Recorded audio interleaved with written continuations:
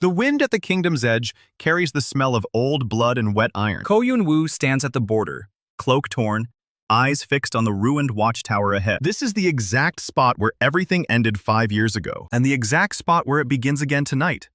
He hasn't crossed yet. One step past that crumbling marker stone, and he's back in Yule. Back in the kingdom that murdered his family and called it justice. Our boy isn't the same terrified 17-year-old who fled through this path. The exile carved everything soft out of him and left something harder in its place. Snow starts falling as he stares at the border stone. His hand moves to the scar across his ribs without thinking. That scar came from Park Jin-hyuk's blade, his best friend, his brother in all but blood. The same Park Jin-hyuk who knelt beside him every morning in the royal shrine and swore eternal loyalty. That's the memory that hits first. Not the throne, not the crown, not the burning palace. Just Park's face the moment the mask slipped. 5 years earlier, the royal procession moves through the Crimson Pass. 18-year-old Yeon-woo rides beside his father, the king, who laughs at some stupid joke the captain just told. Yang Sok-jin, captain of the royal guard, a mountain of a man with gray-streaked hair and eyes that miss nothing. He's been Yeon-woo's sword instructor since the boy could lift wood. The captain leans over and says the prince's stance is still sloppy. Yeon-woo grins and fires back that maybe the teacher's getting old.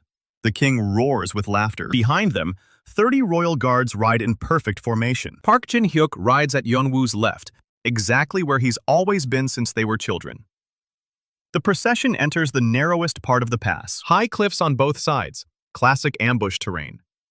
Yang Sok-jin's eyes narrow, and he signals the column to slow. That's when the arrows rain down. The first volley takes 12 guards before anyone can shout a warning. Yang Sok-jin throws himself in front of the king, shield up, already barking commands. Yeon-woo draws his sword and spins toward Park, expecting to guard his flank, expecting to fight back to back like they've done 1,000 times in training. He trusts Park. That's the last mistake he makes as a prince. Park drives his blade deep into Yeon-woo's ribs from inches away. No warning, no hesitation, just the cold steel and the hotter shock of betrayal. Yeon-woo hits the ground with Park's sword still in him. His vision blurs, but he sees Park's face perfectly. There's no regret there, no conflict, just a man who made his choice and has already moved on. The king screams his son's name. Yang Sok-jin turns, eyes wide with horror, and starts toward Yeon-woo. 3 arrows hit the captain at once. He staggers, roars, and keeps moving. The king falls with an arrow through his throat. Yang Sok-jin reaches Yeon-woo and drags him behind a fallen horse. Blood pours from the captain's wounds, but he doesn't stop. He pulls Park's blade out of the prince's side and presses his own cloak against the wound. He tells the boy to stay conscious. He tells him the kingdom needs him. He tells him to run the moment there's an opening. Yeon-woo watches through fading vision as Yang Sok-jin rises to face the enemy. The captain fights 20 men alone. He kills 11 of them before a spear takes him through the chest. Even on his knees, he keeps swinging. That's the last thing Yeon-woo sees before darkness swallows him. The strongest man he's ever known, bleeding out on a mountain pass, buying seconds with his life. Hwang Su-ah finds him 3 hours later. She's the daughter of the palace steward, barely 16, and she's been tracking the procession since the ambush began. She drags Yeon-woo into a hunter's cave and stitches his wound with thread from her own tunic. Her hands shake the entire time, but her voice stays steady. She tells him the palace has fallen. So Tae-sung, the king's most trusted elder, declared the royal family unfit to rule. He claimed the king was planning to surrender Yule to foreign powers. The council believed him. The army believed him. Park Jin-hyuk was his inside man from the beginning. The betrayal was total. Every ally, every vassal, every friend, either dead or turned. Sua hides Yeon-woo in a grain cart and smuggles him across the border that night. She rides with him for 3 days through wilderness, refusing to leave his side. He asks why she's risking everything. She just says she promised his mother. She doesn't elaborate. She never does. The exile lasts 5 years. 5 years of working in foreign taverns, training in secret, gathering scraps of news about Yule. 5 years of dreaming about the exact expression on Park Jin-hyuk's face when the reckoning comes. Present time. The snow's falling harder now. Yeon-woo's still staring at that marker stone, hand pressed against the scar Park gave him. One step, and there's no turning back. He takes it. A day before his foot touches Yule's soil, something burns white hot behind his eyes. Not pain. Information. Translucent blue panel snaps into existence in front of him. hanging in the air like a window into nothing. Words etch themselves across its surface in the old script of Yule's first dynasty. The script no one's used in 800 years. Legacy system activated. The Crown Prince has returned to Yule. 7 summoning slots granted. The fallen kingdom remembers its heirs. Yeon-woo freezes. He's heard stories about old magic waking for lost bloodlines, but he never believed them. Yet here it is, glowing in front of his face, very real and very insistent. The panel shifts. New text appears. Slot 1. Open. Summon a legend from Yule's history. The legend will serve for 10 minutes. 1 hour cooldown per legend after dismissal. Maximum 3 legends active simultaneously. Choose now. His mind races. 7 slots total. 1 legend per slot, permanently summoned once chosen. He needs to think strategically. He needs to plan. He doesn't think. He doesn't plan. He already knows exactly who the first one has to be. He speaks the name into the freezing air. Yang Sok-jin. The panel pulses once, bright enough to blind him. When the light fades, a figure stands 10 paces ahead on the snowy road. A mountain of a man with gray-streaked hair and eyes that miss nothing. He wears the armor of the Royal Guard, the same armor he died in. His chest seal bears the king's crest, polished to a mirror shine. In his right hand, the great sword, Dawn's Edge, rests easy, tip touching the ground. Yang Seok-jin is exactly as Yeon-woo remembers him. Not older, not younger, not ghostly or translucent. Solid, real, alive. Our boy's throat closes up. This is the man who died buying him 5 extra seconds. This is the man who killed 11 enemies from his knees. This is the man who taught him how to hold a sword and how to hold his temper.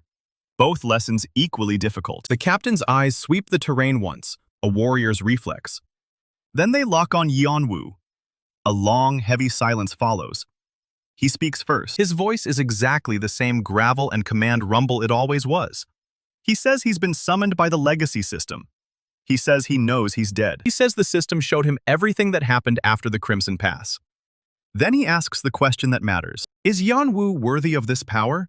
Or has the exile broken him into something small and bitter? There's no warmth in the question. Yang Seok-jin was never a warm man.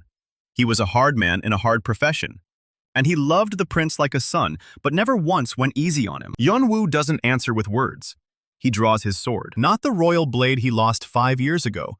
Just a battered foreign steel he bought in a border town market. But the stance he drops into is perfect Yang Seok-jin style. 5 years of daily practice, every single morning. Alone in whatever room or field he could find. No teacher, no sparring partner, no one to correct him. Just the memory of a dead man's voice telling him to keep his elbow tighter and his weight forward. The captain's eyebrow lifts a fraction of an inch. That's the Yang Seok-jin equivalent of a standing ovation. He says the stance is acceptable. Then he says they'll find out if the sword work kept up, and he lunges. Dawn's Edge comes down in a brutal overhead arc. Yeon-woo parries, and the impact nearly drives him to his knees. The captain's strength is monstrous. The system brought him back with every ounce of his prime intact. 3 exchanges follow, fast and vicious. The captain presses hard on the 4th, forcing Yeon-woo to roll sideways through the snow. He comes up with the blade ready and a grin on his face despite everything. Yang Seok-jin stops. He studies the prince for a long moment, and he sheathes Dawn's Edge and drops to one knee in the snow. He says the prince kept up. He says he'll serve. He says this second chance is more than any dead soldier deserves, and he won't waste it. Our boy helps the captain rise. There are things he wants to say. Things about gratitude and grief and father figures, but the words get tangled somewhere in his chest. He just nods. Yang Seok-jin seems to understand perfectly anyway. The captain asks for a situation report. Yeon-woo gives him the short version. So Tae-sung rules from the capital. Park Jin-hyuk commands the army, and there's a rebel force hiding somewhere in the eastern hills. Nothing else. He has scraps of information from border gossip and traveling merchants. Not exactly a war council. Yang Seok-jin takes it all in without comment. Then he asks where the rebel hideout is. Yeon-woo tells him the general location, a day's march east. The rebels are led by someone called Ju Myung-dal, a former minor noble who refused to bend the knee to So Tae-sung. If anyone in Yule is still loyal to the old bloodline, it's them. The captain nods and says they move east immediately. Daylight's burning, and the border isn't safe. They head into the trees, moving fast and silent. Yang Seok-jin takes point without being asked. A habit so deeply ingrained that death couldn't break it. Yeon-woo follows. watching the captain's back and feeling something he hasn't felt in 5 years. Not hope exactly, something more solid. Something with a sword in its hand. An hour into the march, Yang Seok-jin raises a closed fist. Stop signal. Yeon-woo freezes. Through the trees, a patrol moves along a game trail. 6 men, wearing Seo Tae-sung's colors. Light armor, crossbows, bored expressions. A routine border sweep, nothing more. The captain looks at Yeon-woo. He asks if the prince wants to handle this one personally. Our boy doesn't hesitate. He needs to see how much the exile taught him. He needs to test himself against real enemies, not training dummies in memories. He steps out of the trees and walks straight toward the patrol. The squad leader spots him first. He shouts for the stranger to identify himself. His crossbow comes up, and 5 more follow behind it. Yeon-woo keeps walking. The leader demands again, louder this time. He says anyone skulking near the border at night is either a smuggler or a spy. Either way, he's taking the stranger in for questioning.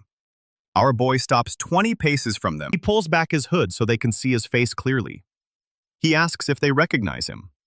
The squad leader squints. One of the younger soldiers goes pale. He whispers a name that no one's spoken openly in Yule for 5 years. Ko Yeon-woo. The squad leader laughs, but it's a nervous, brittle sound. He says the prince is dead. He says the pretender's corpse was identified after the Crimson Pass massacre. He says whoever this fool is, he just signed his own execution. He fires the crossbow. Yeon-woo sidesteps. The bolt hisses past his ear and buries itself in a tree. 5 years of dodging Yang Seok-jin's training strikes paid off. He moves. Not fast like a blur or a flash, just efficient and brutal. The first soldier gets an elbow to the throat and drops. The second takes a pommel strike to the temple before he can raise his sword. Yang Seok-jin bursts from the trees and hits the squad from behind. Dawn's edge sings through the air, and 2 crossbows clatter to the ground with their owner's hands still attached. The captain doesn't kill unless necessary, but he's not gentle about it either. Our boy spins around the third soldier's wild swing and kicks his knee out sideways. The man screams and collapses. Squad leader tries to reload, but Yeon-woo's already there, blade at his throat. He tells the man to run back to his superiors. He tells him to deliver a message. Ko Yeon-woo has returned, and he's coming for everything they stole. The squad leader scrambles backward through the snow, then bolts into the trees. The other 5 soldiers are unconscious or disarmed, scattered across the game trail like discarded toys. Yang Seok-jin wipes Dawn's edge clean on a fallen man's cloak. He says the prince's footwork has improved. High praise from the old monster. The system panel flickers in Yeon-woo's vision. Slot 1. Active. Legend Yang Seok-jin deployed. Time remaining on current summon. 7 minutes. Slots remaining. 6 of 7. 6 more legends to find. 6 more heroes from Yule's golden age waiting to be called. And the first one just crushed a patrol like it was a warm-up exercise.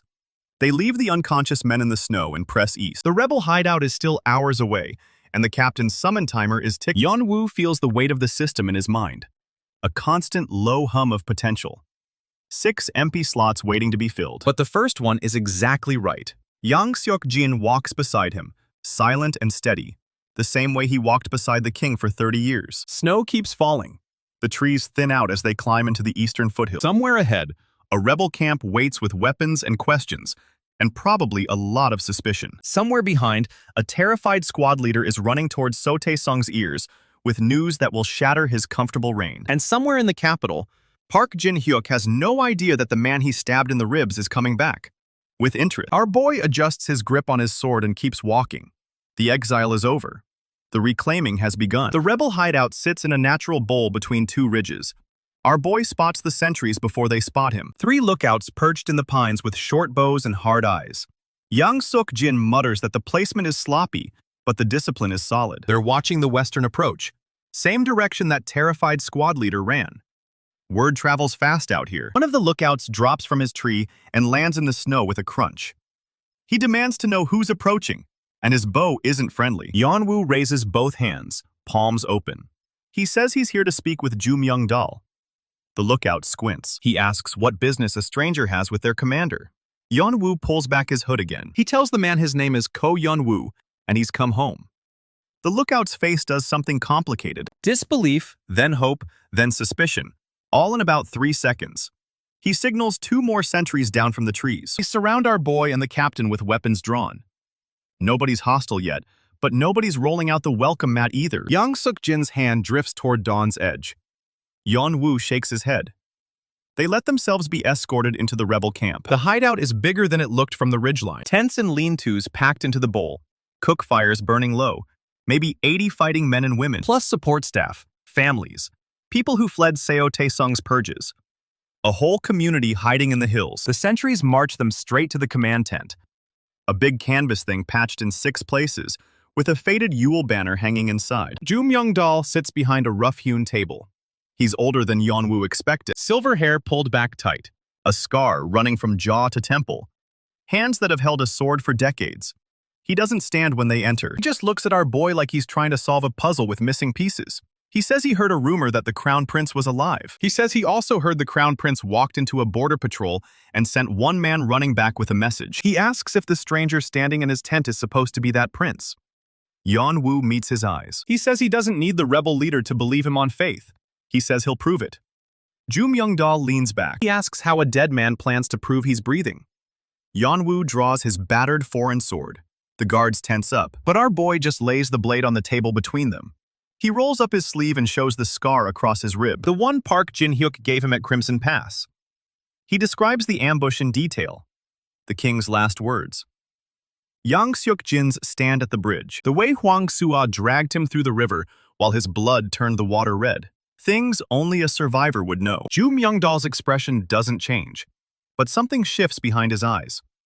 He asks about the captain standing behind the prince. He says the man looks familiar. Yang Seok-jin steps forward and removes his helmet. The rebel leader goes pale. He whispers a name, the captain of the Royal Guard, dead for 5 years, standing in his tent like he just walked off a battlefield. Joo Myung-dal asks how this is possible. Yeon-woo tells him the truth, the legacy system. 7 legends from Yule's golden age. Yang Seok-jin is the first. The rebel leader stares at the captain for a long time. Then he laughs. Not a happy laugh. The laugh of a man who stopped believing in miracles and just got slapped in the face by one. He says the prince has brought a ghost to his tent. He says that's either the best proof he could offer or the most elaborate trap Seo Taesung ever devised. Yang Seok-jin speaks for the first time since they entered. He tells Joo Myung-dal that if this were a trap, the rebel leader would already be dead. He says it with absolute calm, the kind of calm that freezes the blood. The guards reach for their weapons. Joo Myung-dal waves them down. He says the captain always did have a way with words. He stands up. He tells Yeon-woo that belief isn't cheap. He says the rebels have survived 5 years by trusting nothing and no one. If the prince wants an alliance, he'll need to earn it. Yeon-woo asks what the price is. Joo Myung-dal points east. There's a fortress in the foothills, he says. Old Yule military outpost, abandoned after the betrayal. Monsters moved in about 2 years ago. Wyverns, cave trolls, things with too many teeth. The rebels have lost good people trying to clear it. He says if Yeon-woo can take the fortress and bring back proof, he'll have his alliance. If he can't, then he's either a fraud or too weak to be useful. Either way, the rebels don't waste resources on lost causes. Yang Seok-jin's jaw tightens. He says the prince shouldn't be sent on suicide missions to prove his bloodline. Yeon-woo raises a hand. He tells Joo Myung-dal he accepts the test. He asks for directions and whatever intel the rebels have on the monsters inside. The rebel leader grins. It's not a warm grin. He says he's starting to like the prince's style. He calls for a scout to brief them. The scout is a wiry woman with a missing ear and a quiver full of black-fletched arrows. She spreads a crude map across the table. The fortress is 2 hours east, 3 levels, built into a cliff face. Wyverns roost on the upper battlements. Trolls hold the ground floor. Something else lives in the basement. She says nobody's gotten close enough to identify it. She says the last team that tried lost 4 people before they reached the gate. Yeon-woo memorizes the layout. He asks about entrances. The scout marks a drainage tunnel on the eastern wall. Blocked by a rusted grate, but it might be breakable. She says it'll put them inside the lower level, behind the troll's main position. Yang Seok-jin nods. He's already running tactical calculations behind those gray-streaked eyes. Our boy thanks the scout and turns to leave. Joo Myung-dal calls after him. He says one more thing. He says if the prince is really Ko Yeon-woo, then he'll understand why trust is earned in blood. Yeon-woo doesn't look back. He says he's been paying in blood for 5 years. A little more won't change anything. They leave the camp as the sun dips below the western ridge. 2 hours to the fortress. Yang Seok-jin's summon timer has 6 minutes left. The captain glances at the sky. He says they should dismiss him and save the remaining time for the assault. Yeon-woo hesitates. He doesn't want to face the fortress alone. But the captain's right. Wasting summon time on a march is stupid. He gives the mental command. Young Seok-jin flickers and fades, his form dissolving into motes of blue light. The system panel confirms. Slot 1 on cooldown. 54 minutes remaining. Just under an hour before he can call the captain back. Yeon-woo walks faster. The foothills get rougher as he climbs. Scrub pines give way to bare rock and patches of old snow. The air thins. His breath fogs in front of his face. He keeps his hand on his sword. Monsters don't always stay inside their lairs. The fortress appears as he rounds the final ridge. It's bigger than the scout's map suggested. A brutal stone structure jammed into the cliff. 3 tiers of battlements rising like steps. Wyverns circle the upper towers. Their screeches carry across the valley, high and hungry. Trolls shamble in the courtyard below, gray-skinned and twice the height of a man. Yeon-woo drops low and studies the approach. The drainage tunnel is where the scout said it would be, a dark slit in the eastern wall, partially hidden by dead brush. He waits behind a boulder and watches the patrol patterns. Patrols move in loose loops around the courtyard. No real discipline. But they don't need it. One swing from those arms could break a man in half. The wyverns are the real problem. If one of them spots him in the open, he's done. He checks the system panel. 34 minutes until Yang Seok-jin is available.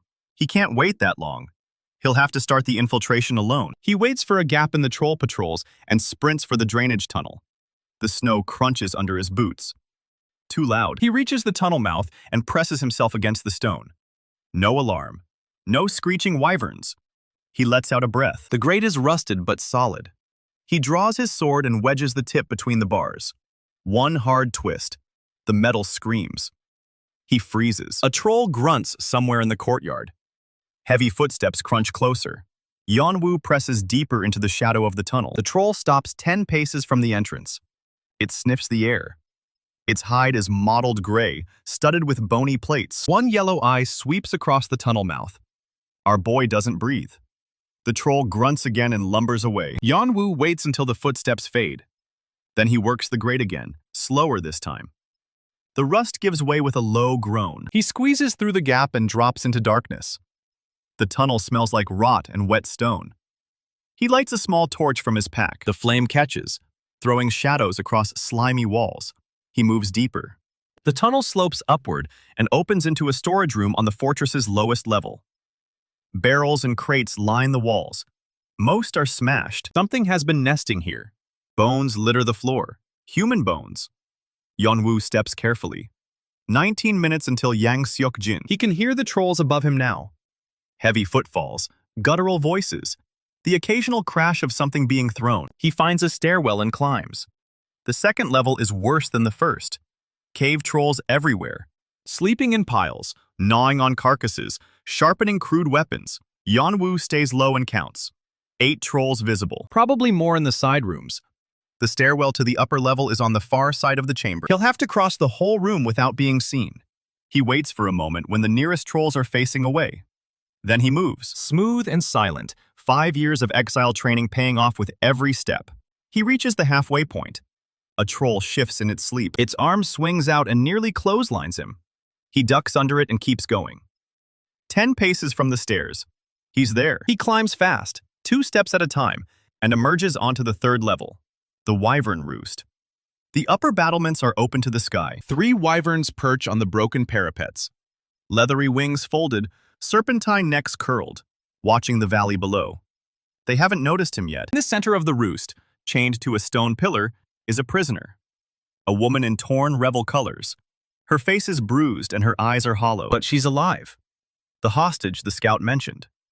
She sees Yeon-woo and her eyes go wide. He puts a finger to his lips. He creeps closer. He whispers that Ju Myung-dal sent him. He asks if she can walk. She nods. She says they took her 3 days ago. She says there's something in the basement. Something worse than the trolls or the wyverns. She says it's the reason the monsters are here. It draws them. Yeon-woo asks what it is. She says she doesn't know. She only heard the trolls calling it the heart. Before he can ask more questions, a wyvern shrieks. It spotted them.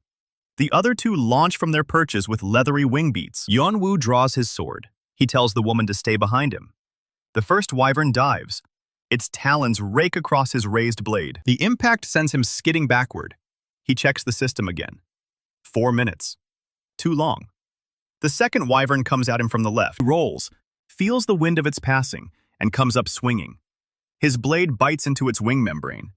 The wyvern screams and pulls back. The third one hangs back. It's smarter than the others, waiting for an opening. Yeon-woo's arms are already burning.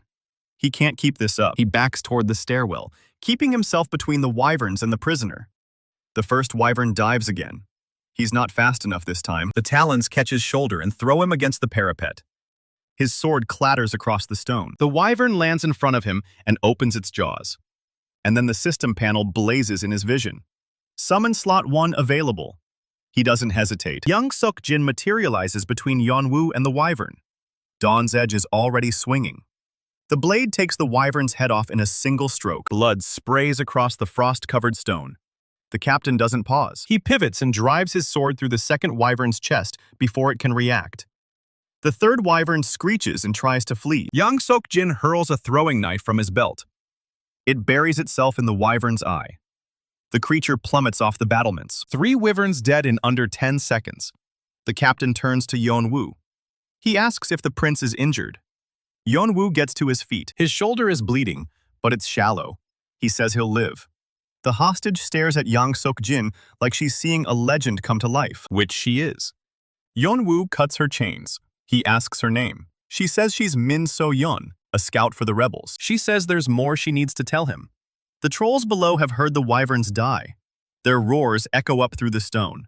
They're coming. Young Suk-jin plants Dawn's Edge point down on the stone. He says he'll hold the stairwell. He tells Yeon-woo to take the scout and find whatever's in the basement. Yeon-woo hesitates. He doesn't want to split up, but the captain gives him a look. The same look he gave 5 years ago on the bridge at Crimson Pass. The look that says, "Trust me." Yeon-woo nods. He grabs Min So-yeon's hand and pulls her toward a second stairwell. This one leads down, into the basement, into whatever the trolls call the heart. The stairwell spirals down into cold darkness. Yeon-woo's shoulder throbs with every step. Min So-yeon moves ahead of him, a stolen torch in her hand.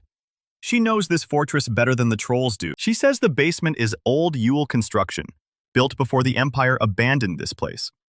The stonework changes as they descend. Rough troll-scratched walls give way to smooth-fitted blocks. Ancient Yule masonry. The air gets colder. Yeon-woo can see his breath now. Something pulses below them. A low thrumming, like a heartbeat transmitted through stone. Min So-yeon stops at a heavy iron door. She says this is it. The door is covered in old Yule seals. Warding sigils, faded but still glowing faintly. Someone locked this place a long time ago. The seals are broken now. Something cracked them from the inside. Yeon-woo pushes the door open. The chamber beyond is massive, a vaulted ceiling supported by pillars carved with Yule's founding myths. And in the center of the room, suspended in midair, is the heart. It isn't organic. It's a crystal. A massive chunk of blood-red crystal the size of a warhorse, floating and rotating slowly, pulsing with that deep, thrumming sound. Veins of darker red run through it like arteries. Min So-yeon whispers that she's never seen anything like it. Yeon-woo has. He read about these in the royal archives. A resonance crystal. Ancient Yule war magic, designed to draw monsters toward it like moths to a flame. Armies would plant them behind enemy lines and let the creatures do the work. This one was supposed to be destroyed centuries ago. Someone reactivated it. Someone is using it to keep this fortress infested. And that means someone is controlling the monsters in this region. The implications hit Yeon-woo hard. This isn't random monster migration. This is a coordinated occupation. Someone is weaponizing Yule's old war machines. The heart pulses brighter. It senses him. The crystal hums, and the veins inside it flare. Min So-yeon grabs his arm. She says something is wrong. The trolls above have gone silent. Not retreating, just silent, like they're waiting for something. Yeon-woo draws his battered sword. He tells Min So-yeon to get behind one of the pillars. The crystal's pulse accelerates. Cracks spider across its surface. It's not just a lure. It's an egg. And whatever's inside is hatching. The crystal shatters. Red light floods the chamber. When it fades, a creature stands where the heart was. It's not a troll. It's not a wyvern. This thing is something else entirely. A humanoid figure, 7 feet tall, made of that same blood-red crystal. Faceless except for 2 burning points of light where its eyes should be. Its limbs are jagged, sharp-edged, incomplete, like it was pulled out before it was fully formed. The premature birth is Yeon-woo's only advantage. The crystal golem lurches toward him. Its movements are jerky, uncoordinated, but every step cracks the stone floor. Yeon-woo moves. He feints left and slashes at its knee joint. His blade chips against the crystal. Barely a scratch. The golem swings its arm in a wide arc. He ducks under it. The arm smashes into a pillar and sends stone fragments flying. Min Seo-yeon screams from behind her cover. Yeon-woo rolls and comes up behind the creature. He drives his sword into its back. The tip sinks maybe an inch before stopping. Not enough. The golem spins and backhands him across the chamber. He hits the wall hard. His vision swims. The system panel flickers in the corner of his eye. Yang Sok-jin's timer shows 3 minutes remaining. He can't call the captain down here without abandoning the stairwell. Trolls will flood through the moment Yang Sok-jin leaves. This fight is his alone. He gets to his feet. The golem is already charging. Yeon-woo sheathes his sword. He's not going to win this with a blade. He sprints toward one of the pillars. The golem follows, smashing through stone like paper. Yeon-woo grabs a fallen chunk of masonry and hurls it at the creature's face. It bounces off uselessly, but it buys him a second. He climbs the pillar, hand over hand, 5 years of exile-hardened muscle pulling him up. The golem reaches the base and swings. The pillar shudders.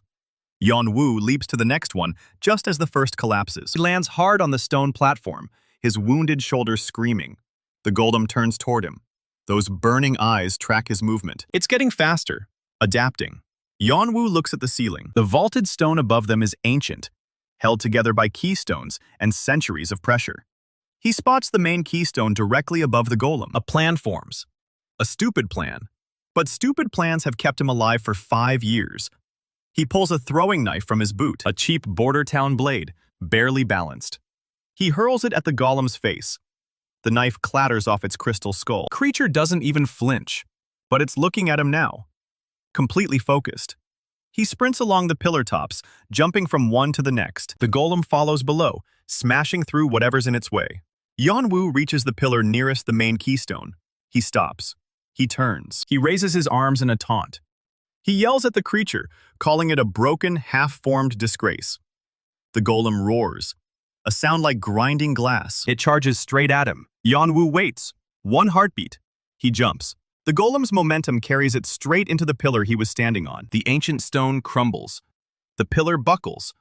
And the keystone above it, the one holding the entire vault together, shifts. The ceiling groans. Cracks spread across the stone. Yeon-woo hits the ground and rolls. He scrambles toward Min Seo-yeon's pillar. The golem looks up. Tons of stone come down on it. The crash is deafening. Dust chokes the chamber. When it settles, the golem is buried under a mountain of rubble. Only one crystal arm sticks out, twitching. Yeon-woo doesn't wait to see if it's dead. He grabs Min Seo-yeon and pulls her toward the stairwell. They climb fast. Behind them, the rubble shifts. The golem is digging itself out. They burst onto the ground floor. Yang Sok-jin stands at the top of the stairwell, Dawn's edge dripping with troll blood. A pile of troll corpses blocks the stairs. 8 of them, maybe more. The captain asks if the prince found what he was looking for. Yeon-woo says they found it, and they need to leave right now. Yang Sok-jin doesn't ask questions. He follows. They exit through the main gate, past the wyvern corpses and the shattered battlements. The morning sun is climbing over the hills. Yeon-woo doesn't stop running until they're half a mile from the fortress. Min Seo-yeon collapses against a tree, gasping. Yang Sok-jin sheathes Dawn's edge and checks his summon timer. 2 minutes left. Yeon-woo pulls something from his pocket. A shard of the heart. A fragment the size of his thumb, still glowing faintly. He pocketed it when the golem first appeared. Proof. Yang Sok-jin looks at the shard, and his expression darkens. He recognizes it. He says those crystals were banned by the 3rd king of Yule. He says anyone caught using them was executed for crimes against the kingdom. Someone broke a very old law. Yeon-woo tucks the shard away. He says Ju Myung-dal wanted proof. He's about to get more than he bargained for. They head east toward the rebel hideout. The rebel camp is quieter than before. Word spreads fast when 3 people walk out of a fortress that's been killing everyone for 2 years. The sentries at the perimeter don't challenge them this time. They just stare. Ju Myung-dal meets them in the command tent. The same patched canvas, the same faded Yule banner. But the rebel leader's expression is different now. He's not skeptical anymore. He's wary. Min So-yeon steps forward first. She tells him she was held captive for 3 days. She tells him about the wyverns, The trolls, and the thing in the basement. She tells him Yeon-woo saved her life. Ju Myung-dal listens without interrupting. When she finishes, he turns to Yeon-woo. He asks if it's true about the crystal. Yeon-woo places the shard on the table. The red glow pulses across the rebel leader's face. Ju Myung-dal picks it up carefully. His scarred face goes pale.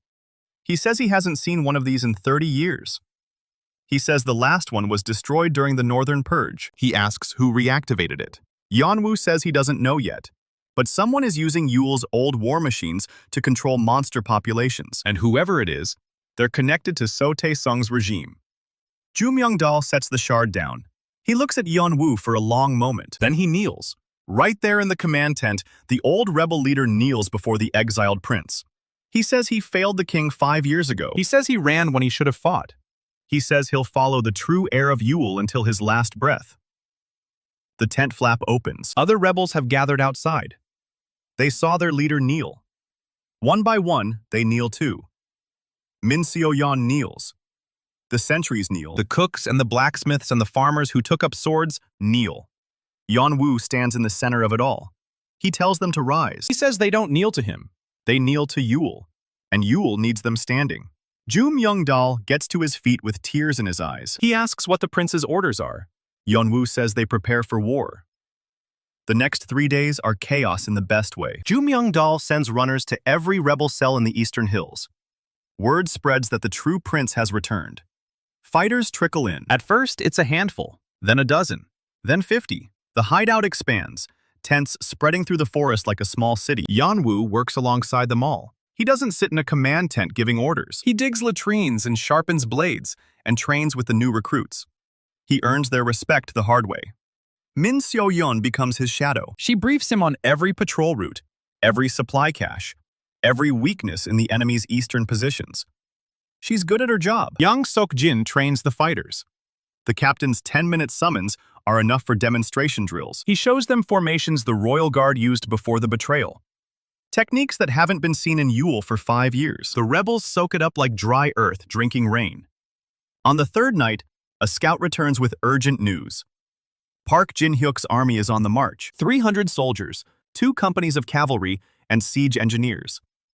They're heading straight for the rebel hideout. Ju Myung-dal calls a war council in the command tent. They have maybe 80 fighters, less than a third of the enemy's strength. They don't have cavalry. They don't have siege equipment. They don't have walls. Ju Myung-dal says they should retreat deeper into the hills. Fight a guerrilla war. Make Park Jin-hyuk chase them through terrain he doesn't know. Yeon-woo listens. Then he says no. Everyone goes quiet. Yeon-woo unrolls a map on the table. He points to a location marked in old Yule script. The Watchtower. An abandoned border post in a narrow valley. One road in, one road out. Steep cliffs on both sides. He says they don't run, they fight. And they win. The Watchtower is exactly what Yeon-woo remembered. A crumbling stone tower perched on a ridge overlooking the valley road. The old Yule border garrison used it to control trade routes before the unification. Now it's a ruin. But ruins can become killing grounds. Yeon-woo walks the terrain with Ju Myung-dal and a dozen rebel engineers. He points to choke points. He diagrams trap placements. He explains how the Royal Guard doctrine used terrain to neutralize numerical advantages.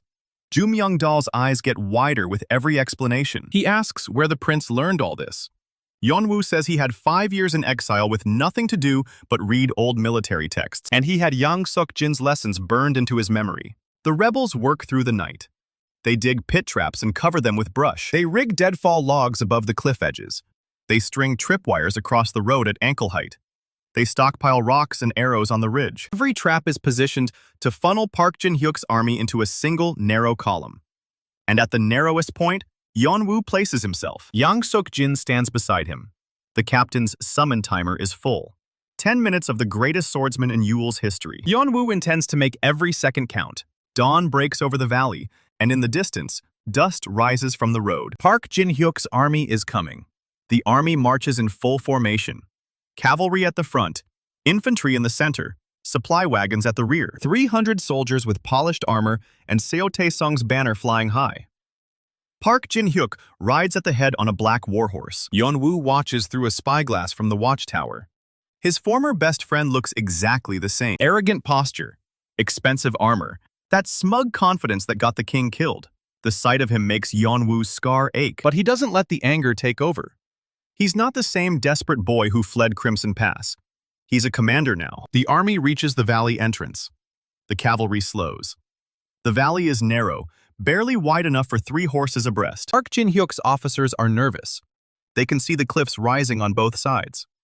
They know it's a perfect ambush point, but Park Jin-hyuk waves them forward. He doesn't believe the rebels have the numbers or the skill to spring a real trap. That arrogance is exactly what Yeon-woo is counting on. The army enters the valley.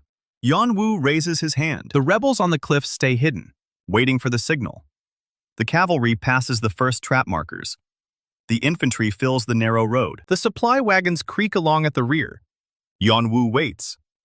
Waits until the entire army is inside the valley. Then he drops his hand. The first deadfall triggers.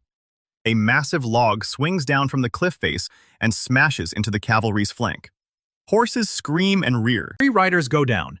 Then the pit traps open beneath the infantry. Soldiers tumble into spiked holes, screaming. The tripwires snap, and arrows rain down from the cliffs. Chaos erupts. Park Jin-hyuk shouts orders, trying to rally his troops. But the valley is too narrow for formations. His soldiers are packed together. Easy targets for the rebels on the high ground. Yeon-woo draws his sword. He signals Yang Sok-jin.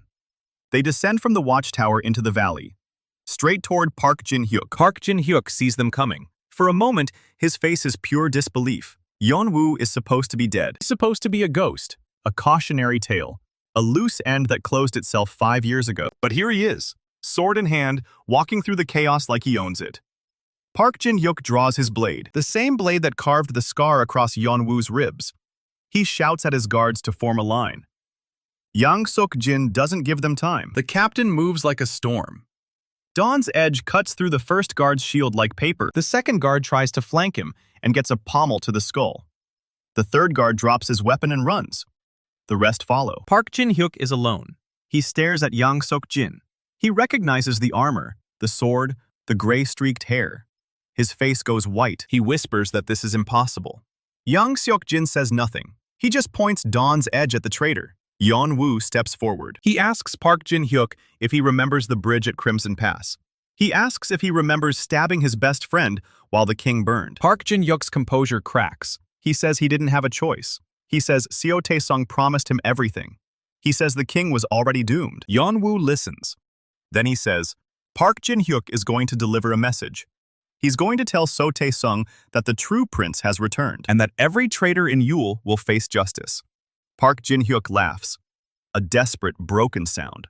He says Yeon-woo is still the same naive fool. He says killing him now would be mercy. He raises his sword. Yang Sok-jin moves faster than thought. Dawn's edge takes Park Jin-hyuk's blade at the hilt and sends it spinning into the dirt. Then the flat of the greatsword catches him across the temple. Park Jin-hyuk drops, unconscious, not dead. Yeon-woo wanted him alive. A dead messenger can't deliver a message. The battle is over in 20 minutes. With Park Jin-hyuk down and the rebel traps shredding their formations, the enemy soldiers surrender in droves. Over 100 are captured. Another 50 are dead. The rest flee into the hills. The rebels don't pursue. They've won. Joo Myung-dal walks through the carnage with an expression of pure disbelief. He says they just routed a force 3 times their size. He says no one will doubt Yeon-woo's claim now. Min Seo-yeon runs a casualty count. 7 rebels wounded. 1 dead. A farmer from the eastern villages who picked up a spear 3 days ago. Yeon-woo kneels beside the body. He closes the man's eyes. He promises that his death will mean something. The rebels strip the enemy dead of weapons and armor. They load the captured supplies onto wagons. They bind the prisoners and march them toward the hideout. Park Jin-hyuk is tied to a horse, still unconscious. Yang Sok-jin's summon timer expired. The captain fades into blue light. His duty fulfilled. Yeon-woo stands alone on the watchtower ridge. He looks west, toward the capital, toward Seo Tae-sung. He knows this victory is just the beginning. The real war hasn't even started yet. But for the first time in 5 years, he isn't running. He isn't hiding. He's winning. And everyone in Yule is about to know it. The rebel hideout buzzes with the kind of energy you only get after a victory. Fires burn in the pit barrels. Men are laughing. Someone's cooking actual meat. Our boy Ko Yeon-woo doesn't join them. He's standing apart, near the edge of the camp, watching the tree line like he expects the trees to attack. Hwang Soo-ah finds him there. She's been with the rebels for 3 days now, ever since she got word of the Watchtower ambush. She walked straight through the eastern hills alone. No escort, no weapons she couldn't hide in her sleeves. That's just how she is. She stops a few paces behind him and asks if he's planning to sleep standing up. He doesn't turn around. He says he slept plenty in exile. Soo-ah steps closer and tells him that's not an answer. She's got that tone, the one she used when they were kids, and he was skipping lessons. It hasn't changed in 5 years. Yeon-woo finally looks at her. The firelight catches the side of her face, and he sees it. The same stubborn set of her jaw she had at 15. She's older now, leaner, her hands rougher from work she never talks about. But her eyes are exactly the same. He asks her how she survived, not the escape. He knows about the escape. He's heard it a dozen times from the rebels who helped her. He means everything after. Soo-ah looks at the ground. She says she waited. She waited at the border for 6 months, hiding in a fishing village, hoping he'd send word. When no word came, she assumed he was dead. She says that was the worst day. Not the day of the coup, not the day her father was executed for helping them escape, the day she decided Yeon-woo was gone. She walked into the eastern hills with nothing but a knife and the clothes on her back. She found Ju Myung-dal 3 weeks later, half-starved and raving about the true king. The old rebel took her in because no one else would. She's been his eyes and ears ever since, running messages between hideouts, scouting troop movements, keeping the network alive. Yeon-woo listens to all of it without interrupting. Then he says she should have gone somewhere safe. She should have crossed the border, found a quiet town, married a farmer, forgotten Yule existed. Soo-ah's expression doesn't change. She asks if he really thinks she could have done that. He doesn't answer. She says she made a promise. Not to the kingdom, not to his father's memory, not to some grand idea of justice. She promised him, the night they escaped Crimson Pass, when he was bleeding through his bandages and barely conscious. She told him she'd find him again. She told him she'd be there when he came back. Soo-ah says she spent 5 years keeping that promise. She's not about to break it now. Yeon-woo's jaw tightens. He says he doesn't deserve that kind of loyalty. Soo-ah steps right up to him, close enough that he can't look away, and she tells him that's not his decision to make. She says he doesn't get to decide who follows him. He only gets to decide whether he's worth following. Young Seok-jin appears at the edge of the firelight. His 7 minutes aren't up yet. He's got maybe 6 left, give or take. The captain doesn't announce himself. He just stands there with Dawn's edge planted in the dirt, watching them both. Soo-ah stiffens when she sees him. She knows who he is. Everyone in camp knows by now. But seeing a dead man walk is different from hearing about it. Yang Seok-jin speaks. He says the steward's daughter is right. Yeon-woo turns to him, startled by the title. Yang Seok-jin says Soo-ah was promised to Yeon-woo as a child. A quiet arrangement between the steward and the king. It was never formalized, never announced, but it was understood. Yang Seok-jin was there when the agreement was made. He says the steward gave his life for Yeon-woo not just out of duty. He gave it because Yeon-woo was family. The weight of that lands on both of them. Soo-ah's face goes through about 5 emotions in 2 seconds. She didn't know, or maybe she suspected but never had it confirmed. Yeon-woo says nothing. Yang Seok-jin takes a step closer and says he wants to explain something about the summons. He says people in camp have been treating him like a ghost, like a memory given temporary flesh. That's wrong. Yang Seok-jin says the legacy system doesn't create copies. It calls the actual soul from the actual past. He is Yang Seok-jin, the same man who trained Yeon-woo in swordcraft, the same man who died on the bridge. 10 minutes in this era are real time, real breath, real steel.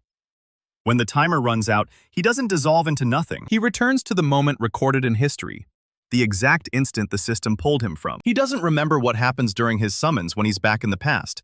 The timeline won't let him. But the man standing here right now remembers everything. Every fight, every word, every look. Yang Seok-jin says the legends aren't tools, they're people. And once a slot is used, once a legend's soul is bound to the system, that legend is permanent. It can't be replaced. They can't be unsummoned to make room for someone stronger. If one of them is killed during a summon, they're gone forever. Truly dead. No second chances. Yeon-woo asks why he's telling him this now. Yang Seok-jin looks at Soo-ah and says the prince needs to understand the cost. Not a physical cost. The system doesn't drain his life or curse his blood. The cost is in the choices. Every legend he summons is a life he's responsible for. Every death is permanent. and there are no limits on slots. Yang Sok-jin says he's honored to be the first, but Yeon-woo needs to choose the next 6 carefully, because once he binds them, they're his. He asks if Yeon-woo is ready to carry that. Yeon-woo doesn't answer right away. The fire crackles. Someone laughs across the camp. A dog barks somewhere in the dark. Then he says he's been carrying dead men for 5 years. Every soldier who died on that bridge, every servant who was executed after the coup, every rebel who starved in these hills. He says carrying the living can't be heavier than that. Yang Sok-jin nods slowly. He says that's the right answer. Then his timer hits 0. He fades into blue light, dawn's edge dissolving last, the mirror gleam of the blade lingering for half a heartbeat after the rest of him is gone. Soo-ah stares at the empty space where he stood. She asks if it's always like that. Yeon-woo says yes. She says that's terrible. He says it's necessary. They stand in silence for a while, the victory bonfires burning behind them, the weight of everything still settling. Then Soo-ah asks him what he's most afraid of. Not the obvious stuff. Not So Tae-sung or the Shadow Sage or losing the war. She asks what keeps him awake at night, when it's just him and the dark. Yeon-woo looks at his hands. He says he's afraid of becoming the wrong kind of king. He's already changed. He can feel it. The boy who fled Crimson Pass wouldn't have ambushed an army in a valley. He wouldn't have left Park Jin-hyuk alive just to send a message. He wouldn't have walked through a fortress full of monsters and felt nothing but cold calculation. Yeon-woo says he's getting harder. He's not sure if that's the same thing as getting stronger. Soo-ah reaches out and takes his hand. She says the boy who fled Crimson Pass was already dead the moment Park Jin-hyuk's blade went through his ribs. She says the man standing here now is someone new, and she chose to follow that man.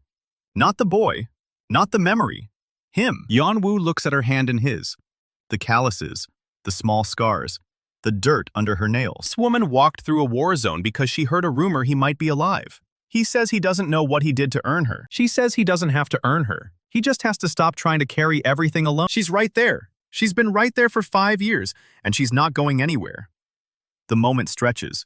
The firelight dances. Yeon-woo leans in, just slightly, and Soo-ah doesn't pull back. Her breath catches.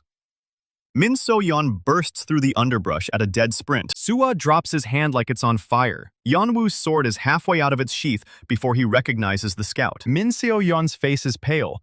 Her bandages are bleeding through. She's been running hard. She gasps out that Ju Myung-dal needs him in the command tent right now. Yeon-woo asks what happened. Min So-yeon says one of the prisoners talked, ones they captured at the watchtower. He wasn't a regular soldier. He was a courier, and he was carrying orders. Orders that didn't come from Park Jin-hyuk. Soo-ah's expression goes sharp. She asks who they came from. Min So-yeon says the seal wasn't Yule's military crest. It was a black sunburst on a gray field, a symbol none of the rebels recognized. But the courier kept babbling about shadows, about something called the Sage, about how they were all going to die. The Shadow Sage's network is moving. Yeon-woo is already walking toward the command tent, Soo-ah and Min So-yeon falling in behind him. The camp doesn't notice, still celebrating, still riding the high of the watchtower victory. Inside the tent, Ju Myung-dal stands over a trembling man tied to a chair. The courier is young, maybe 19. His uniform torn from the capture. His eyes are wrong. Not scared exactly, more like he's seen something so bad that fear stopped being useful. Ju Myung-dal hands Yeon-woo a folded parchment. The black sunburst seal is already broken. Yeon-woo reads it. His face doesn't change, but his knuckles go white on the paper. Soo-ah asks what it says. Yeon-woo reads aloud. The orders are from something calling itself the Shade of the Sage. It's instructing Park Jin-hyuk to abandon the Eastern campaign within 2 weeks and fall back to the Ironwood Road. Not to regroup, to form a defensive perimeter. Because something is coming from the north, something the Shade describes as a reckoning. And every soldier who isn't behind the perimeter by the new moon is considered expendable. Ju Myung-dal says that's not all. The courier was also carrying a second set of orders. These ones for a garrison commander in a town called Gray Mill, about 3 days north of here. Those orders instructed the garrison to evacuate the town and burn it to the ground. No survivors. Courier says the Shade wanted the evacuation complete before the reckoning arrives. Because the reckoning doesn't distinguish between rebel and loyalist, it just consumes. Yeon-woo crouches in front of the courier. He asks him what the reckoning is. The courier looks up at him, and his eyes finally focus. He says the sage is done waiting. The shrines are waking up, all across Yule. Places no one even knew were shrines. And when they wake up fully, they're going to drain everything. The land, the people, the sky itself. The courier says he saw one activate. Just a small one. A stone circle in a farmer's field. It turned the grass gray for a mile. It killed every bird in the trees. He says there are dozens of them, maybe more, and the sage is going to activate them all at once. Yeon-woo stands up. He looks at Ju Myung-dal and Soo-ah. He says they need to find the shrines. Ju Myung-dal says they don't even know where to start. Yeon-woo says they know one place. Gray Mill. They don't have to save the town. It's too late for that. The orders went out days ago. But the shrine near Gray Mill might still be active, might still be traceable. If they can find it, they can figure out how to shut the rest down. Soo-ah asks how soon they move. Yeon-woo says dawn. He tells Ju Myung-dal to keep the prisoners alive, keep the camp secure, and send scouts to every settlement within a day's ride. He wants to know if any other towns got burn orders. Then he tells Min So-yeon to get her bandages changed and get some sleep. She's coming with them. She blinks at him and asks why her. Yeon-woo says she knows the northern territories better than anyone in camp. She was scouting those hills for 2 years. He needs her eyes. Min So-yeon's expression shifts from exhausted to something steadier. She nods once and leaves the tent. Soo-ah watches her go, then turns back to Yeon-woo. She asks if he's sure about this. Not about Gray Mill, not about the shrines. About the sage. About everything. Yeon-woo looks at the black sunburst seal on the parchment. He says he's sure about one thing. The Shadow Sage isn't just So Tae-sung's patron. The sage has its own plan, its own timetable. And So Tae-sung might not even know what's coming. Which means the usurper on the throne is just another piece on the board, not the player. Yeon-woo says he came back to reclaim Yule. But if there's no Yule left to reclaim, then the throne doesn't matter. The kingdom comes first. Everything else, revenge, justice, the crown, comes second. Soo-ah smiles, just slightly.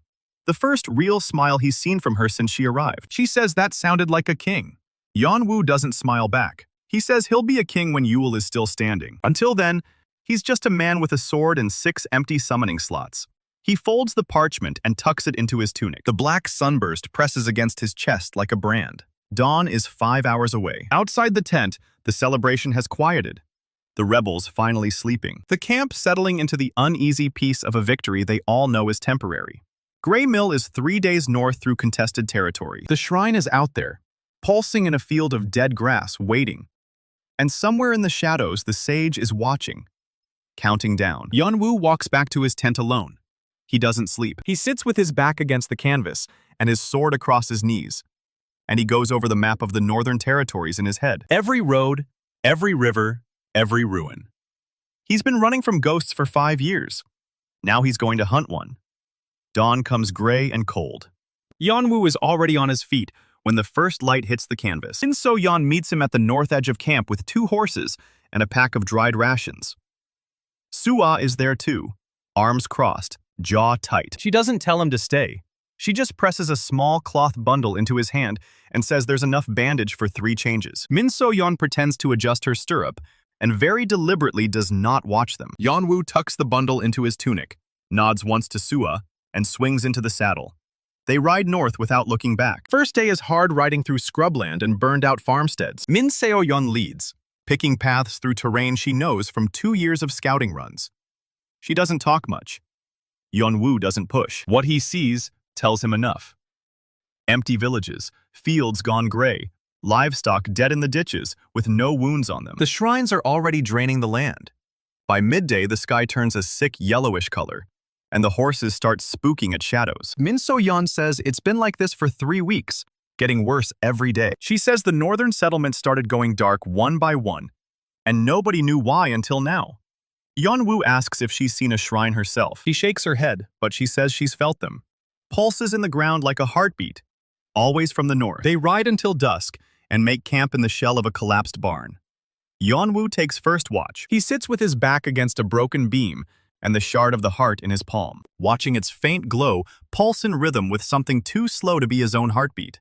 Min So-yeon is asleep in 2 minutes flat. Yeon-woo studies the shard and thinks. The heart in the fortress was a resonance crystal. Ancient Yule war magic, banned for centuries. Someone put it there recently. Someone who knew how to build one. That means the shrines aren't just waking up on their own. Someone is activating them. And that someone answers to the Shadow Sage. He closes his fist around the shard and feels its pulse sync with something far away. something vast and patient and hungry. The night passes without incident. They're back in the saddle before dawn. Late on the second day, they hit the Ironwood Road. It's a wide, paved trade route that cuts straight through the northern territories, and it's supposed to be busy this time of year. It's empty. No wagons, no patrols, no travelers. Just wind and dust, and the occasional dead bird on the cobblestones. Min So-yeon reins in and stares at the empty road. She says this road hasn't been quiet since before the betrayal. Yeon-woo dismounts and crouches to examine the stones. He finds fresh hoof prints, lots of them, all heading south in a hurry, and something else. A thin layer of gray ash coating the cobblestones, drifting in from the north like snow. He touches it. It's warm. Min So-yeon asks if that's from the shrine. Yeon-woo says he doesn't think so. This much ash means a fire big enough to blanket 20 miles of road, and Gray Mill is still a day away. Something is already burning. They push the horses harder after that. By nightfall on the second day, they're less than 6 hours from Gray Mill. But the horses are blown, and Yeon-woo's shoulder is throbbing again. Min So-yeon notices him favoring his sword arm and says nothing, but when they make camp, she takes the watch without asking. Yeon-woo doesn't argue. He lies on his back and stares at the stars, and tries not to think about the ash falling on his face. And then the system activates on its own. The translucent blue panel snaps open in front of his eyes without being called. Old script scrolls across it in a rapid crawl. Min So-yeon sees the blue light and reaches for her knife, but Yeon-woo holds up a hand. He tells her it's the system. It's never done this before. The panel stabilizes, and a single line of text burns bright at the center. It says a second legend is near. Yeon-woo sits up. Min So-yeon asks what that means. He doesn't answer because he's already reading the subtext scrolling beneath the alert. The system is detecting a summoning resonance from a location tagged as a shrine, less than half a day's ride ahead of them, at Gray Mill. The shrine isn't just active, it's broadcasting. And whatever is inside it is a legend. Yeon-woo says they ride now. Min So-yeon doesn't question it. They break camp in 3 minutes and push the exhausted horses into the dark. The ash gets thicker as they go, falling in lazy gray spirals, coating their cloaks and the horses' manes. The air tastes like burnt copper. Min So-yeon pulls her scarf over her mouth, and Yeon-woo does the same. They ride in silence through a landscape turning gray, and when the moon breaks through the clouds, it lights up a column of smoke rising from the horizon. Gray Mill is burning. They reach the outskirts an hour before dawn. The town is already gone. Every building is a blackened skeleton, roofs collapsed, walls cracked from heat. The fire is still eating through a granary near the center, orange tongues licking up into the smoke column they saw from the road. There are no bodies, no survivors calling for help, no sound at all except the crackle of flames and the low, steady hum of something beneath the ground. Min So-yeon's voice is flat. He says the garrison got the evacuation order in time. Everyone's gone, or dead somewhere else. Yeon-woo dismounts and draws his sword. The hum is coming from north of the town, past the tree line, where the ash is falling thickest. He tells Min So-yeon to stay with the horses. She starts to argue, and he cuts her off. He says if he doesn't come back in an hour, she rides south and tells Sua and Ju Myung-dal everything. Then he walks into the trees alone.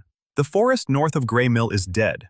Every tree is gray and leafless, bark peeling off in strips. The ground is cracked mud, dry as old bone, and the hum gets louder with every step. Yeon-woo follows it like a compass, the shard of the heart in his tunic warming against his chest. The system panel flickers at the edge of his vision, the resonance reading climbing higher with every heartbeat. Then he steps into a clearing and sees it.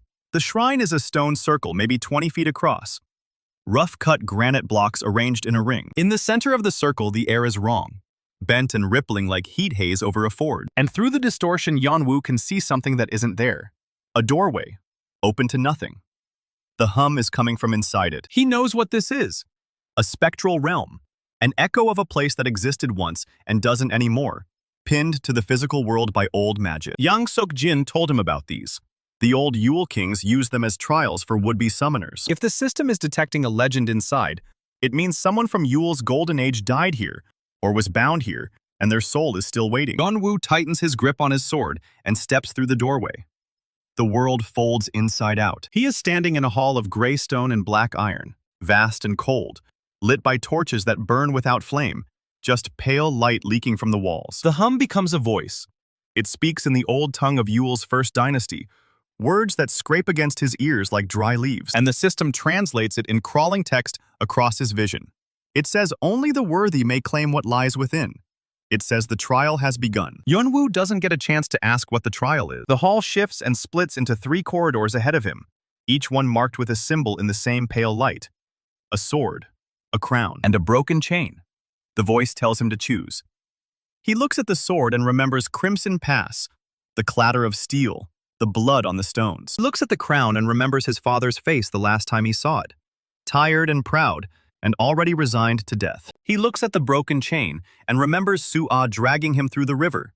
The weight of her hand on his, the promise he made to come back. He chooses the broken chain. The other 2 corridors vanish. Yeon-woo walks forward into darkness, and the trial begins in earnest. He is in a village, a small one, wooden huts in a dirt square, and it's burning. The flames are gray, not orange, and they don't make sound. In the center of the square, a man in old Yule armor is standing over a body, sword drawn, face twisted with something between grief and fury. Yeon-woo recognizes the armor from the history scrolls. This is Wraith Lord Jin, the man who betrayed his own lord to save a village, and then burned the village anyway when the villagers turned on him. The system text explains the trial. This is his memory, his moment of choice, and Yeon-woo has to live it. He is in Jin's body now, feeling what Jin felt, seeing through his eyes. The village is full of people who spat on him this morning. The lord he swore to serve is dead by his hand in the mud behind him, and the soldiers coming over the hill in the distance are going to kill everyone here whether he fights or not. Jin's choice was to walk away and let the soldiers do their work. Yeon-woo has to make a different one. He feels Jin's anger like a hot coal in his chest.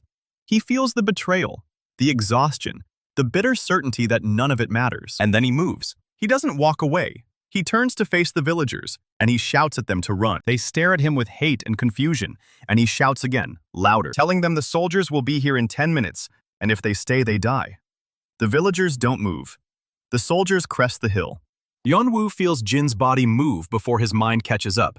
Sword rising, feet planting.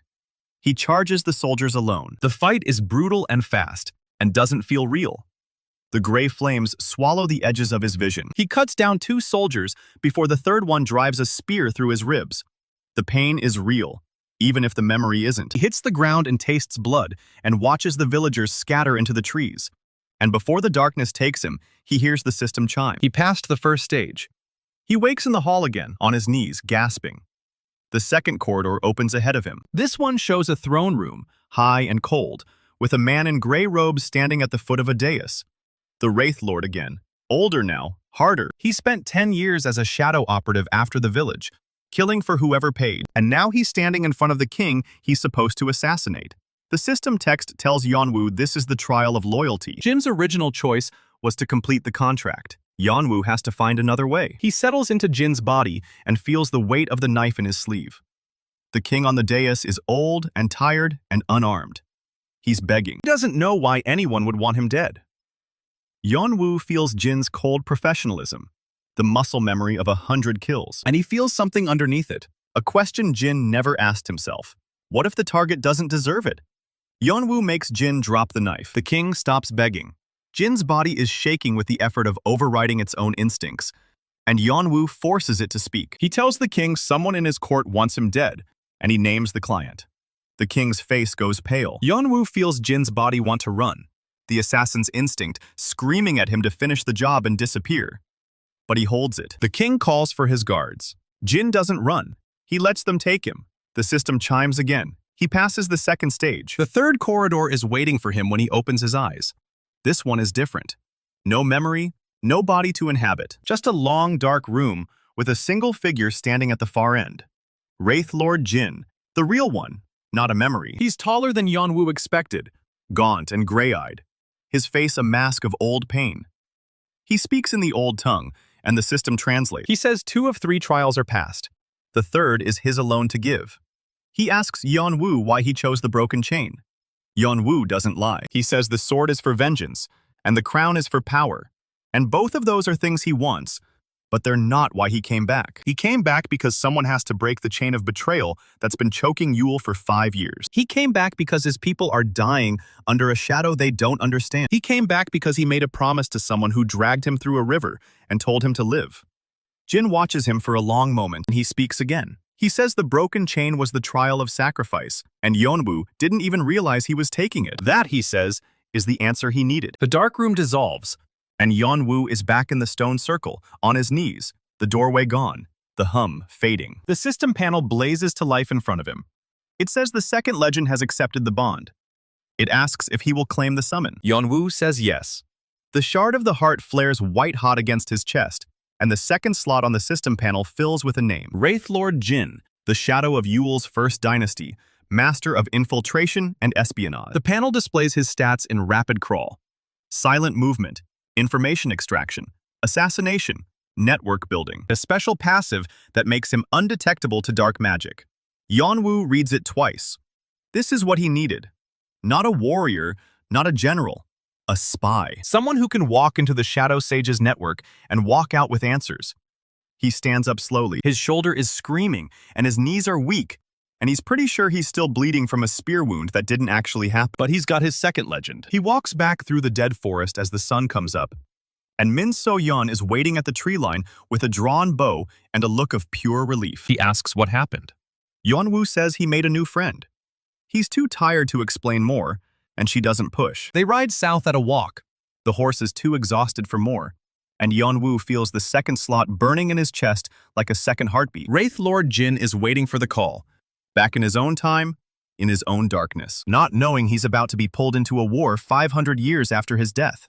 Yeon-woo has 6 legends left to find. Somewhere in the north, the Shadow Sage is still counting down. But now Yeon-woo has a spy who can walk through shadows. Let the sage count. He'll be counting alone. Min So-yeon is already pulling him by the arm toward the tree line. Their horses are tied 50 yards back, snorting and stamping at the smoke. Yeon-woo doesn't move. He stares at the glowing forest where the shrine just died, and his hand is still pressed flat against the shard of the heart, burning against his ribs. She asks what he found in there. She doesn't ask again. They ride south at a walk. The horse is too blown for anything faster. The ash thins out after the first mile, and the sky starts to clear, the weird yellow stain fading to a gray morning drizzle. Yeon-woo is half asleep in the saddle when the system pings. System text scrolls across his vision in cold blue script. It says the second legend's passive is now active. Wraith Lord Jin's undetectability to dark magic is already working. The shrine's backlash should have marked Yeon-woo's soul for every dark caster in 100 miles. It didn't. Jin's passive ate the mark before it could stick. Yeon-woo almost laughs. Got a spy who can walk through shadows, and a shield that makes him invisible to the enemy's best detection magic. Not bad for one night's work. Min So-yeon glances at him sideways and asks what's so funny. He tells her he's just harder to kill than he was yesterday. She says that's a low bar. He doesn't argue. They push the horses another hour before the animals start stumbling. Min So-yeon finds a dry creek bed overhung with scrub pine, and they make camp without a fire. Yeon-woo's shoulder is a solid knot of pain, and the spear wound from the trial has reopened, blood soaking through Sua's bandages. Min So-yeon watches him rewrap it without offering to help. She asks if all his plans end with him bleeding. Yeon-woo says the ones that work usually do. She shakes her head and takes first watch. Yeon-woo sleeps for 3 hours and dreams of gray eyes watching him from the dark. They reach the rebel hideout by midday the following day. The sentries spot them from 300 yards out, and a runner bolts for Ju Myung-dal's tent before they even clear the perimeter. Sua is waiting at the camp entrance. She's got her arms crossed and her jaw set, and she looks like she hasn't slept since they left. She takes one look at Yeon-woo's bloody shoulder and the fresh bandages and the way he's listing slightly to the left in the saddle, and she doesn't say a word. She just turns and walks toward the command tent. Yeon-woo dismounts and follows. Min So-yeon mutters something about needing to check on her gear and vanishes toward the scout tents. Smart girl. Inside the command tent, Ju Myung-dal is already standing behind his table with the faded Yule banner hanging limp behind him. Sua is beside him, and on the ground, bound at the wrists and ankles with a black hood pulled over her head, is a prisoner. Ju Myung-dal says they caught her 3 hours ago, trying to cross the eastern ridge alone. She was carrying orders with the same black sunburst seal, and she won't talk to anyone except the one who killed the shrine. Yeon-woo looks at the hooded figure and feels the shard of the heart pulse once against his chest. Wraith Lord Jin's passive flares cold for half a second and then quiets. The prisoner isn't carrying dark magic, but she knows someone who is. Yeon-woo tells Ju Myung-dal to take the hood off. The scarred rebel leader hesitates for half a beat, then nods at one of his men. The hood comes off, and the prisoner blinks in the tent light. She's young, maybe 20, with a shaved head and a brand on her left cheek. The brand is a circle with 3 slashes through it. Sua inhales sharply. She knows that mark. It's the sign of the Hollowed. the Shadow Sage's personal couriers. Children taken from border villages and raised in the dark, conditioned to carry messages and die before talking. Except this one survived the shrine's collapse and ran straight into a rebel patrol instead of reporting back. Yeon-woo crouches in front of her. He asks her name. She doesn't answer.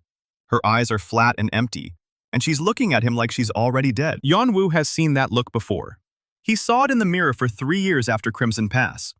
He doesn't ask again. Instead, he reaches into his tunic and pulls out the shard of the heart. The dim red glow fills the tent, and the prisoner's eyes flicker. She recognizes it. Yeon-woo tells her the shrine is gone. The crystal that was feeding it is dust, and the thing that was waiting on the other side of the doorway is dead.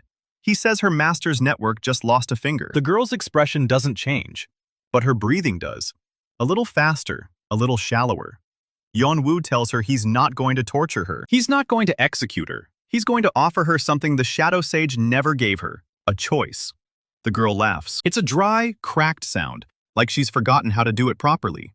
She says the sage gave her everything. She says the sage is the only one who ever fed her. Yeon-woo asks if the sage ever told her what happens to the Hollowed when they're too old to run messages.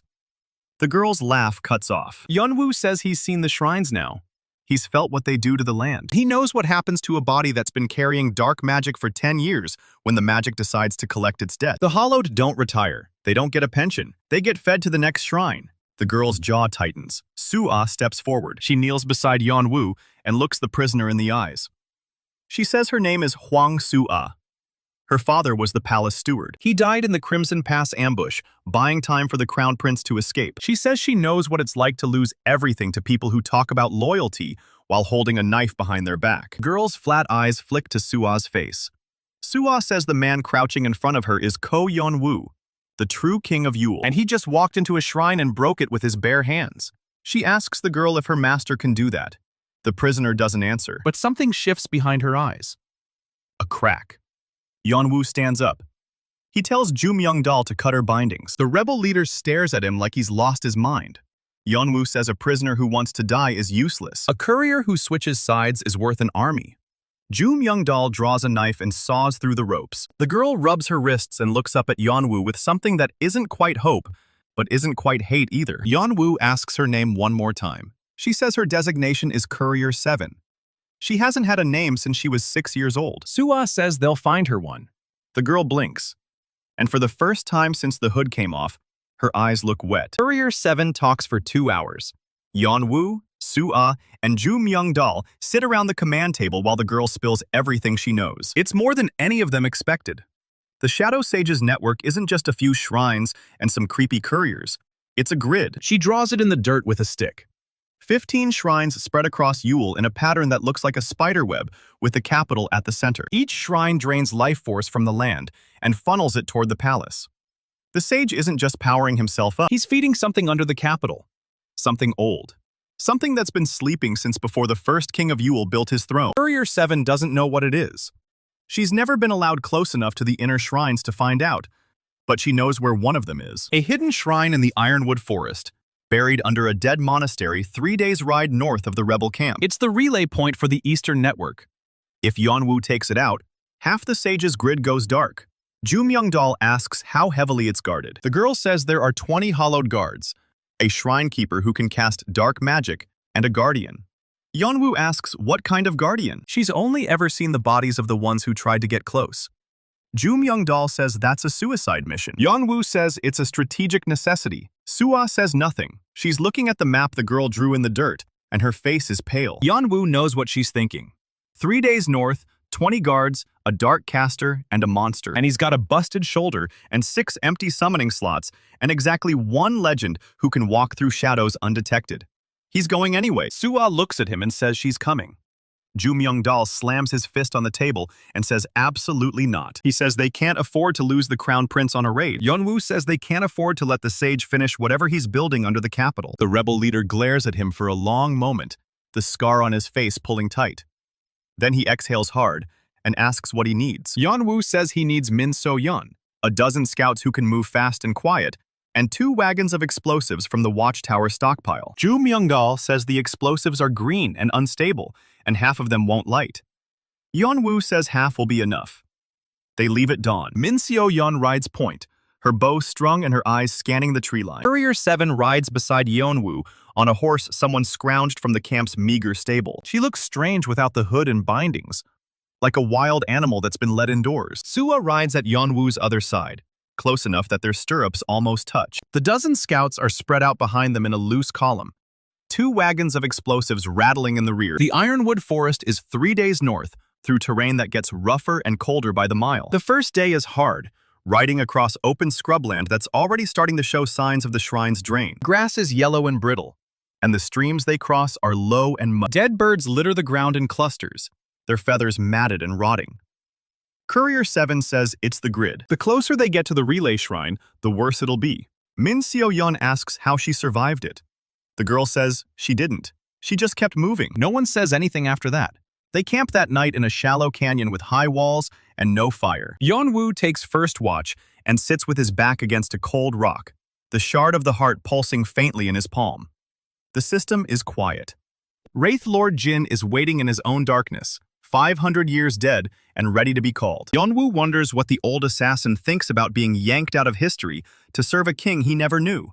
Probably nothing good. Assassins aren't exactly the loyal type, but Jin passed the trials. Jin chose the broken chain. That has to mean something. Sua appears beside him in the dark and sits down without asking. She doesn't say anything for a long time. Then she asks if he's scared. Yeon-woo says he's always scared. He says the day he stops being scared is the day he's dead. Sua says that's not what she meant. She asks if he's scared of what he's becoming. Yeon-woo looks at the shard of the heart glowing in his hand and thinks about the shrine, about the way the doorway dissolved, about the feeling of Jin's cold gray eyes watching him from the dark. He says he's more scared of what he'll become if he stops. Sua leans her head against his good shoulder. She says she won't let him become the wrong kind of king. Yeon-woo doesn't answer, just lets her stay there until his watch ends. They hit the edge of the Ironwood Forest on the 3rd day. The trees are massive, ancient ironwood with bark like black armor and leaves that don't rustle in the wind. The undergrowth is dead. Everything is dead. The scouts fan out, and Min Seo-yeon dismounts to check the ground. She says there are tracks, lots of them. Boot prints, hoof prints, drag marks. Something big moved through here recently. Courier 7 says the monastery is 2 miles into the forest, built into the side of a cliff. The shrine is underneath it, in the old catacombs. Yeon-woo dismounts and gathers the scouts. He tells them to leave the wagons here and rig the explosives for a signal. Min Seo-yeon asks what kind of signal. Yeon-woo says the kind that collapses a cliff on top of a shrine. She grins for the first time in 3 days. They move into the forest on foot. The ironwood canopy blocks the sun, and the air gets cold and stale and smells faintly of rot. Courier 7 leads them along a game trail that hasn't been used by anything living in months. The silence is absolute. No birds, no insects, no wind. Just the crunch of dead leaves under their boots and the distant pulse of the shard against Yeon-woo's chest. They reach the monastery an hour before sunset. It's a ruin. Old stone walls covered in dead ivy and a collapsed bell tower tilting at a drunken angle. The front gate is guarded by 4 hollowed in gray robes, their faces blank and their hands resting on curved blades. Yeon-woo signals the scouts to hold position. He taps the system interface, and the 2nd slot flares cold blue in his vision.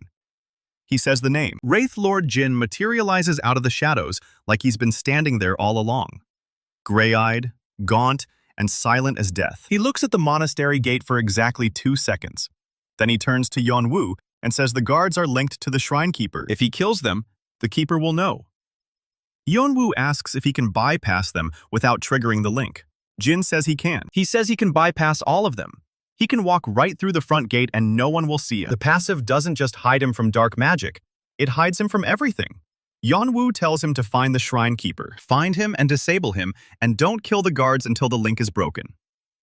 Jin nods once and steps into shadow. He doesn't come out the other side. Shadows just swallow him whole. Min Seo-yeon whispers that she doesn't like that. Yeon-woo says she doesn't have to like it. She just has to wait for the signal. 10 minutes pass. The hollowed guards at the gate don't move. Their faces are still blank, their hands still on their blades. Then one of them twitches. His eyes go wide, and his mouth opens and no sound comes out. He drops to his knees and keels over sideways. The other 3 guards turn toward the gate, and one of them manages to shout before his throat opens up in a spray of red, and he joins his friend on the ground. The last 2 draw their blades, but there's nothing to fight. There's just shadow and silence. And then there's blood. And then there's nothing at all. Wraith Lord Jin steps out of the darkness at the gate with a curved knife in each hand and gray eyes that look exactly like they did in the trial. Old and patient and utterly without remorse. He says the Keeper is dead. He says the Hollowed on the upper level are still active, but they don't know anything is wrong yet. Yeon-woo signals the scouts forward. They move through the monastery gate and into the ruin. The shrine is underneath them, in the catacombs. And somewhere down there, the Guardian is waiting. Yeon-woo draws his battered foreign sword and feels the shard of the heart pulse once against his chest. Time to find out what the Shadow Sage feeds his monsters.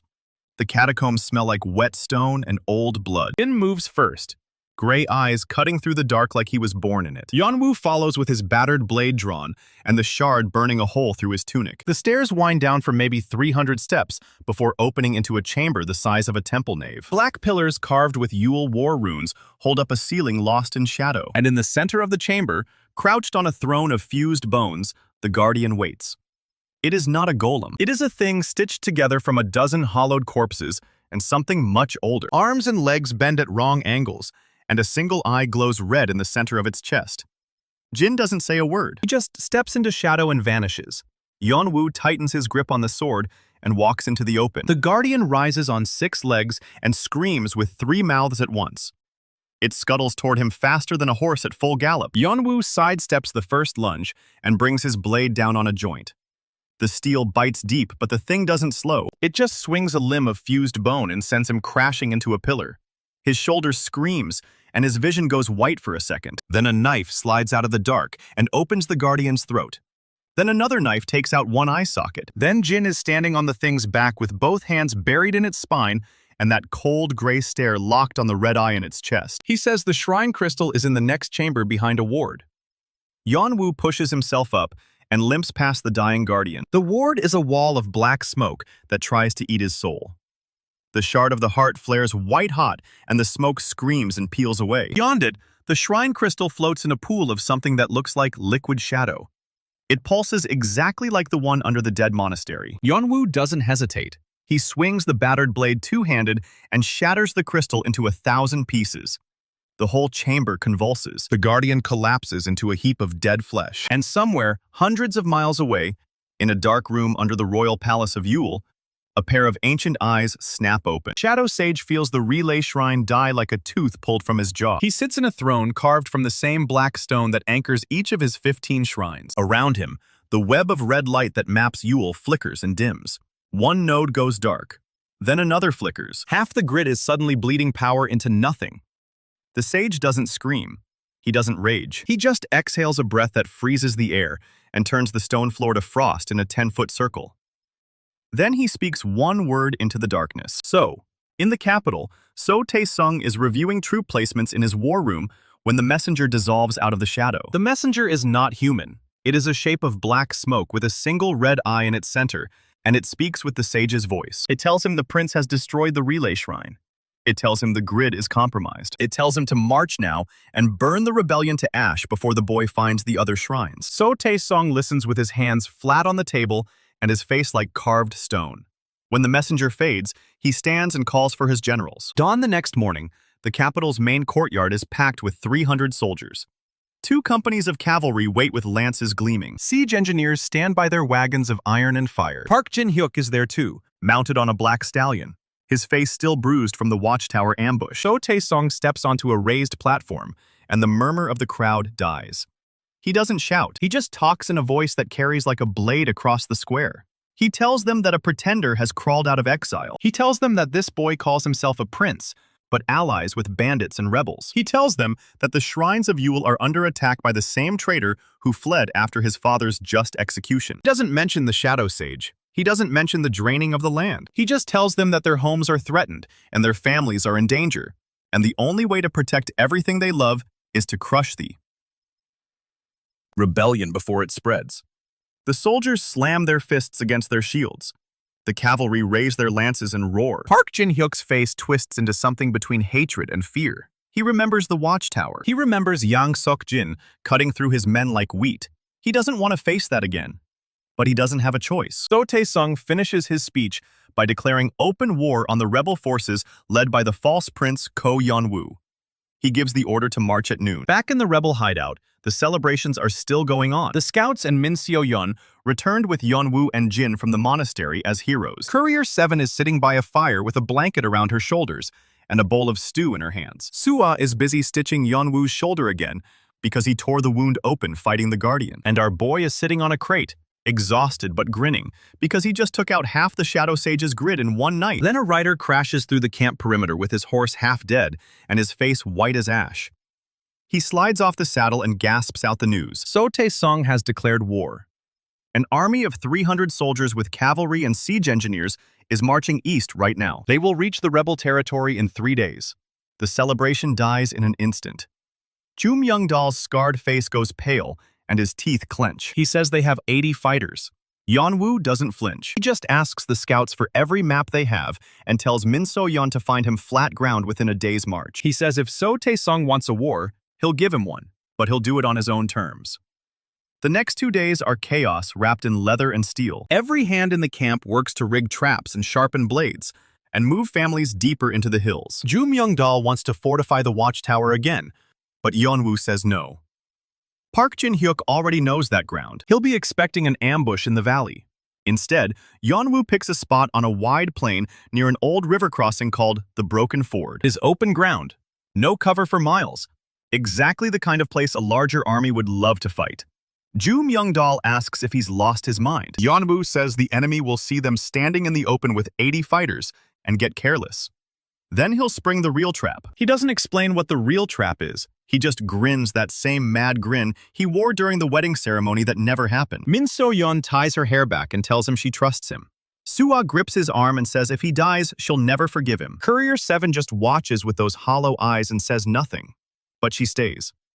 On the third day, Yeon-woo's rebels march to the Broken Ford. The plain is a wide stretch of yellow grass and cracked earth, with the river glittering on the eastern edge. The rebels form a single line across the plain.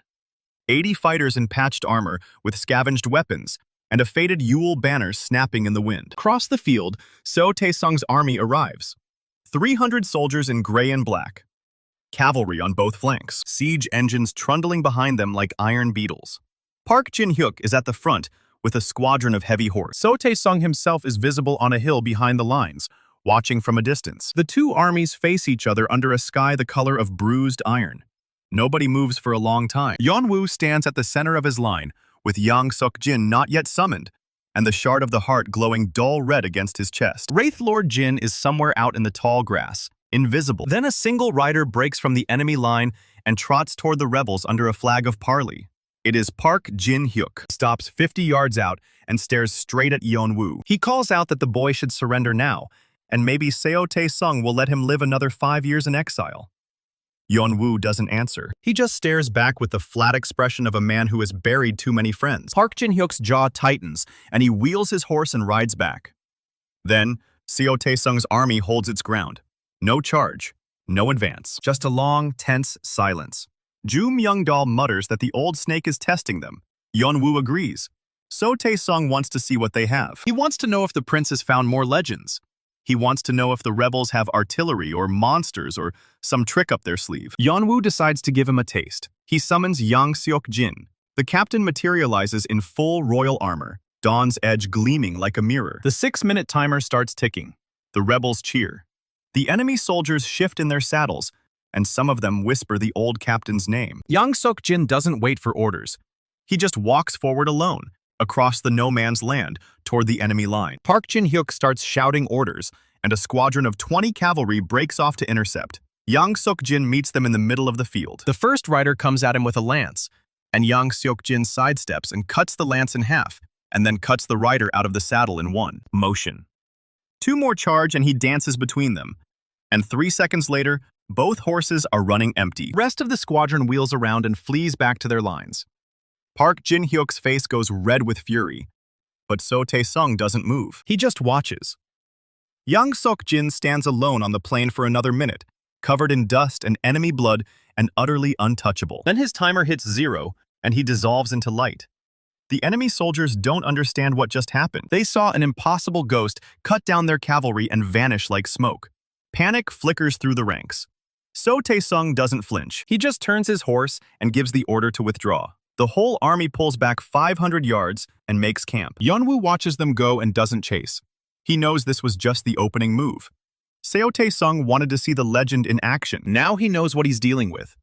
And now he'll plan accordingly. That night, the two armies camp within sight of each other's fires. Skirmish is over, but everyone knows this is just the beginning.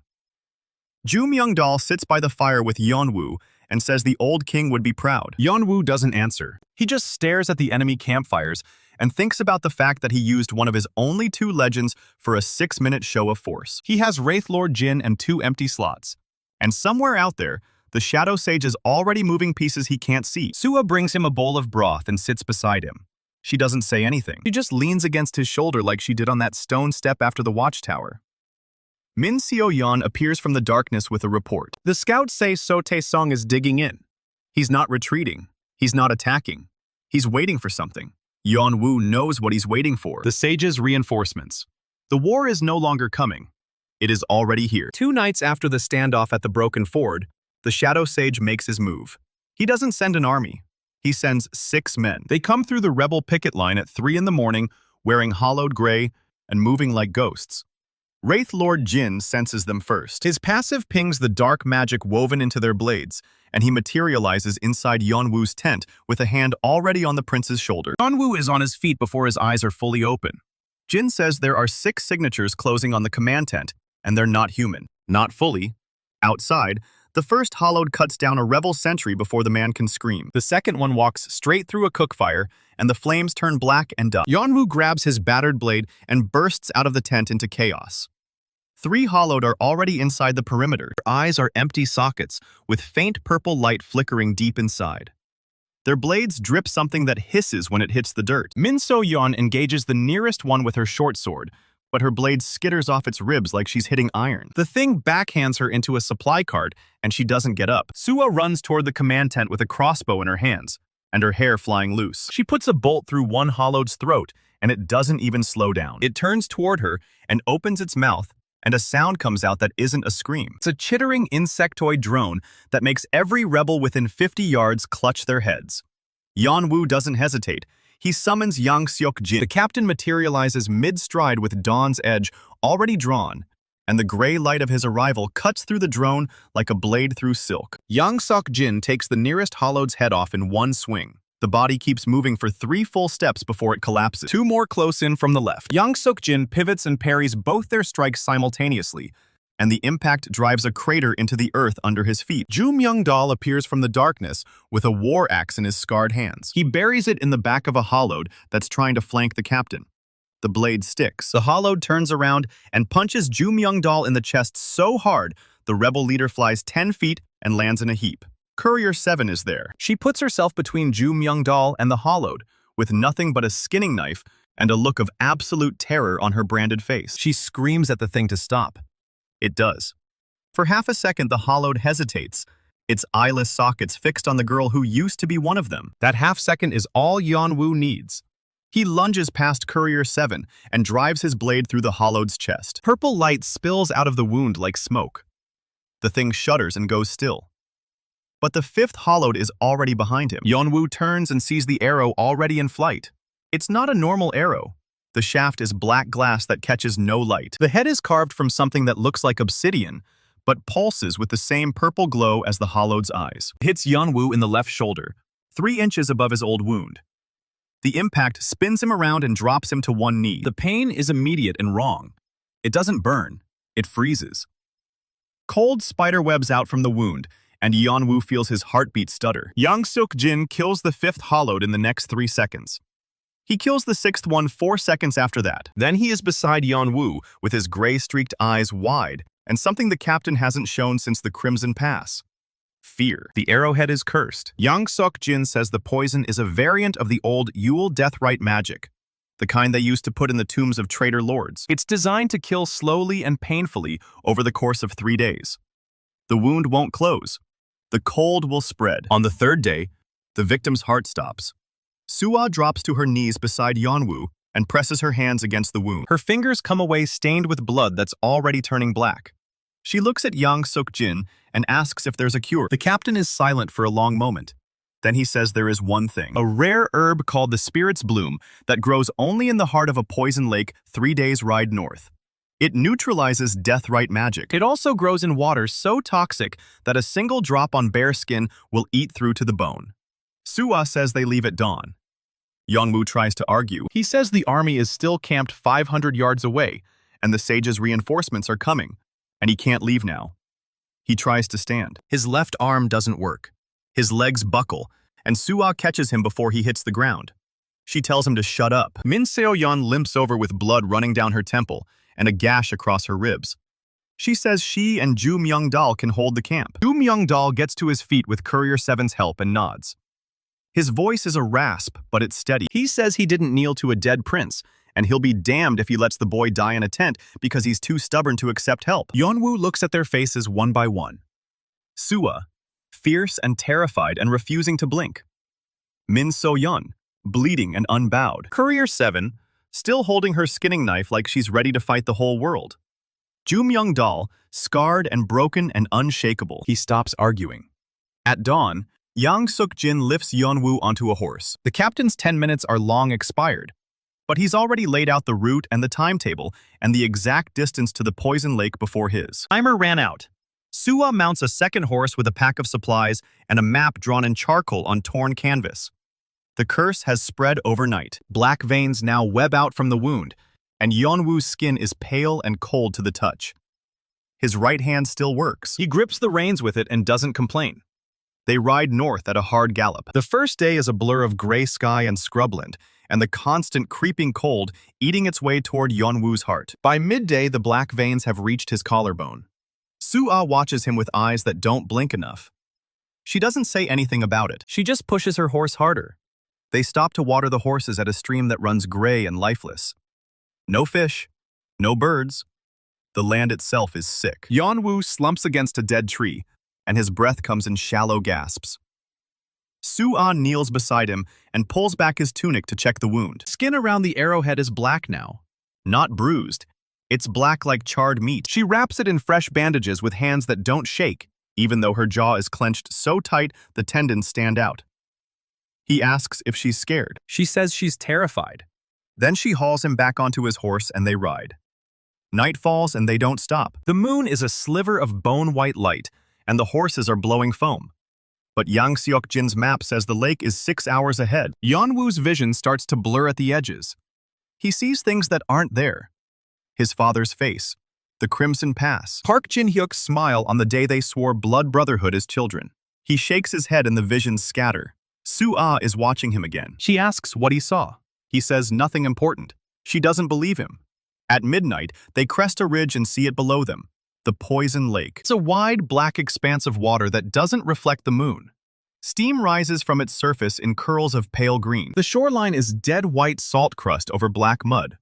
Nothing grows within 100 yards of the water's edge. The air tastes like copper and rot. Yang Suk-jin's map says the Spirit's Bloom grows on a small island at the lake's center. There's a boat pulled up on the shore. It's old Yule military issue, half rotted but still floating. Someone else was here. Recently, Soo-ah helps Yeon-woo out of the saddle and his legs give out completely. She catches him and drags him toward the boat. He's heavier than he looks, and she's not big, but she doesn't stop. She gets him into the boat and pushes off from the shore. Water parts around the hull with a hiss. The green steam curls up over the gunnels, and Yeon-woo's exposed skin starts to blister. Soo-ah's hands go red and raw, but she keeps rowing. Halfway across the lake, something moves beneath them. A long, sinuous shadow that coils through the black water like a ribbon of muscle and ancient hunger. Soo-ah stops rowing. The shadow circles the boat once, then twice. Then it rises. The water serpent breaks the surface 20 feet from the boat, and it keeps rising until its head is level with Yeon-woo's eyes. It's 50 feet long from snout to tail. Its scales are the color of old bruises, and its eyes are twin pools of yellow venom. It opens its mouth, and its fangs are as long as Soo-ah's forearm. Soo-ah raises her crossbow. Yeon-woo tells her to wait. The serpent doesn't attack. It just watches them with an intelligence that isn't animal. Its gaze fixes on the shard of the heart, pulsing against Yeon-woo's chest. Recognizes the old Yule war magic. It hisses something that almost sounds like a word. Then it lunges. Sua fires her crossbow, and the bolt bounces off the serpent's scales like a pebble off a castle wall. The serpent's tail slams into the boat, and the hull splinters. Freezing black water rushes in. Yeon-woo is thrown into the lake. The poison hits him like a wall of needles. Every inch of his submerged skin screams. The cursed cold in his veins meets the toxic water, and for one horrifying moment, they amplify each other, and his heart actually stops. He sinks. The world goes gray and silent. Sua screams his name from somewhere above the surface, but it sounds like she's 1,000 miles away. His body is shutting down. The serpent coils through the water toward him, with its jaws already opening. And then Yeon-woo feels something. A resonance. Not the heart shard this time. Something deeper. The legacy system activates on its own. A voice in his head says, "A third legend is near." Summoning resonance is coming from beneath the lake. From something buried in the silt and the poison and the centuries of decay. The serpent lunges. Yeon-woo reaches for the resonance with everything he has left. And he summons Forest Sage Heir. She materializes in the water beside him, an old woman with moss-green hair and bark-brown skin, and eyes the color of fresh leaves. Her robes are woven from living vines, and a crown of white flowers rests on her brow.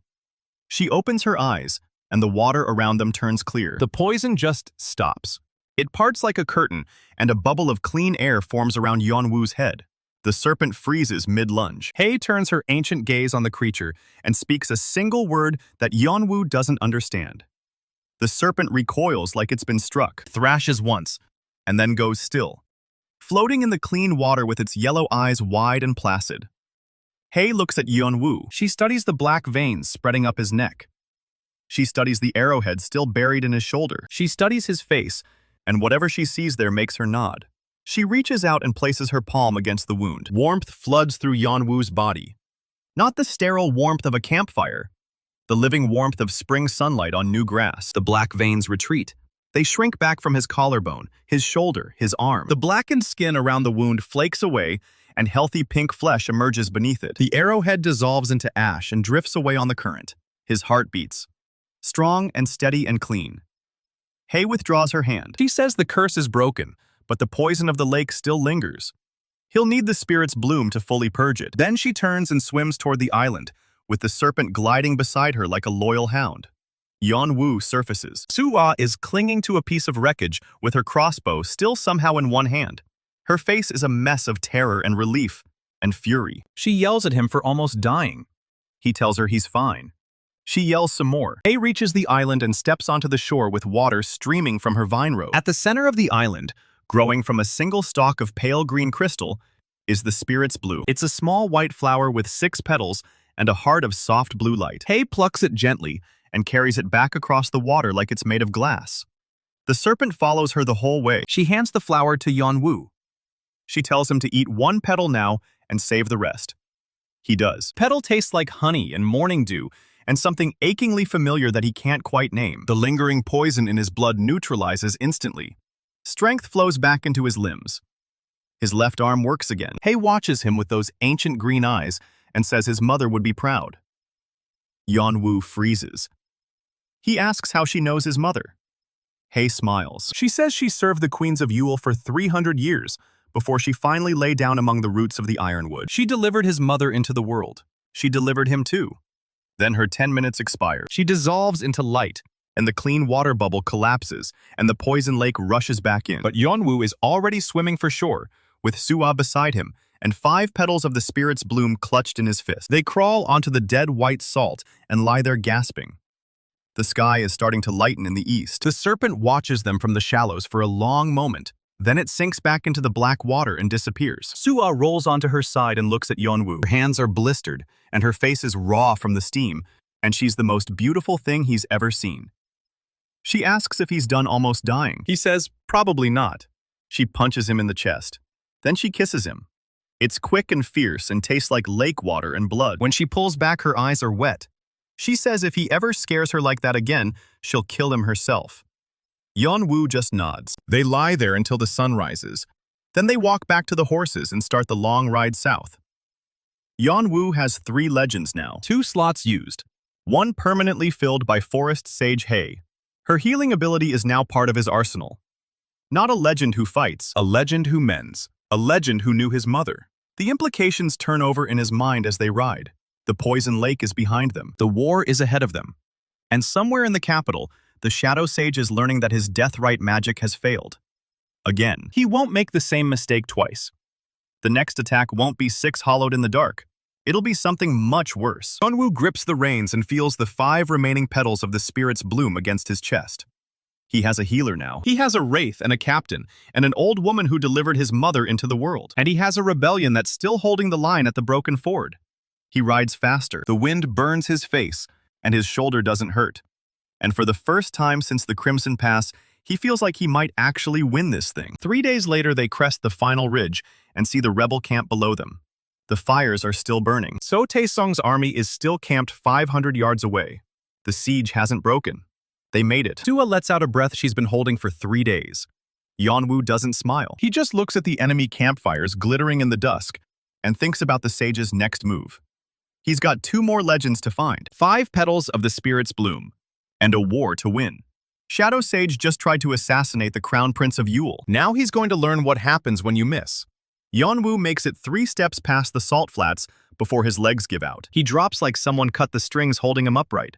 Sua catches him before his head hits the rock, but barely. His skin is burning hot and ice cold at the same time. The wound on his shoulder isn't bleeding anymore, but the flesh around it is gray and wrong, and starting to smell sweet. Sua drags him under the shade of a dead ironwood tree. She slaps his face and gets nothing back. His breathing is shallow and fast, and his eyes are moving under closed lids like he's trapped in a nightmare. She presses 2 fingers to his neck and counts. The pulse is there, but it's getting slower. The petal healed the curse. It didn't heal 3 days of it eating his blood. Sua pulls off her tunic and tears it into strips. She binds his shoulder tight and then just sits there with his head in her lap. Horses are blown, and the lake is 2 days behind them, and the camp is 3 days ahead. She talks to him because she doesn't know what else to do. She tells him he can't die now because she already waited 5 years, and that's enough waiting for 1 lifetime. He doesn't answer. The sky turns that sick yellow again. Somewhere in the distance, a bird screams and then goes quiet. His temperature spikes so high, she can feel the heat radiating off his face. She pours the last of their water onto a strip of cloth and presses it to his forehead. The water steams. That's the moment she decides she isn't going to watch him die in the dirt. She props him against the tree and stands up and screams into the empty scrubland. She screams his name, and then she screams Yang Seok-jin's name, and then she just screams. The sound echoes off the ridges and dies. Nothing answers. Sua drops to her knees and starts going through her pack. She has bandages and trail rations and a fire kit and the 5 remaining petals wrapped in oilcloth. And she has one other thing she hasn't told Yeon-woo about. A tiny leather pouch Courier 7 pressed into her palm before they rode north. She opens it now. Inside are 3 seeds the color of old blood. Courier 7 had whispered that they grow in the shadow of shrines. They're not magic exactly, but they're not magic either. They were what the Hollowed chewed when the sage's work started eating holes in their minds. Sua doesn't know if they'll work on poison that's already been half cured. She doesn't care. She puts 1 seed between Yeon-woo's teeth and holds his jaw shut until it dissolves. Nothing happens for 10 seconds. Then 20. Then his body convulses so hard his spine arches off the ground. Sua throws herself on top of him to keep him from snapping his own neck. He seizes for 30 seconds and then goes completely limp. His breathing stops. Sua starts pounding on his chest and screaming that she will kill him herself if he does this. His heart stutters once. Twice. Then it catches. His eyes fly open, and he gasps a lungful of air, and for 1 second, his gaze is clear and sharp and terrified. Then his eyes roll back, and he goes under again. But his breathing keeps going. Sua collapses next to him with her fist still pressed against his chest, like she can force his heart to keep beating through sheer fury. The seed bought them time. Not much, but some. She packs up and gets him onto his horse, and ties his wrists to the saddle horn, and leads both animals at a walk, because if she pushes harder, horses will die, and then they'll both die. Landscape blurs into gray rock and dead grass, and the occasional dead tree with things carved into its bark that Sua doesn't stop to read. She talks to keep herself awake. She talks about the day they met when she was 12 and he was 13, and he walked into a kitchen and asked the steward's daughter why she was stealing tarts.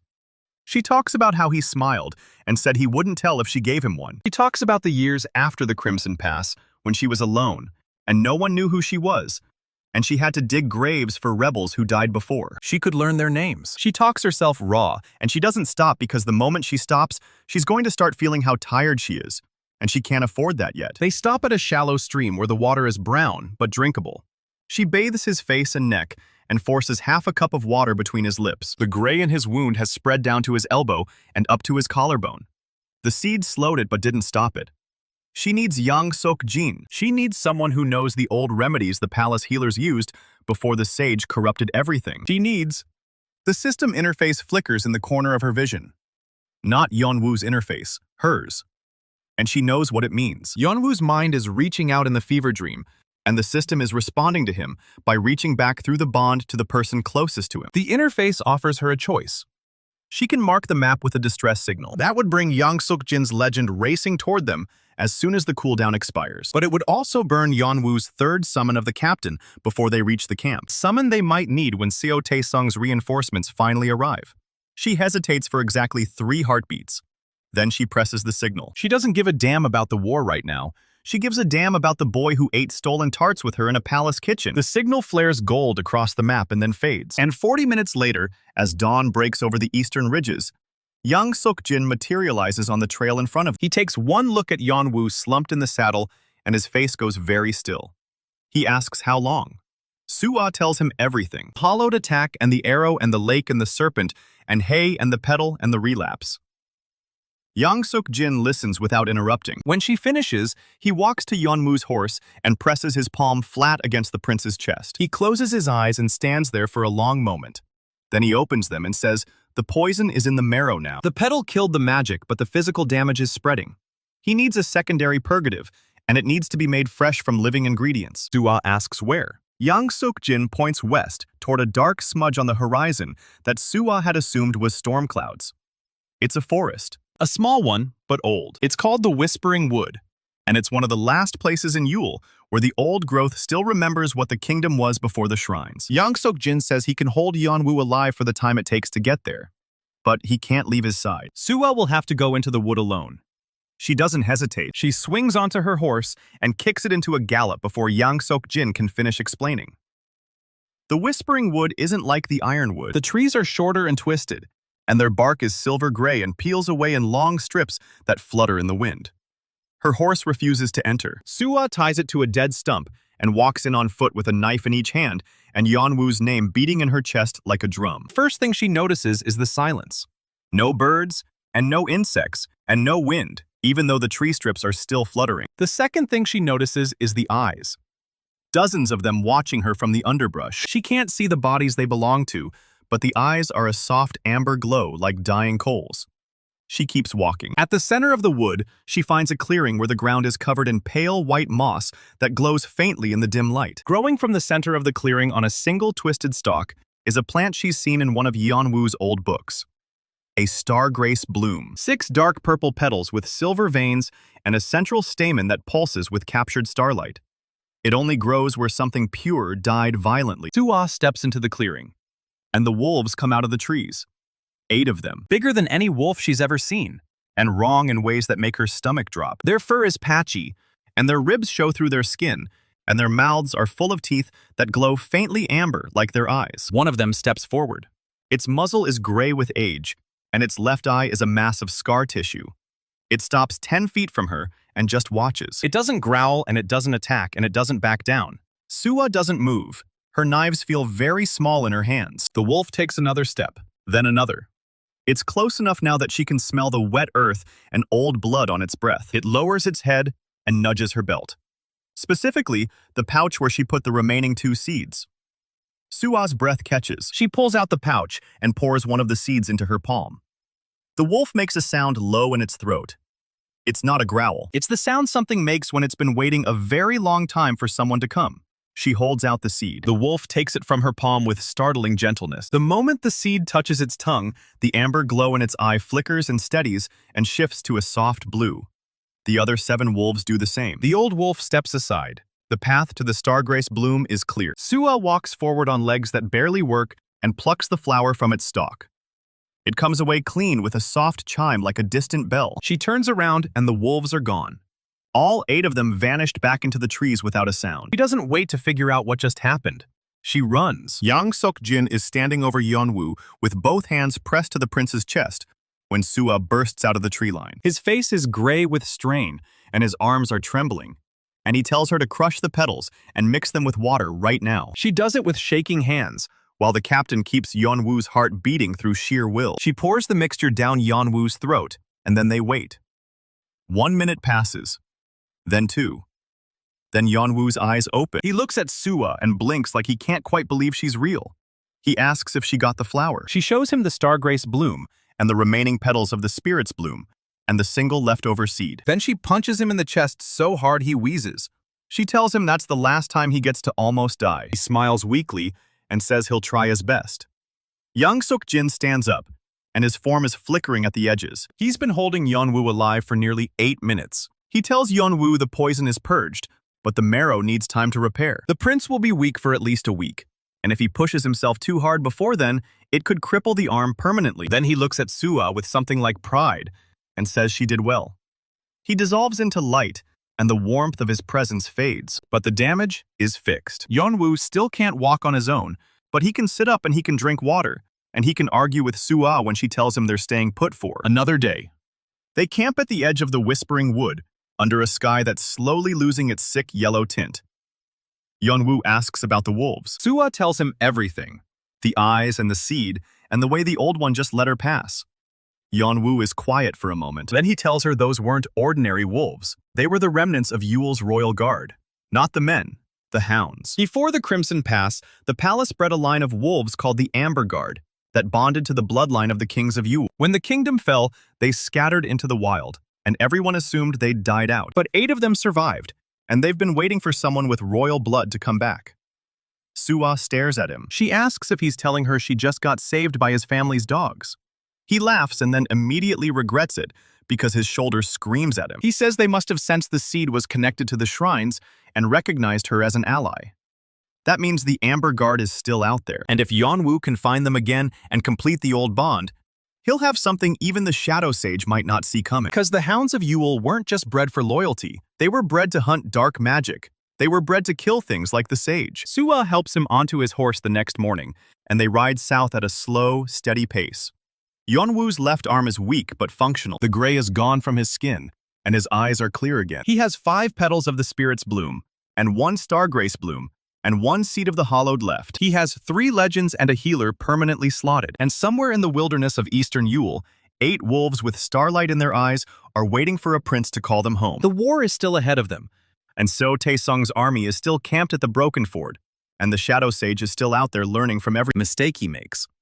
But Ko Yeon-woo is alive, and he's got one more thing in his arsenal now that the Sage doesn't know about.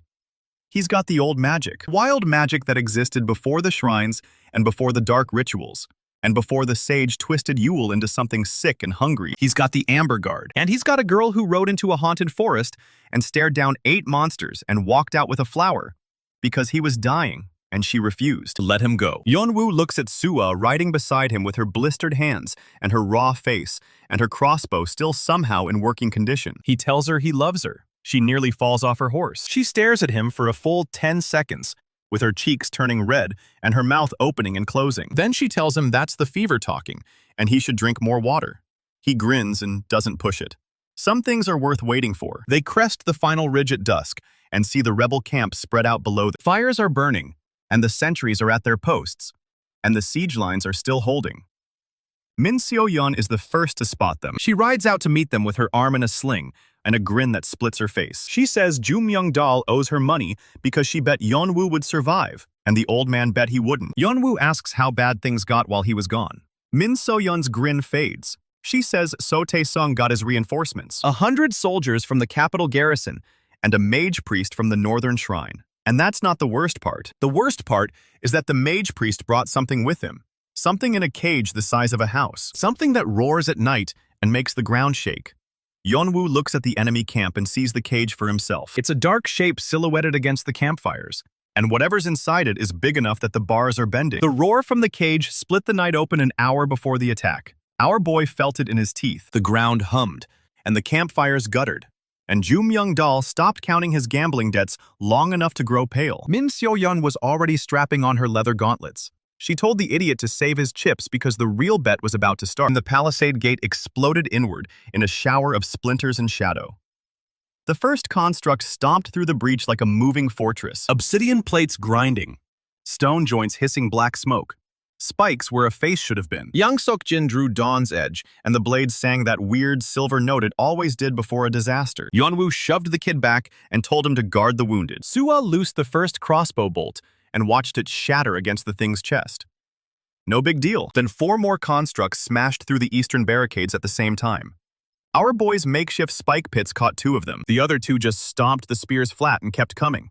Rebels shouted and tumbled out of tents half-armored. Min Seo-yeon's axe took a chunk out of one construct's knee joint, and it tottered and fell and crushed a supply wagon. That wagon had their last 3 barrels of clean water. Nobody had time to mourn.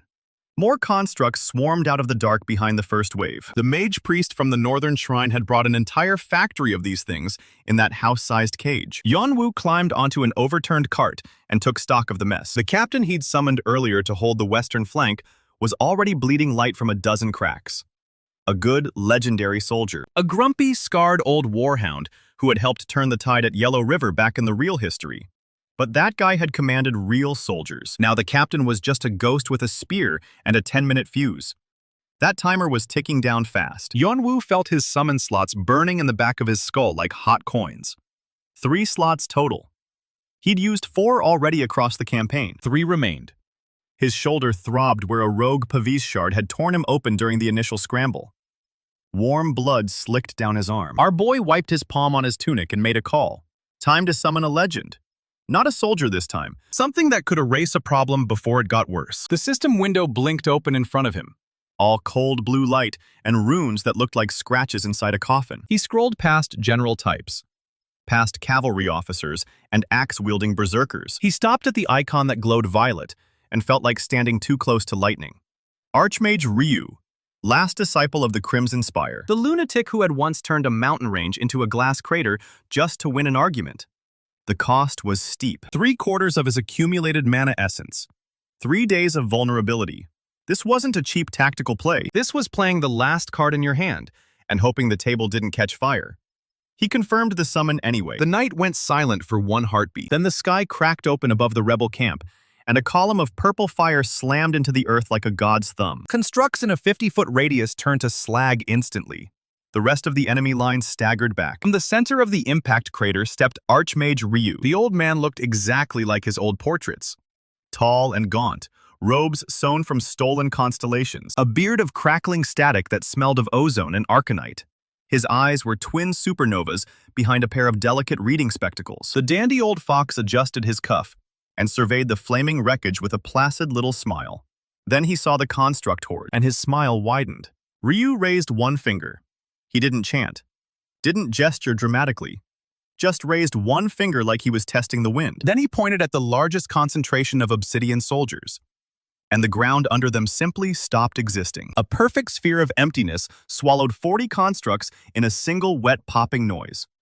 Stone limbs and shattered cores rained into the abyss. The mage priest in the distance shrieked something in a language that hurt to hear.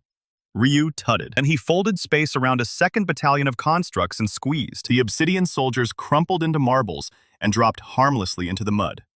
The rebel fighters stopped running, stopped screaming. They stared at this impossible old man who was eliminating an army the way a janitor sweeps dust. Min Seo-yeon lowered her axe. Young Sok-jin forgot he was supposed to be guarding the wounded and just stood there with Dawn's edge loose in his grip. Our boy clenched his fist and let himself breathe. Just for a second. Because that was the exact moment the cage at the enemy encampment finally split open. Not from damage, from the inside. The thing that emerged was the same black shape that had been silhouetted against the campfires earlier. But up close it was worse. A living shadow with ribs like ship holes and a jaw that unhinged sideways, and a roar that wasn't sound so much as pressure straight to the bones. The beast lumbered out of the wreckage of its cage and began to swell. Not growing, unfolding. The shadow peeled back layer after layer until the sky above the battlefield was blotted out by a form that was less creature and more gap in reality. And in the center of that darkness, 2 points of sickly green light flicked open like ancient eyes opening for the first time in a millennium. The Shadow Sage's ghostly projection. Yeon-woo's stomach dropped through the soles of his feet. Ryu's cheerful expression didn't change, but his eyes flicked sideways. Those spectacles of his suddenly looked very fragile. The sage's voice slid into the air like oil across water. No words, just understanding. Everyone in the camp comprehended the same message at the same instant. You summoned a relic of my era. How amusing. Archmage Ryu's confident smirk tightened. He launched the most devastating spell chain he had in his repertoire without a second's hesitation. 7 abyssal spears. A cascade of temporal fractals. A death curse that had supposedly unmade a demigod back when the sage's bones were still mortal. The magic hit the shadowy projection and just stopped. Not blocked. Stopped. The spells hung in the air like dirty smudges on a window. The sage's ghostly form tilted its head. Then it flicked a single tendril of darkness toward Ryu. The tendril wasn't fast. It didn't need to be. It passed through every ward and barrier Ryu had layered around himself as if they were cobwebs. The old Archmage had half a heartbeat to look surprised. Then the darkness touched his chest. Archmage Ryu's summoned body began to dissolve from the center outward. Not banishment. Cancellation. The summon slot didn't empty. It cracked. A searing black fracture split through the core of Yeon-woo's link to the legend, and the pain dropped him to his knees. Ryu's last act was to spit a glob of violet fire directly at the sage's eye. It splashed harmlessly against the dark. Then the Archmage's remains collapsed into drifting embers, and his connection snapped completely. The summon window in Yeon-woo's vision blinked a single red error line. That slot was gone. On cooldown. Gone. The sage's attention shifted to the rebels. Our boy forced himself upright through the screaming agony in his shoulder and his skull and tried to think. The captain from earlier was still standing. Battered but functional. The old warhound had dragged 3 wounded rebels to the tree line while everyone else was staring at the light show. Yeon-woo screamed at him to hold the rear. Then he turned and bellowed a retreat. Min So-yeon didn't argue. She grabbed Soo-ah by the collar and hauled her toward the eastern slope. Yang Sok-jin sprinted to Yeon-woo's side and shoved Dawn's Edge into his own belt so he could wrap an arm around our boy's waist. Yeon-woo tried to tell the kid to leave him. The kid told him to shut up. Shadow beast that had been the sage's vessel opened its sideways jaw and began to draw in breath. The camp tents lifted off the ground. Embers and loose weapons and the bodies of the fallen tugged toward that horrible mouth. The captain planted his shimmering spear in the dirt and roared a challenge at the thing. His timer must have been down to the last 2 minutes. He bought them 40 seconds. That was enough for the survivors to reach the first ridge and tumble over it in a mess of blood and mud and ruined armor. Yeon-woo looked back once. The captain was still there. The old warhound stood between the fleeing rebels and the shadow that was now swallowing what remained of their camp. Construct Horde had reformed behind the sage's projection. More of them spilling from the rear like ants boiling out of a cracked nest. The camp itself was already gone. Barricades crushed, tents ash, supply wagons nothing but twisted frames. The 17 rebels who hadn't made it to the retreat were just smears on the scorched ground. The sage's ghostly form didn't chase them immediately. It let them run, because it wanted them to carry the message. Min So-yeon led the column up the rocky slope, with Soo-ah stumbling behind her. Yang Sok-jin kept a death grip on Dawn's Edge, even as his own leg gave out and he had to hop the last few steps on his good ankle. Myungdal caught up at the second switchback. The old gambler's ribs were leaking through a gash that ran from his armpit to his hip, and his scarred face was twisted in fury. He didn't say anything. He just started counting heads. The count was brutal. They limped into the high hills as the first gray light of dawn began to bleed across the sky. Behind them, the shadow of the sage hung over the battlefield like a bruise on the horizon. Ahead of them, there was nothing but rocks and thin trees, and the long, hard road to whatever safe ground looked like now. Our boy's shoulder was still leaking through the bandages someone had slapped on during the scramble. Yang Seok-jin limped beside him with Dawn's Edge resting on his good shoulder. Soo-ah kept her crossbow loaded and her eyes on the tree line. She hadn't spoken since the camp burned. The captain's 10 minutes ran out just as they crested the ridge. He dissolved into light, with a grim nod and no farewell.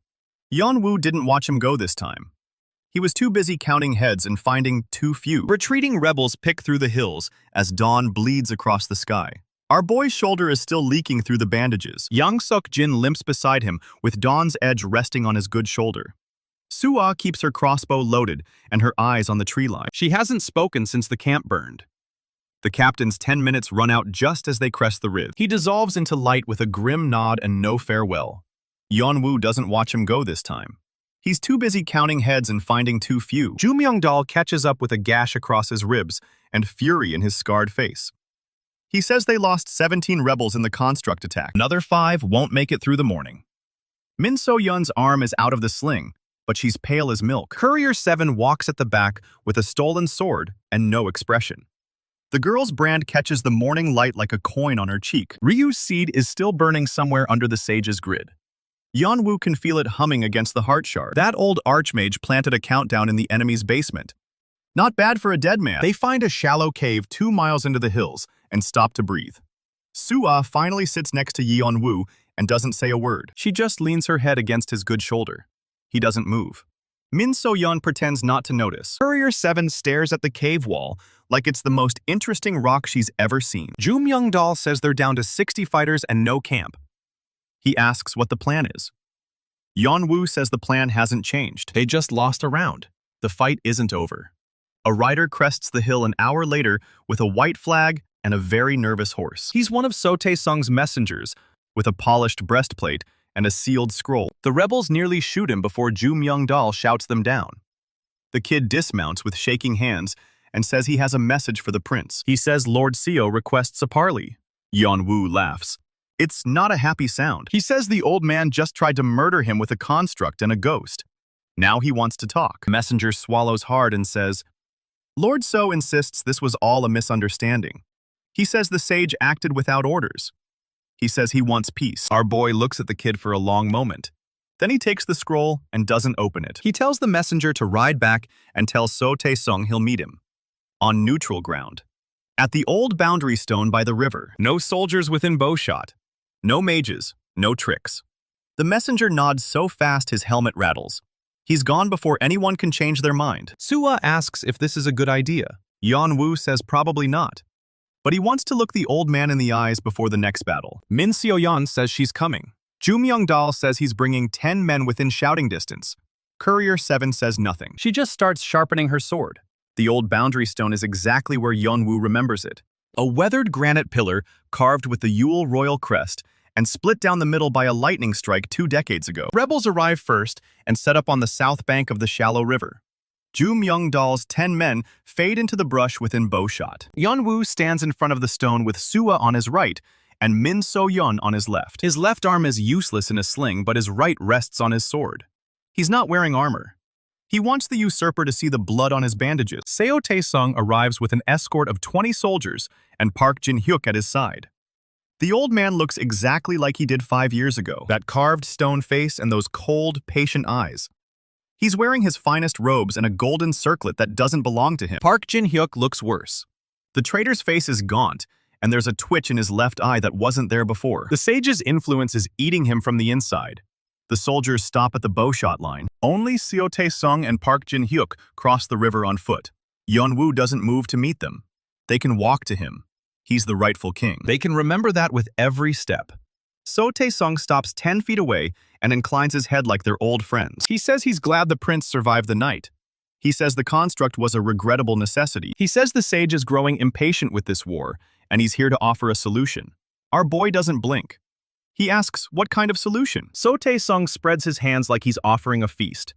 He says he's prepared to grant Yeon-woo lands and titles in the eastern provinces. Full autonomy. A governorship with his own army and his own court. He says the prince can rule half of Yule in everything but name. Park Jin-hyuk smirks behind him like a dog waiting for scraps. He says it's a generous offer. He says most traders wouldn't get this much. Min So-yeon's hand goes to her knife. Soo-ah doesn't move, but her eyes could freeze the river solid. Yeon-woo stares at Seo Tae-sung for a full 10 seconds. Then he laughs. It's the same laugh from the cave. The same hollow, empty sound. He says the old man murdered his father. He says he slaughtered the royal guard at the Crimson Pass. He says he sold Yule's soul to a dead thing under the capital. And now he's offering half the kingdom like it's a gift. So Tae-sung's smile doesn't waver. He says the past is the past. He says the kingdom needs stability. He says the prince can have a comfortable life, or he can have a short one. Yeon-woo's hand tightens on his sword. He says there's a third option. He says So Tae-sung can abdicate right now. He can surrender the throne and submit to the royal court for judgment. He can answer for the betrayal and the deaths and the shrines. He can face justice like a man, instead of hiding behind a ghost. Park Jin-hyuk barks a laugh that sounds like breaking glass. He says the prince is still dreaming. He says he watched the king die. He says he put the blade in himself while the old man begged for his son. He says there is no justice in Yule.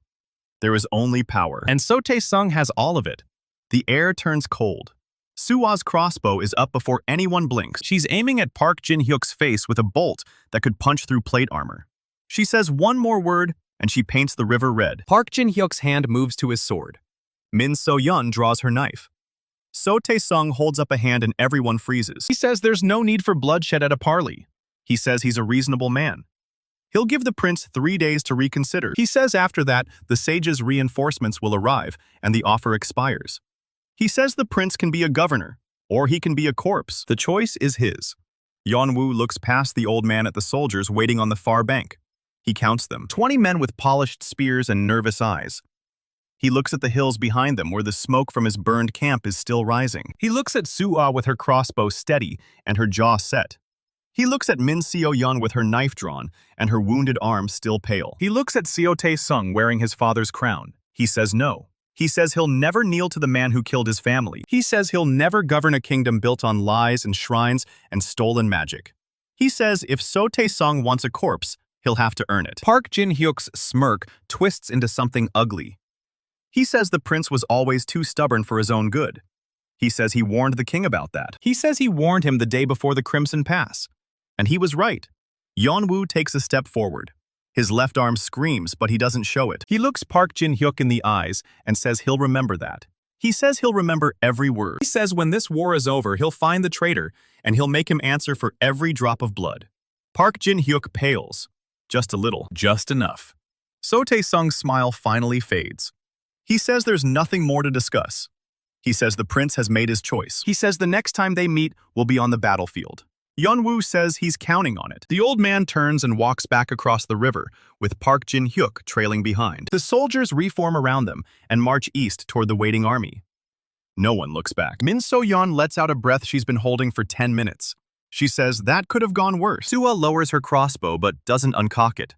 She says it could have gone better too. Yeon-woo watches the dust rise from So Tae-sung's column until it disappears over the ridge. Then he turns to Ju Myung-dal's men emerging from the brush. He says the parley is over. He says war is coming. He says they have 3 days. Ju Myung-dal curses and spits and asks what they're supposed to do with 3 days. They have no camp. They have 60 fighters. The sage's reinforcements could be anything. Yeon-woo says they need allies. He says there are still loyalists in the eastern provinces who remember the old king. He says the Amber Guard is still out there hunting dark magic. He says Wraith Lord Jin can find them. He says they build an army or they die trying. Sua uncocks her crossbow and tucks it under her arm. She says she's with him. She says she was always with him. Min So-yeon nods and sheathes her knife. Courier 7 stops sharpening her sword and looks up. She says she knows a place, a forgotten fort in the eastern hills where the Hollowed used to cache supplies. She says it's empty now. She says it could shelter 60 fighters for 3 days. Ju Myung-dal stares at her for a moment. Then he laughs. He says the branded courier just became their quartermaster. He says this rebellion gets stranger every day. Yeon-woo claps him on the shoulder with his good hand and says, "Stranger is better than dead." They march east as the sun climbs toward noon. Behind them, the boundary stone stands alone by the river, with the Yule crest split in two. A marker for a kingdom that died 5 years ago. A marker for a kingdom that's about to be reborn. Somewhere in the hills, the first of the Amber Guard lifts its head and howls. It smells dark magic on the wind. It smells the sage's shrines pulsing like wounds under the earth. It remembers the boy who fled the Crimson Pass with blood on his hands and a kingdom on his shoulders. It remembers its duty. It starts to run, and the shadow sage in his chamber under the capital feels the countdown Ryu planted ticking louder. He feels half his grid bleeding power. He feels the prince's shard humming in resonance with something deeper than shrines. He isn't smiling anymore. The message failed. Construct failed. The projection failed. Now he has to send something worse. He puts his hand on the wall of his chamber and whispers a name that hasn't been spoken in Yule for 300 years, a name that makes the shadows curdle and the candles gutter. The third legend is already waiting. The prince just doesn't know it yet. 2 days after the parley, A scout rides into the Eastern Hills camp with a story that stops every conversation. Ju Myung-dal listens with his jaw hanging open. Soo-ah forgets to reload her crossbow. Even Courier 7 puts down her whetstone. The scout gasps out that he saw a prize list in the neutral city of Heir. Right there at the top of the slate for the annual Champions Tournament. The Veil of Eternal Silence. A silver pendant shaped like a closed eye. Supposedly forged by the Third King's own mage-smiths, eats dark magic for breakfast and asks for seconds. Rumor says it can shut down a shrine keeper's worst hexes, shield the wearer from the Shadow Sage's mental claws, even block the kind of projection that roasted their last camp. Yeon-woo looks at the heart shard in his palm. The thing is still humming against Ryu's seed like a tuning fork. He knows the sage will come at him with everything he has next time. He says he needs that pendant. Ju Myung-dal asks how exactly he plans to win a tournament full of professional killers. Yeon-woo says he'll walk in, sign up, and smash every skull in the bracket. Soo-ah points out his face is currently the most wanted face in Yule. Min So-yeon suggests dyeing his hair black and wearing an eye patch. Courier 7 offers to cut a scar into his cheek. Yeon-woo says a hood and a fake name will do fine. He picks the name Grey Wolf, because it sounds exactly like a mercenary who bathes in blood. Soo-ah calls it ridiculous, but packs her bag anyway. Dawn the next morning, the prince leaves camp with Soo-ah riding on his left. His shoulder is still stiff, but the arm works. The heart shard hangs under his shirt like a guilty secret. They ride southeast through dead orchards and empty trade roads. Heir is a fat little city that survived the war by selling horses to both sides. Its walls are sandstone, and its market smells like roasted meat and bad decisions. The tournament grounds sit in a natural bowl outside the city gates. 5 wooden platforms ringed with bleachers and betting stalls. 100 fighters from a dozen provinces are already signed up. Yeon-woo registers at a splintered desk manned by a bored scribe. He says his name is Grey Wolf. He says his guild is the Fallen Hawks. The scribe doesn't look up.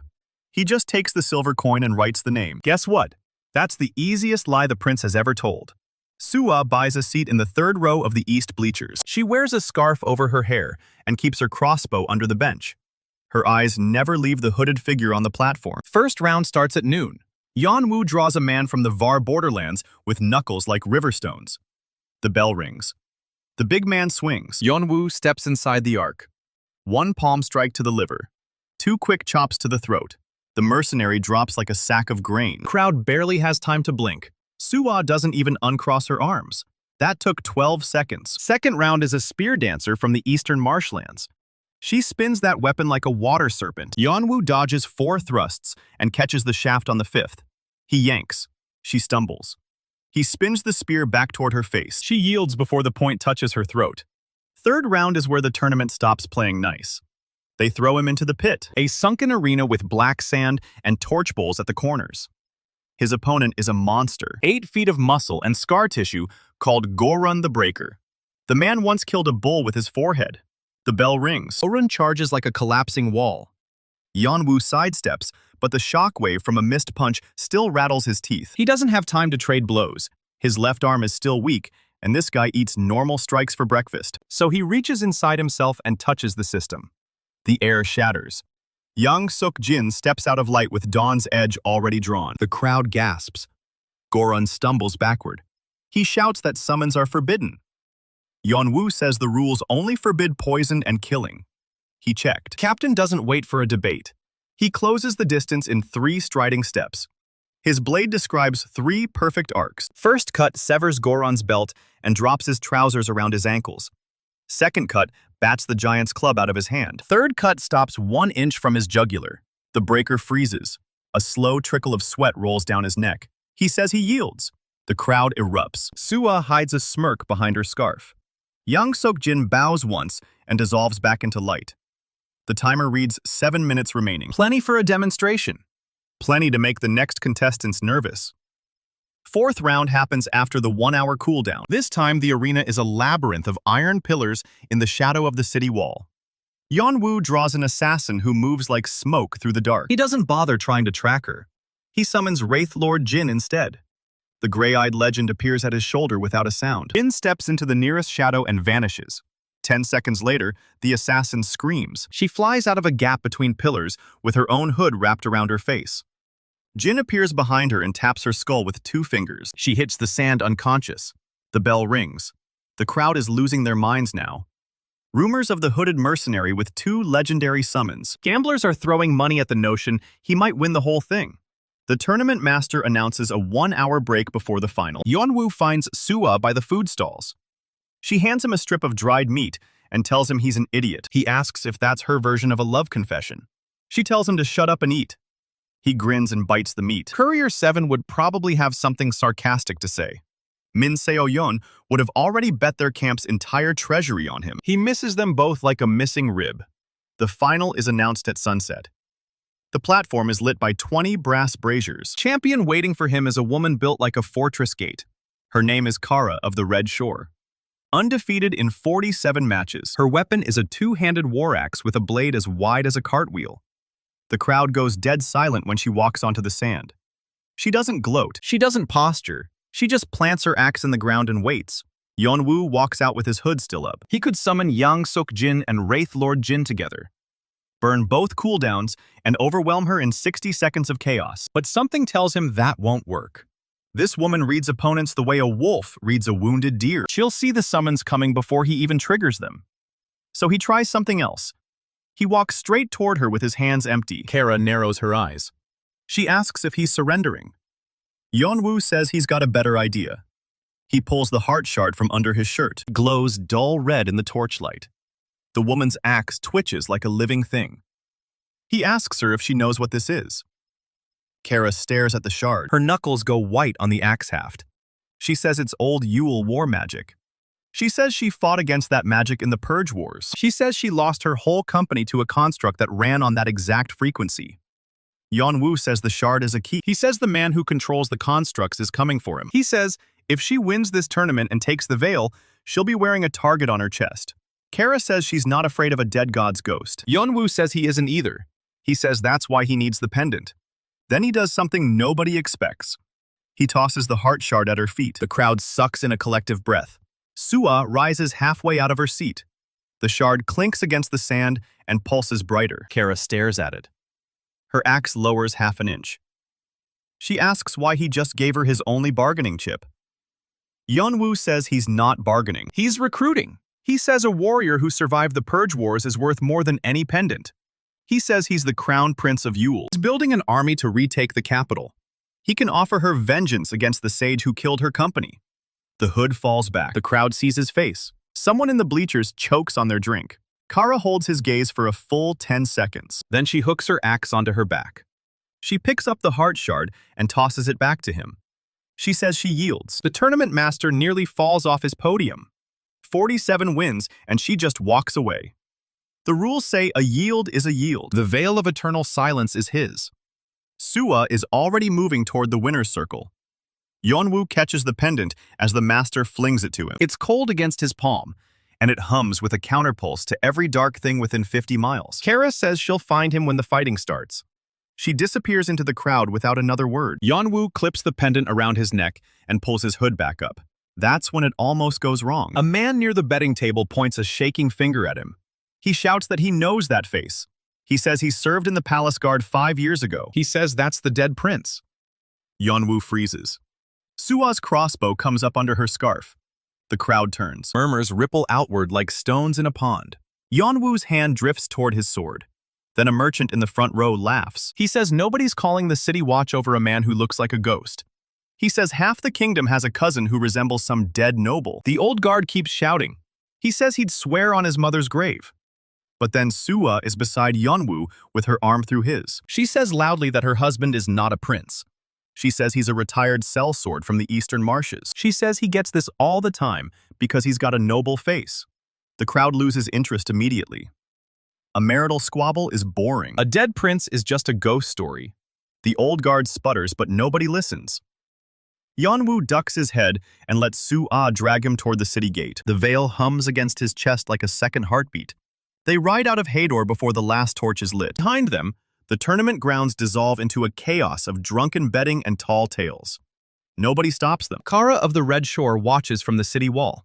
She smiles once. It's not a nice smile. It's the smile of a woman who just found a war worth fighting. 2 hours north, they meet Min Seo-yeon on the road. She has fresh horses and a report from Ju Myung-dal. The Eastern loyalists answered the call. 60 riders are gathering at the ruined temple of Osha. All of them fought under the old king. All of them remember the boy who escaped the Crimson Pass. Yeon-woo touches the veil pendant. He says they're not just running anymore. They're building something that even the sage can't see. The system flickers in his vision. A new quest log appears. The text is cold and clipped. Quest: forge the royal host. Status: active. Reward: the allegiance of all who remember the true Yule. Sua reads the screen over his shoulder. He says it's about time the system started being useful. He says it's about time he had an army that wasn't 60 starving rebels in a cave. The moon rises over the eastern hills. Somewhere in the dark, the third legend whispers in the sage's ear. A name Yeon-woo doesn't know yet, but the veil is already doing its work. The sage's scrying washes over the prince and finds nothing, just a blank spot where a soul should be. The old monster in his chamber under the capital frowns. He hasn't been blind in 300 years. He doesn't like the feeling. He sends a message to So Tae-sung. It says the prince has new allies. It says the prince has old magic. It says the prince is no longer a nuisance. He's a threat. And the sage is finally treating him like one. 3 days after Heir, the campaign hits the shrines like a hammer. Our boy doesn't wait for the loyalists to finish gathering. He takes 60 riders and Wraith Lord Jin and rides east at dawn. The veil hums against his chest the whole way. The first shrine sits inside a collapsed watchtower in the Greywash Hills. Jin walks through the front gate invisible and comes back with a body count. 15 hollowed inside. One shrine keeper who looks like he hasn't eaten in a decade. Yeon-woo doesn't even draw his sword. He sends Jin back in with a single command. 10 minutes later, the shrine crystal is shattered, and every hollowed inside is dead. The keeper runs. Jin catches him before he reaches the tree line. That's one shrine down in under an hour. The second shrine is trickier. It's buried under a flooded grain silo in the eastern marshlands. Water up to their chests, and the hollowed can breathe it like air. Jin can't ghost through liquid without leaving a ripple, so Yeon-woo changes tactics. He has the riders dam the inlet stream with boulders and felled trees. The water level drops 4 feet in 2 hours. The top of the silo breaches the surface. Jin slips through a gap in the stonework and finds 6 hollowed guarding a half-drowned crystal. They don't see him. They don't hear him. They just die one at a time in the dark water with their gray robes floating up like drowned lilies. Crystal goes dark when Jin drives a broken sword through its core. Yeon-woo feels the veil pulse warm against his skin. 2 shrines dead. The sage's grid is bleeding power somewhere under the capital. On the ride to the third shrine, Soo-ah rides beside him. She hasn't said much since the tournament. He asks if she's still thinking about what he said on the road. She says she's thinking about what happens after they win. He says he'll tell her when they get there. She calls him an idiot. She's smiling, though. Jin materializes out of a shadow on the third horse and says the next shrine is awake. The keeper knows they're coming. Third shrine is a cave entrance, carved into the side of a ravine 200 feet deep.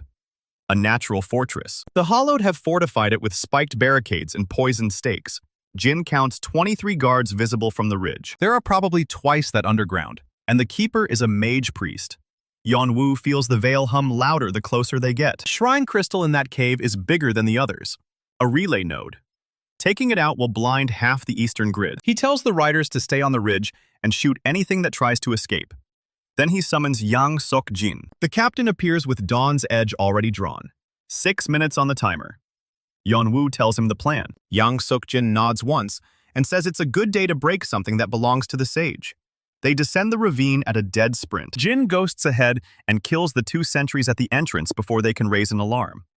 Then Yang Seok-jin hits the barricade. Dawn's Edge cleaves through the spiked logs like they're rotted driftwood. The fight that follows is a butcher's work. Hollowed pour out of the cave with curved blades and blank faces. Jin cuts them down from the shadows. Yang Sok-jin carves a path straight through the center. Yeon-woo follows behind them with his battered blade and kills anything that gets past. One of the hollowed gets close. It's fast. Too fast. It drives a dagger toward his ribs. The veil pulses white-hot, and the dagger shatters against a summoned figure. The hollowed stares at its empty hand for half a second. Yeon-woo puts his sword through its throat. The mage priest is waiting in the central chamber. He's old. Ancient, even. His skin is gray like the hollowed robes, and his eyes are solid black. He says the prince is too late. He says the sage has already chosen a new instrument. Then he raises both hands, and a wave of purple fire rolls toward them. Yeon-woo throws himself behind a stalagmite. Yang Sok-jin takes the blast on Dawn's Edge and his knees buckle. The timer hits 5 minutes. Jin appears behind the priest and drives both knives into his spine. The priest doesn't fall. He turns and grabs Jin by the throat and hurls him into the cave wall. Jin hits the stone and doesn't get up. Yeon-woo feels the system flicker. Jin's status is critical but alive. The priest's black eyes find Yeon-woo. He says the veil cannot stop what is already inside, and then he points at the prince. Yeon-woo's old wound from the cursed arrow screams. The scar across his ribs goes cold, and then burning hot. His left arm locks up. The priest is pulling on something the arrow left behind. A sliver of death-right poison that the spirit's bloom didn't purge. It burrowed deeper than anyone noticed. Yeon-woo's vision tunnels. Yang Sok-jin roars and charges. The priest turns the purple fire on him, and this time Dawn's edge glows red. The captain's hands are smoking. His face is blistered, but he doesn't stop. He drives the sword through the priest's chest and pins him against the shrine crystal. The priest laughs with blood running down his chin. He says the seed is already planted. Then his eyes go dark, and the purple fire dies. The shrine crystal cracks. Then it shatters into 1,000,000 black shards. The backlash throws Yeon-woo against the far wall. When he opens his eyes, Yang Sok-jin is kneeling beside him with 3 minutes on the timer. The captain says the priest was stalling. He says they need to move. Jin limps out of the shadows with one arm hanging wrong. He says the priest's trap was inside Yeon-woo the whole time. A sliver of the sage's power that's been growing since the cursed arrow hit. 3 shrines dead, but now the sage has a back door into the prince's body.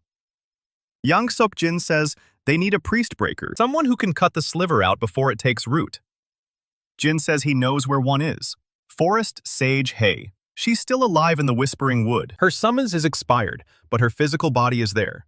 The system gave her a permanent body when she chose to stay. Yeon-woo tries to stand, and his left side doesn't respond.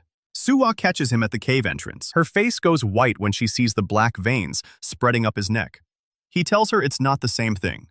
He tells her Heir can fix it. Not sure he believes it. They ride north through the night. Jin scouts ahead with his arm in a sling. The riders stay behind to hold the ravine position. It's just Yeon-woo and Suwa, and the veil pulsing against his chest like a second failing heart. The black veins reach his jaw by midnight. His left eye goes blurry. Suwa keeps him in the saddle with one hand on his back and the other on the reins. She talks the whole way. She tells him about the garden behind the old palace, about the lotus pond where her mother taught her to swim, about the day she watched him win the junior sword tournament when they were 12. She says she knew she loved him then. She says she was too scared to tell him. She says she's not scared of anything anymore. Yeon-woo tries to answer. His voice comes out wrong. Half his mouth isn't working. The Whispering Wood appears on the horizon just before dawn. The trees are silver in the first light. Heir is waiting at the tree line. She doesn't look surprised. She says the forest told her a prince was coming with death riding his shadow. Suwa slides off the horse and catches Yeon-woo when he falls. Heir touches his face. Her fingers come away cold. She says the sliver is a seed of the sage's consciousness. If it blooms, Yeon-woo becomes a vessel. A puppet. She says she can remove it, but she needs something in return. Suwa says name it. Heir says the seed will not be destroyed. It must be planted somewhere else, somewhere that can contain it. Suwa says plant it in her. Yeon-woo tries to scream no, and only a rasp comes out. Heir looks at Suwa for a long moment. She asks if she understands what she's offering. Suwa says she's already died once for him in the Crimson Pass. She says she'd do it again. She says it's fine.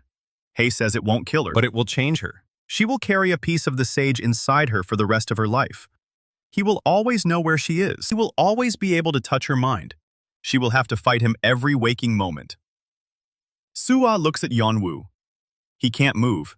He can't speak. But she sees something in his one working eye. She tells him to stop being dramatic. She says she's not going anywhere. Then she kneels in the grass and closes her eyes. Heir places one hand on Yeon-woo's chest and the other on Suwa's. The forest goes silent. Every bird stops singing. Every leaf freezes on its branch. The black veins on Yeon-woo's neck begin to move. They slither under his skin toward his collarbone. They gather at the center of his chest like a knot of worms. Then Heir pulls. The sliver tears his skin open and rises into the air. It's black and writhing, and it has 1,000,000 tiny eyes that weren't there before. It screams with the sage's voice. It says it will remember this. Then Heir pushes it into Suwa's chest. Suwa's back arches, her eyes fly open, and they are solid black for 3 full seconds. Then she gasps. The black fades to brown. Her eyes are her own again. She collapses forward, and Heir catches her. Yeon-woo can move his left arm. He crawls to Soo-ah and pulls her into his lap. She opens her eyes. She says that was worse than the Crimson Pass. Then she punches him weakly in the shoulder. She tells him he owes her a kingdom. He says he'll give her all of it. The veil is ice cold against his chest. The sage's back door is shut. But somewhere under the capital, the old monster is smiling. He has a new anchor, and Soo-ah can feel him now. A whisper at the back of her skull that won't ever stop. She doesn't tell Yeon-woo how loud it is. She just gets to her feet and says they have a war to finish. Heir warns them that the fourth shrine won't fall like the others. The sage has fortified it with something older than hollowed, something from before the Purge Wars. A demon bound by the third king himself. It's been waiting under a mountain for 200 years. And now it's awake. Yeon-woo asks where. Heir points east. She says the shrine sits under the ruins of the old capital, the first Yule. The one the third king burned when he banned war magic. She says the demon is a fragment of what Yule used to be, and it remembers the royal bloodline. It will know him the moment he steps inside. Jin materializes from the shadow of an oak tree. He says the loyalist riders have reached the old city. 60 men are holding a perimeter around the ruins. They're waiting for orders. Yeon-woo looks at Soo-ah. She's pale, and her hands are shaking, but her eyes are steady. He asks if she can fight. She loads her crossbow and says she's been fighting the sage in her head for the last 10 minutes. She says a demon sounds like a vacation. Yeon-woo almost laughs. Then he summons the system interface. The quest log pulses. The fourth shrine is marked in red. Underneath it, 2 words blink. Guardian. Vorath. The champion. The name hits Jin like a physical blow. He says Vorath is not a demon. Vorath is a legend. One of the 7. He was the third king's greatest general, and the man who won the Purge Wars. He was supposed to have died honorably in battle. If he's guarding a shrine, then the sage got to him first. And now Yeon-woo has to kill one of the heroes he was meant to summon. The rider comes in hard, horse lathered and eyes rolling white. He practically falls out of the saddle at the canyon mouth. Our boy catches him before his face meets the rocks. The man's tunic is soaked through with blood that isn't his. He gasps out the words between wet coughs. General Var crossed the border at dawn with 300 heavy infantry. Another 1,000 are 2 days behind them, and 500 cavalry are sweeping the eastern road right now. Joo Myung-dal's scarred face goes pale as old bone. He says that's not an army. That's an invasion. Yeon-woo helps the rider sit against a boulder and asks how far. The man says Var's vanguard will hit the canyon by midday tomorrow. 12 hours. Maybe less. Soo-ah is already doing the arithmetic in her head. 60 rebels against 300 of the most disciplined soldiers on the continent. She doesn't say the number out loud. She doesn't have to. Everyone standing in that circle of torchlight already knows. Joo Myung-dal wants to fight a delaying action at the canyon mouth. Buy time for the wounded to scatter into the hills. Yeon-woo shakes his head. He says scattering means they die in pieces. Var's cavalry will run them down one by one in open country. Retreat isn't a plan. It's a funeral. The rebel leader's hand tightens on his sword hilt. He asks what the alternative is. Yeon-woo looks at the canyon walls rising 300 feet on either side. Narrows at the far end. 1 cart wide.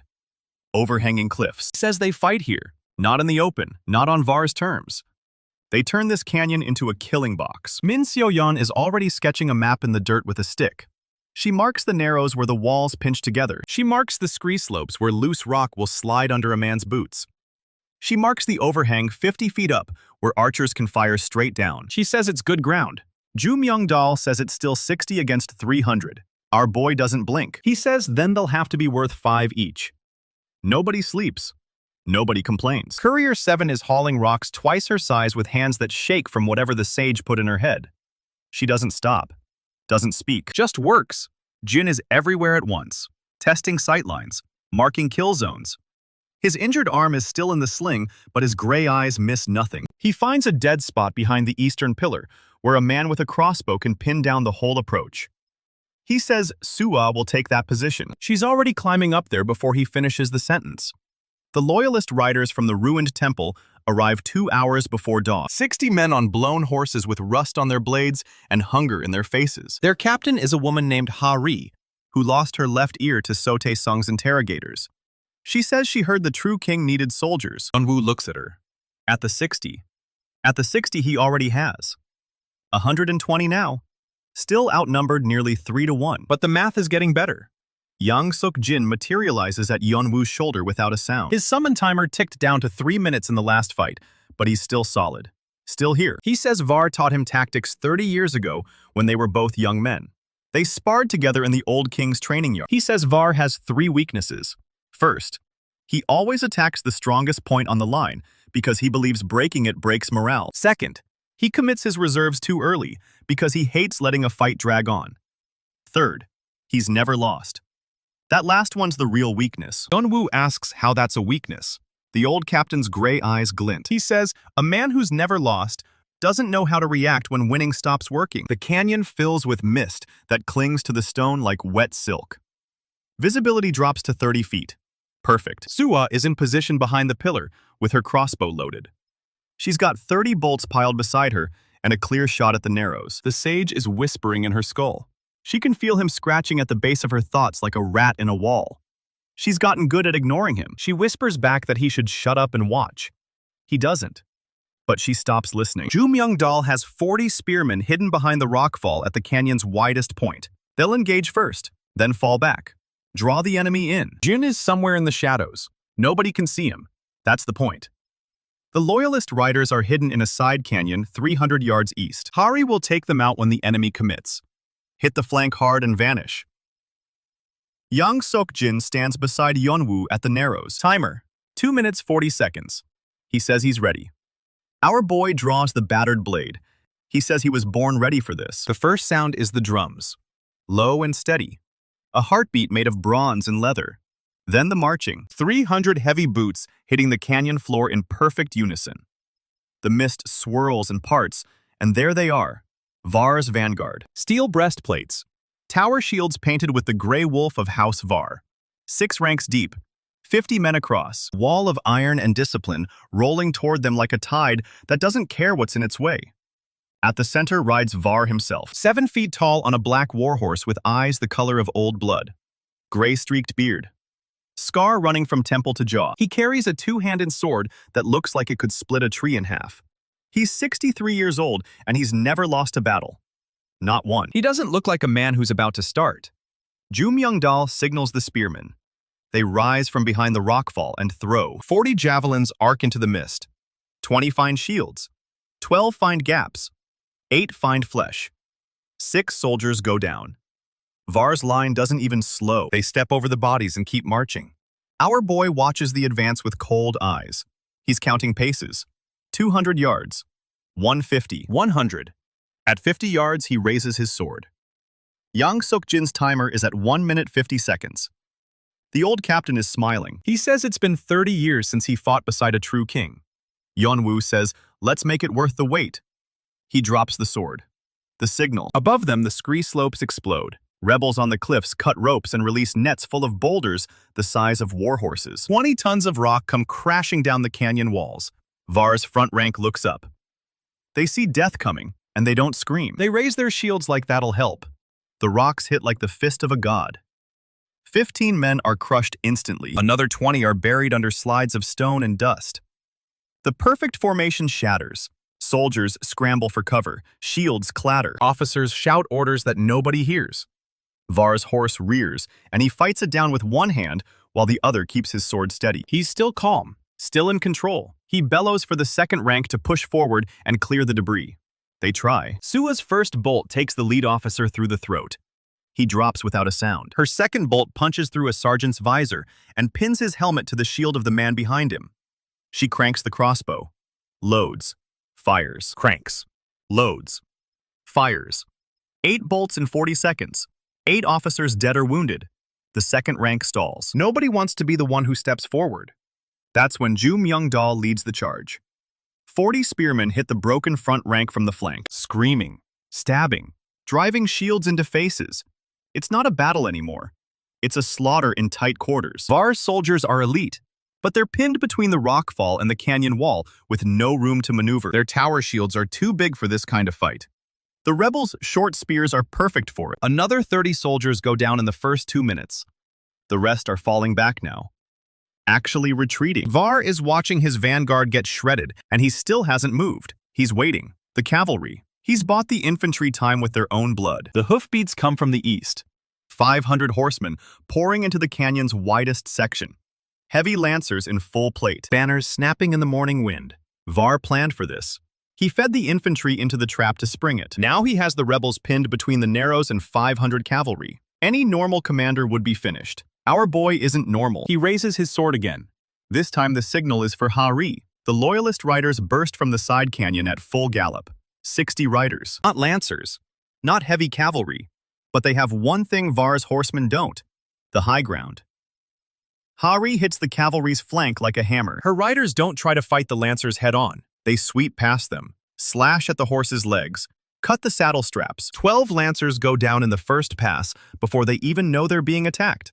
The rest wheel to face this new threat. That's the mistake. Wheeling heavy cavalry in a narrow canyon takes time. Time they don't have. Sua puts a bolt through the standard bearer's hand. The Grey Wolf banner hits the dirt. Half the cavalry thinks that means retreat.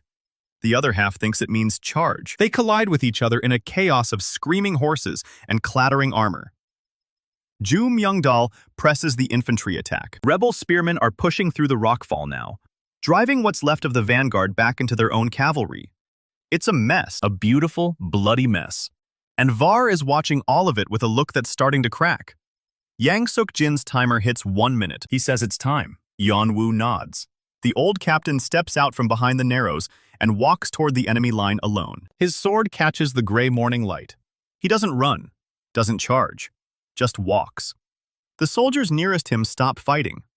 They recognize him. Some of them served under him 30 years ago before the betrayal, before everything fell apart. One old sergeant lowers his blade and whispers the captain's name like a prayer. Yang Suk-jin stops 10 feet from Var. The two men stare at each other across 30 years of history.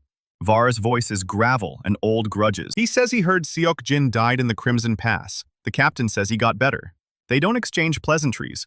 They exchange blows. Var's two-handed sword comes down like a thunderclap. Yang Suk-jin sidesteps and the blade hits stone. Sparks fly.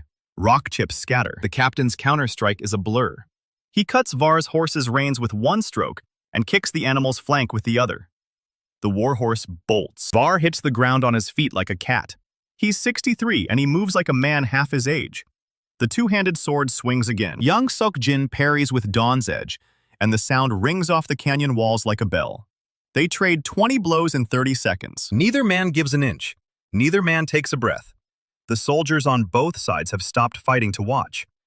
This isn't a skirmish anymore. This is a duel between legends. Yang Suk-jin's timer hits 30 seconds. He knows he's running out, so he stops defending. He walks straight into Var's next swing. The two-handed sword cuts a groove across his chest plate, but it doesn't stop him. He grabs Var's sword arm with his left hand and pins it against the general's side. Then he headbutts him.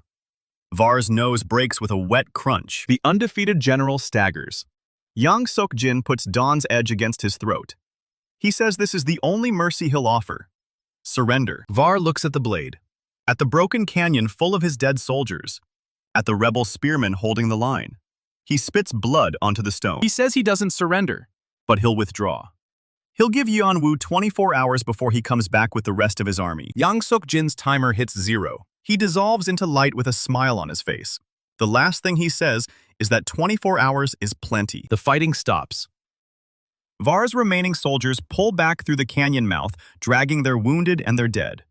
Heir's riders let them go. Sua climbs down from her perch with an empty quiver and shaking hands. The sage is screaming in her skull now. She can feel his rage vibrating through the sliver like a plucked harp string. She doesn't let it show. She walks up to Yeon-woo and asks if he's hurt. He's not. His left arm is screaming from the movement, but the sling held. He says they won. She says they survived. There's a difference. He says today it's the same thing. Ju Myung-dal counts the dead, 17 rebels, 9 loyalist riders. 3 of Heir's best, 29 total.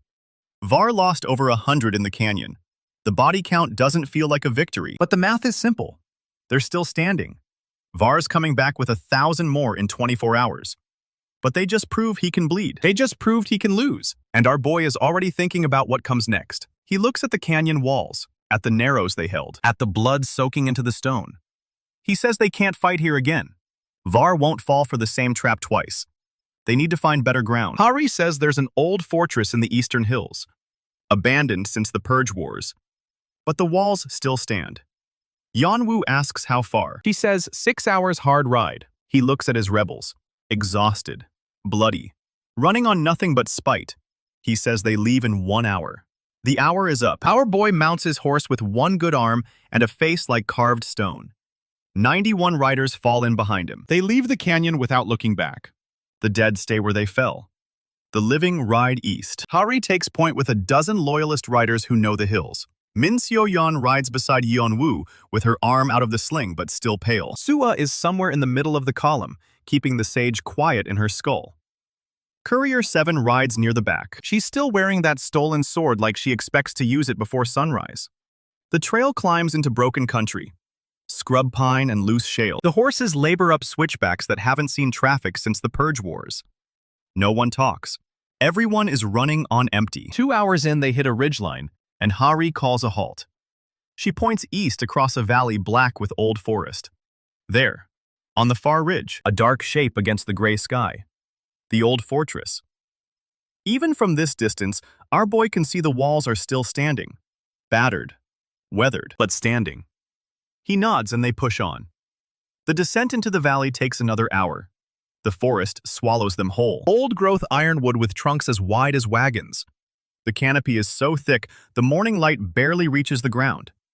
It's cold down here, quiet in a way that makes the horses nervous. Heir says the fortress was built to guard against something in this valley. She doesn't know what. Nobody does. The record's burned with the old capital. Min Seo-yeon spots the first marker. A standing stone covered in moss and old Yule script. She translates. It says, "Turn back."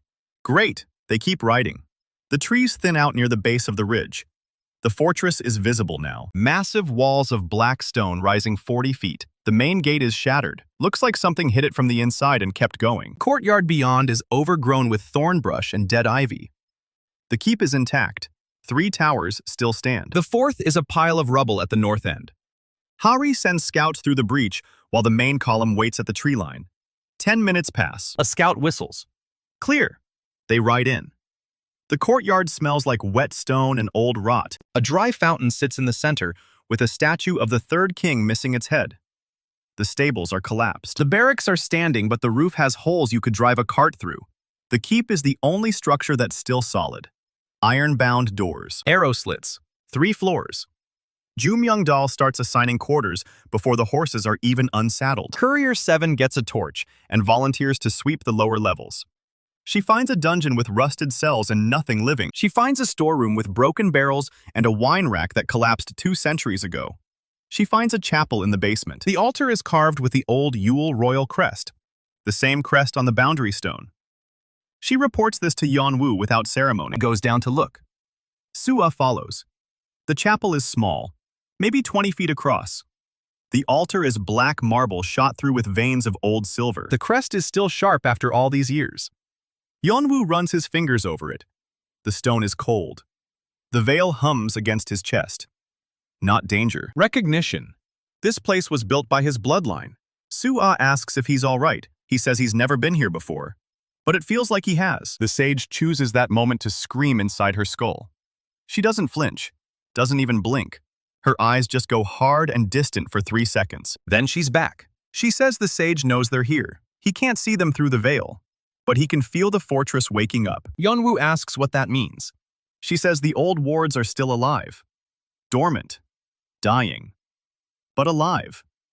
The fortress knows a king has returned. Up in the courtyard, the rebels are settling in. Heir's riders take the stable ruins and set up a picket line. Min Seo-yeon organizes a watch rotation on the walls. Ju Myung-dal gets a fire going in the keep's main hall. Someone finds an old well in the kitchen courtyard. The water is cold and clean. Small mercies. Courier 7 corners Yeon-woo in the chapel stairwell. She says there's something else in the basement. He follows her past the dungeon to a dead-end corridor. The wall is newer than the rest. Maybe 100 years old instead of 300. She presses her hand against the mortar and says it's hollow. Yeon-woo draws Dawn's edge. He doesn't have Yang Sok-jin to swing it properly, but the blade is sharp enough. He works it into a crack and levers. The mortar crumbles. Courier 7 kicks the loosened stone and it falls inward. Cold air rushes out. Stale, old. Behind the wall is a crypt, 5 stone sarcophagi arranged in a circle around a sixth. The outer 5 are unmarked. The center one bears the same royal crest as the chapel altar. Courier 7 asks if they should open it. Yeon-woo says no, not yet. But he's looking at the 5 unmarked tombs. 5 legends. 5 empty summoning slots. The fortress wasn't just a military outpost. It was a reliquary. His ancestors buried their greatest warriors here so a future king could call them back. Sua joins them in the crypt. She's holding a torch. The light catches something on the wall. A mural. Faded but legible. It shows the third king standing on a battlefield with 7 figures at his back. The same 7 slots. The same system. She says the third king had the summoning power too. Yeon-woo stares at the mural. This isn't a gift the system gave him. It's an inheritance. Something his bloodline has carried for 300 years. And the Shadow Sage has been trying to stamp it out. He looks at the 5 unmarked tombs. He knows where his next summons are coming from. But he can't claim them yet. The soldiers are exhausted. The horses are blown. Var is regrouping. Sua asks what he's thinking. He says they need to hold this fortress for 1 night. Tomorrow he opens the tombs. She tells him the sage is getting louder. He's angry about something. Not the fortress, something else. Something in the north. Yeon-woo's face goes still. He asks if it's the 4th shrine. She doesn't know. But the sliver in her skull is burning hot. Up in the courtyard, the watch changes. Min Seo-yeon is on the wall with a bow she borrowed from one of Hari's riders. The forest below is black and silent. Too silent. She's been a scout long enough to know what that means. She calls down to Ju Myung-dal. Something's moving in the tree line. The camp goes from rest to alert in 30 seconds. Hari's riders grab shields and form a line at the shattered gate. Ju Myung-dal's spearmen take positions on the walls. Courier 7 climbs to the highest standing tower with a torch and a sword she still doesn't know how to use properly. Yeon-woo emerges from the keep. Dawn's edge is in his good hand. The veil is humming hard enough to make his teeth ache. He asks what they're dealing with. Min Seo-yeon says it's not soldiers. Too quiet. Too patient. Then the first one steps out of the tree line. It's a hollowed. But not like the ones they fought before. This one is bigger. 10 feet tall. Its body is a patchwork of corpses stitched together with black iron wire. Purple light leaks from the seams. Behind it, more shapes emerge. Dozens of them. A full company of sage-forged war constructs marching on the fortress. Var didn't send them. This is something else. Something the sage threw together when he felt the fortress wake up. And they're moving fast. Sua gets her crossbow. 30 bolts left. She climbs to the wall and takes aim. Yeon-woo stands in the breach of the shattered gate. 1 good arm. 1 blade. 91 rebels at his back. He says no one dies tonight. The first giant hollowed roars and charges. Yeon-woo doesn't flinch. Giant hollowed is 10 feet of stitched corpses and screaming purple light, and he just watches it come. Dawn's edge is in his good hand, and the veil is humming against his chest like a second heartbeat. Behind him, Hari's riders lock shields in the gate breach. Min So-yeon draws her bowstring back to her cheek on the wall above, and the big man holds his ground. The hollowed hits the gate at a dead sprint. Its shoulder catches the black stone, and the whole fortress shakes. Hari shouts something Yeon-woo can't hear over the roar. But it doesn't matter, because our boy steps forward and drives Dawn's edge into the thing's knee. The blade sinks to the hilt, and the hollowed screams. Purple light gushes from the wound. Not blood, light. And it burns where it touches stone. The construct swings a fist the size of a barrel. Yeon-woo drops under it, and the blow takes out 3 feet of wall behind him. Stone shards rain down. Min Seo-yeon's arrow punches through the hollowed's eye socket. The light in that eye dies, but the other keeps burning. So she puts another arrow through it. The second eye dies, and the giant stumbles. Hari's riders surge forward and plant their shields. They don't try to kill it. They just push. The giant topples backward into 2 more of its kind, trying to squeeze through the shattered gate. All 3 go down in a mess of iron wire and screaming meat.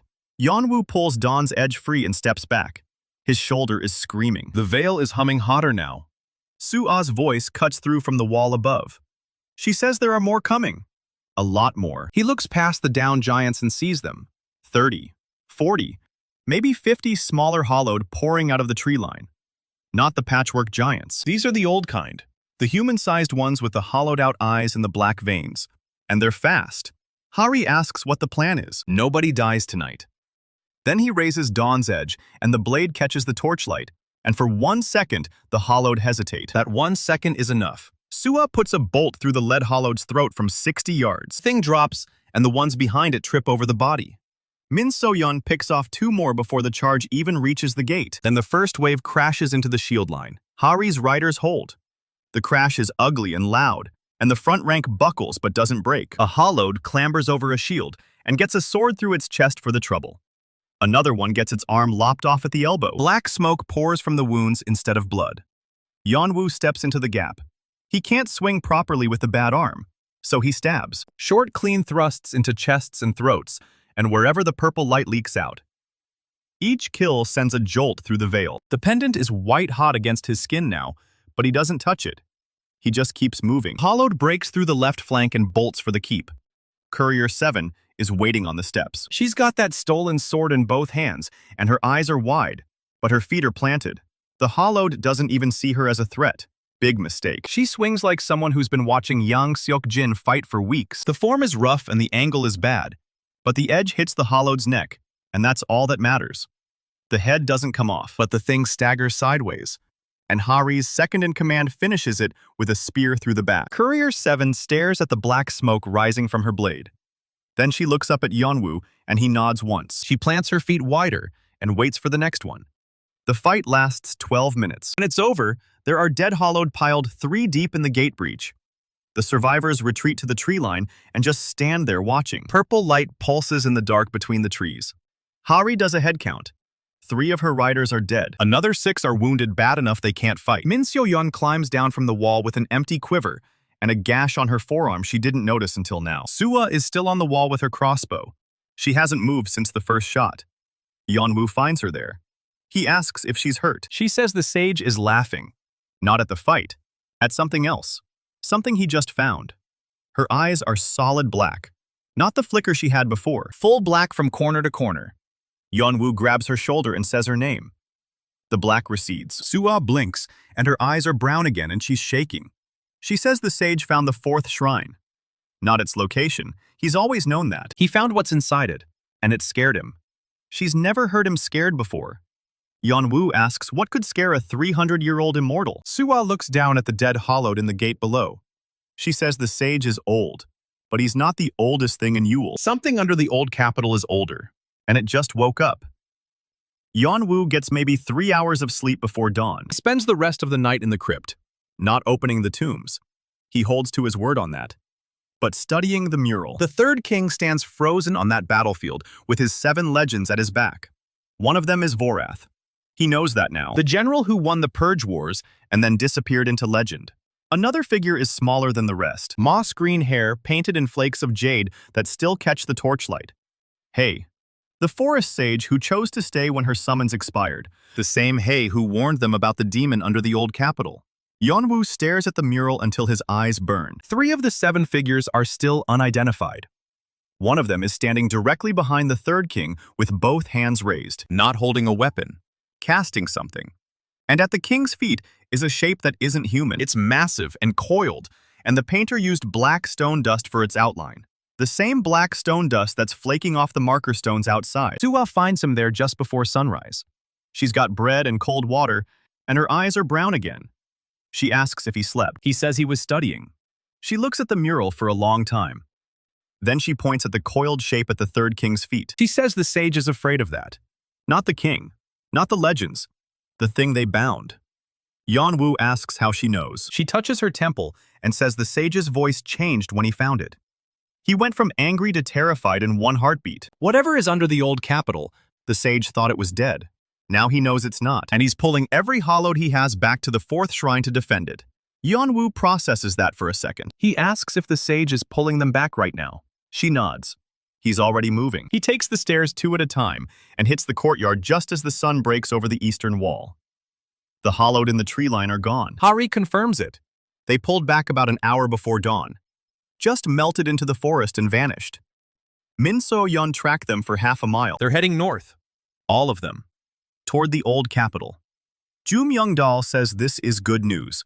It buys them time to fortify and rest. He says it's not good news. It means the sage found something worth protecting more than killing them. Something that scared him so badly, he abandoned a siege in the middle of the night. And if it scares the man who's been draining Yule's life for 300 years, it should scare them too. Suwa emerges from the keep behind him. Her eyes are black again. She says the sage just sent a message to Var. Var's army isn't waiting 24 hours anymore. They're marching now. The fortress goes quiet. Hari asks how many. Sua closes her eyes, and the sage's whisper rattles through her skull and she counts. She says 300 heavy infantry already moving. Another 1,000 2 days behind. 500 cavalry sweeping ahead. The same numbers they had before. But now, Var isn't being patient or careful. He's been ordered to burn this fortress to the ground before sundown tomorrow. Ju Myung-dal swears. Yeon-woo looks at the shattered gate and the pile of dead hollowed, and the 3 dead riders wrapped in cloaks by the stable ruins. He says they can't hold here against 300. Not with these walls, and not with these numbers. Hari asks what the alternative is. Yeon-woo looks north. He says the 4th shrine is under the old capital. Sua knows how to find it because the sage is screaming directions into her skull right now. If they can get there before Var seals off the valley, they can destroy the shrine. Maybe wake up whatever the 3rd king bound. Maybe use it. Min Seo-yeon asks if he's serious about using something that scares the Shadow Sage. Yeon-woo says they're out of good options. But they're not out of options yet. He turns to Ju Myung-dal and says the wounded stay here. The dead get buried with honors. Everyone else rides in 1 hour. Ju Myung-dal wants to argue. Then he looks at the tree line, and the empty forest, and the cold wind blowing down from the northern peaks. He doesn't argue. He just starts giving orders. An hour passes in a blur. Wounded get moved to the keep's main hall with water and food and 20 bolts for the crossbow. Courier 7 refuses to give up. The 3 dead riders get buried in the courtyard under the headless statue of the 3rd king. Min Seo-yeon says words over them. Old words. Yule's soldiers write that her father taught her before the betrayal took him. Yeon-woo stands at the edge of the grave and doesn't speak, but his jaw is tight, and his hand is white on dawn's edge. He's counting every death. Sua watches him from the chapel steps. The sage is quieter now, focused. He's moving pieces she can't see, but she feels the shape of them in her skull like a storm building. Yeon-woo catches her watching. He asks if she's ready. She says the sage is pulling something big together. Not just hollowed, something older, something he's had buried for a very long time. Yeon-woo says they'll deal with it when they get there. Then he mounts his horse with 1 good arm, and 91 rebels fall in behind him for the 2nd time. They ride north into the cold wind with the sun at their backs and a dead fortress behind them. The trail climbs fast. Within an hour, they're above the tree line and the valley is a green scar behind them. Hari rides point with Min Seo-yeon beside her. Courier 7 rides near the back, with the stolen sword across her knees. Sua rides beside Yeon-woo with her crossbow loaded and her eyes flickering black every few minutes. She's tracking the sage's commands like a hound on a scent. She says the old capital is 2 days north through rough country. They'll hit the outer ruins by midnight tomorrow if they don't stop. Yeon-woo asks if Var is faster.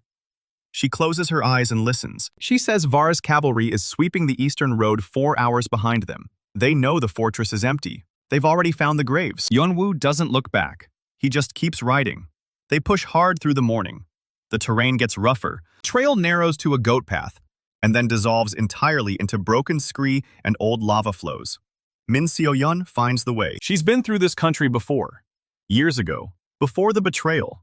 She says there's a pass through the next ridge that only hunters know about. They can lose Var's cavalry in the high rocks if they hit it before dark. Yeon-woo tells her to lead. She takes them up through a canyon so narrow they have to dismount and lead the horses single file. The walls are black basalt with old carvings worn almost smooth by wind and rain. Yule script, ancient, older than the 3rd king. Sua runs her fingers over the stone, and the sage screams in her skull. She doesn't flinch. She just keeps walking. They clear the canyon as the sun drops behind the western peaks. Min Seo-yeon points to a shelf of flat rock 100 feet above the trail. He says they can camp there. Var's riders won't find them in the dark. They make a cold camp. No fire, no torches, just blankets and dried meat, and the distant howl of wind through the high passes. Yeon-woo sits with his back to the rock wall and Dawn's edge across his knees. The veil is still humming, but softer now. The old Yule war magic in his pocket is sleeping. Sua sits down beside him. Her eyes are brown. She says the sage is quiet for the first time in days. Not gone, just quiet. Yeon-woo asks if that's good or bad. She doesn't know, but she thinks he's preparing something. Something that takes all his attention. Yeon-woo stares at the stars and doesn't answer. An hour passes, then Sua's eyes go black mid-sentence and she doesn't blink. She says they found the canyon. Var's scouts are at the entrance, trying to track them through the carvings. But the carvings won't let them. The stone is old Yule magic, older than the sage, older than the third king. And it doesn't answer to anyone but the bloodline. Yeon-woo looks at his hand on dawn's edge. He didn't feel anything in the canyon, but the stone knew him. The same stone that his ancestors carved 300 years before he was born. The inheritance is deeper than he thought. Sua's eyes fade back to brown, and she exhales like she's been holding her breath for hours. She says Var's scouts turned back. They won't find them tonight. Yeon-woo nods and tells her to get some sleep. She leans against his good shoulder and closes her eyes. He doesn't move. They're mounted and moving before the sun clears the peaks. Min Seo-yeon takes them north through a maze of old lava tubes and dry riverbeds. She says they'll hit the outer ruins of the old capital by midday. The landscape changes as they descend. The black rock gives way to gray ash and dead soil. Nothing grows here. Hasn't grown for 300 years. Yeon-woo recognizes the feel of it. This is what the shrines do when they've been draining a place for too long. This is what happens when the sage feeds on a land until it's hollow. Sua says the fourth shrine is at the center, under the ruins of the old palace. She can feel it pulsing like a second heartbeat in her skull. The sage is there. Not physically. His attention is fixed on that spot. He's been working on something for days. Something that used to be bound and isn't anymore. They clear the last ridge at noon. The old capital spreads out below them in a valley of gray ash and black stone. It was a city once, bigger than the new capital, bigger than anything Yeon-woo has ever seen. Now it's a graveyard, shattered towers and collapsed domes, and streets that end in piles of rubble. At the center is the palace, or what's left of it. The outer walls are still standing, black stone like the fortress, 40 feet high. But the gates are open, and something is moving inside. Not hollowed, something bigger, something that makes the veil scream against Yeon-woo's chest. He reins in his horse and stares at the open gates. Sua's eyes go black one last time. She says the sage just noticed them. He's not angry anymore, he's afraid. And the thing inside the palace knows they're here. A shout goes up from the eastern perimeter. 3 riders come in hard and fast, dragging a 4th horse behind them. The horse carries a man slumped over the saddle with his hands bound to the pommel. He's wearing what used to be an officer's coat, now torn and mud-caked and missing half its buttons. Ju Myung-dal strides out of the keep with 5 men at his back. He grabs the prisoner by the hair and yanks his head up. Face underneath the grime and dried blood is gaunt and hollow-eyed. Park Jin-hyuk, our boy's childhood friend, stares at the dirt with nothing left behind his eyes. Ju Myung-dal says they found him alone on the eastern road, riding south with no escort and no supplies. He didn't try to run, didn't even draw his sword, just reined in his horse and waited for them to take him. Yeon-woo doesn't move from where he stands near the chapel entrance. His good hand rests on Dawn's edge, and his face is stone. Sua steps up beside him, and her eyes flicker black for half a heartbeat. She says the sage isn't in him. Whatever broke Park Jin-hyuk, it wasn't the sage's will. Min Seo-yeon asks if it's a trap. Ju Myung-dal says they searched him twice, found nothing but a water skin and a sealed letter tucked inside his coat. He hands the letter to Yeon-woo. The seal is plain wax, pressed with no crest. Yeon-woo breaks it and reads the single line inside. He knows what's coming. Make him talk fast. No signature. No mark. Just those 6 words in a hand Yeon-woo doesn't recognize. He folds the letter and tucks it into his belt. Then he walks toward the prisoner. Park Jin-hyuk doesn't look up until Yeon-woo's boots stop inches from his face. His voice is a dry rasp. He says he didn't think it would feel like this. Yeon-woo asks like what? Park Jin-hyuk says like his chest is full of broken glass every time he breathes. Rebels drag him off the horse and haul him into the keep. They chain him to an iron ring set in the wall of what used to be the quartermaster's storage room. Windowless. Cold. The only light comes from 2 torches sputtering in their brackets. Yeon-woo tells everyone to wait outside. Soo-ah hesitates. She opens her mouth to argue and stops when she sees his face. She's known him since they were 6 years old, and she's never seen that expression. Not when the king died. Not when they crossed the border with nothing but the clothes on their backs. This is different. This is a man walking back into a room he's been trying to leave for 5 years. The door closes. Torchlight shudders across the stone walls. Park Jin-hyuk hangs from his chains and watches Yeon-woo with eyes like a kicked dog.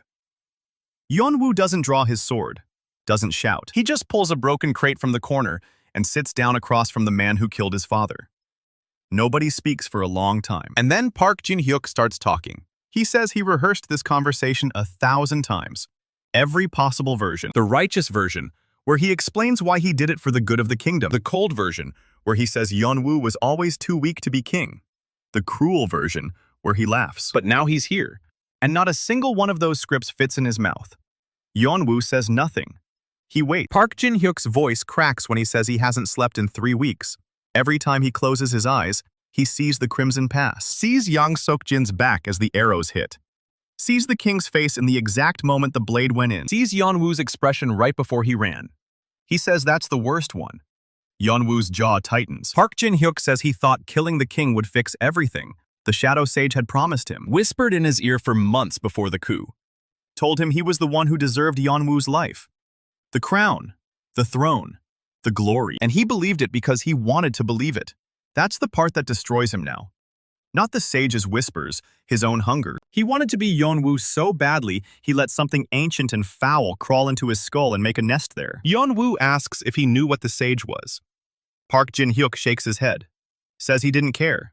He just wanted to stop being second. Best swordsman in the academy, second to Yeon-woo. The king's favorite ward, second to Yeon-woo. Sua's attention, second to Yeon-woo. Every single thing he ever wanted was already Yeon-woo's by right of birth.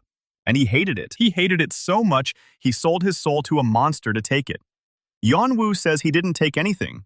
He just destroyed it. Park Jin-hyuk laughs, and it's the ugliest sound Yeon-woo has ever heard.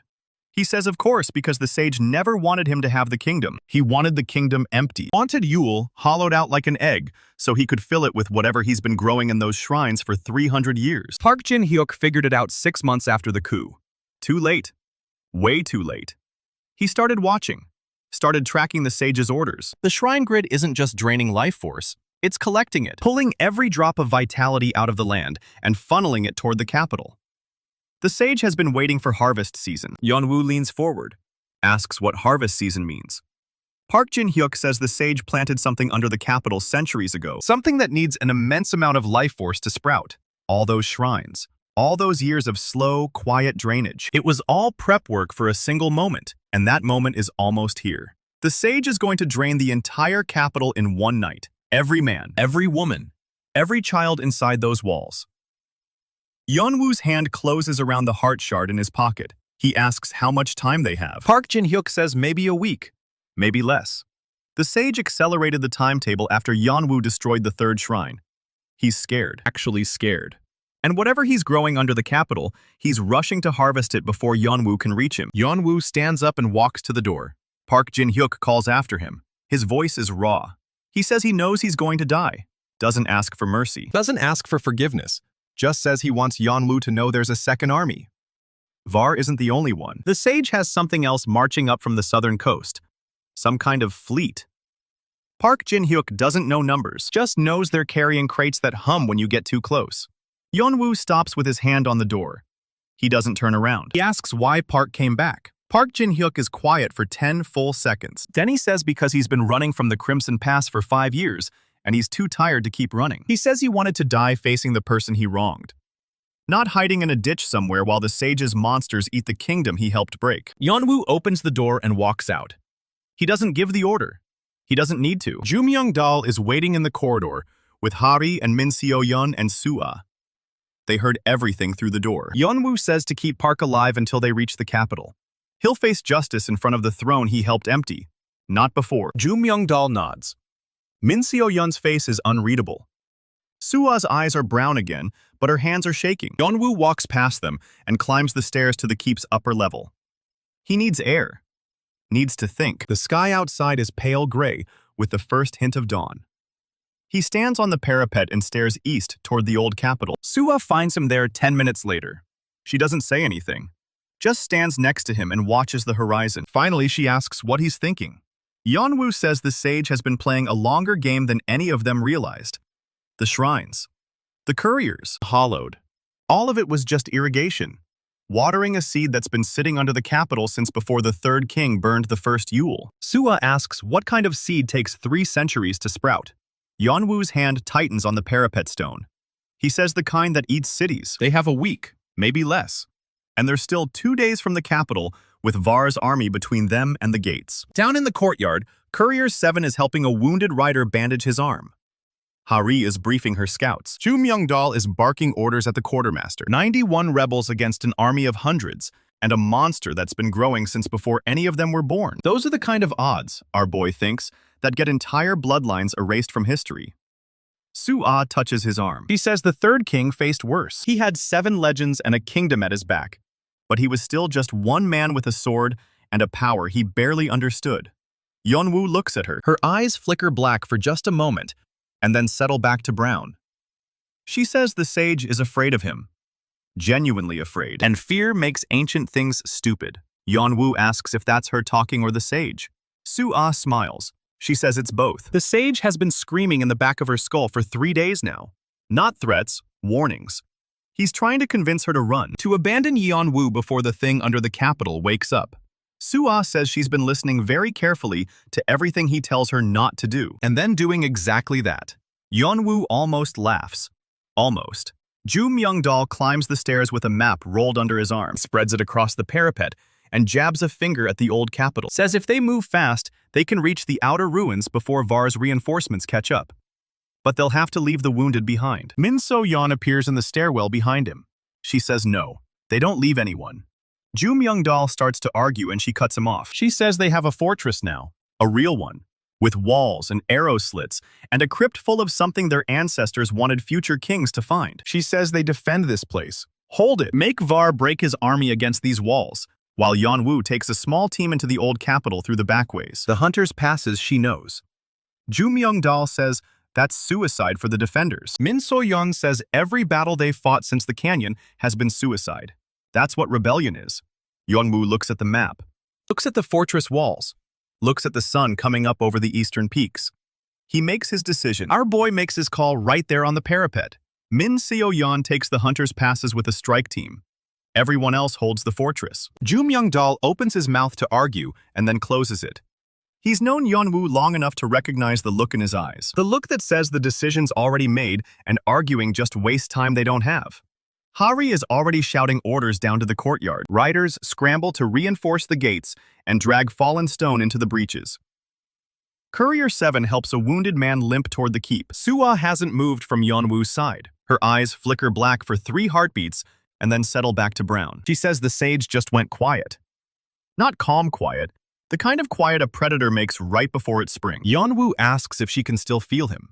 She says he's still there, barely breathing in the back of her skull.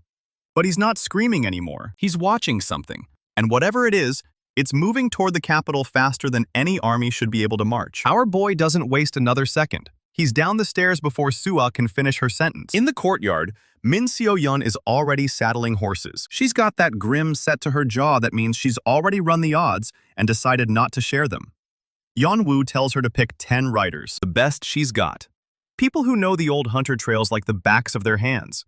She says she knows exactly who to bring. Her arm's still pale, but the sling's been off for 2 days, and she's been drilling with her bow every morning. She's ready. Heir walks up with a map and spreads it across a broken chunk of gate stone.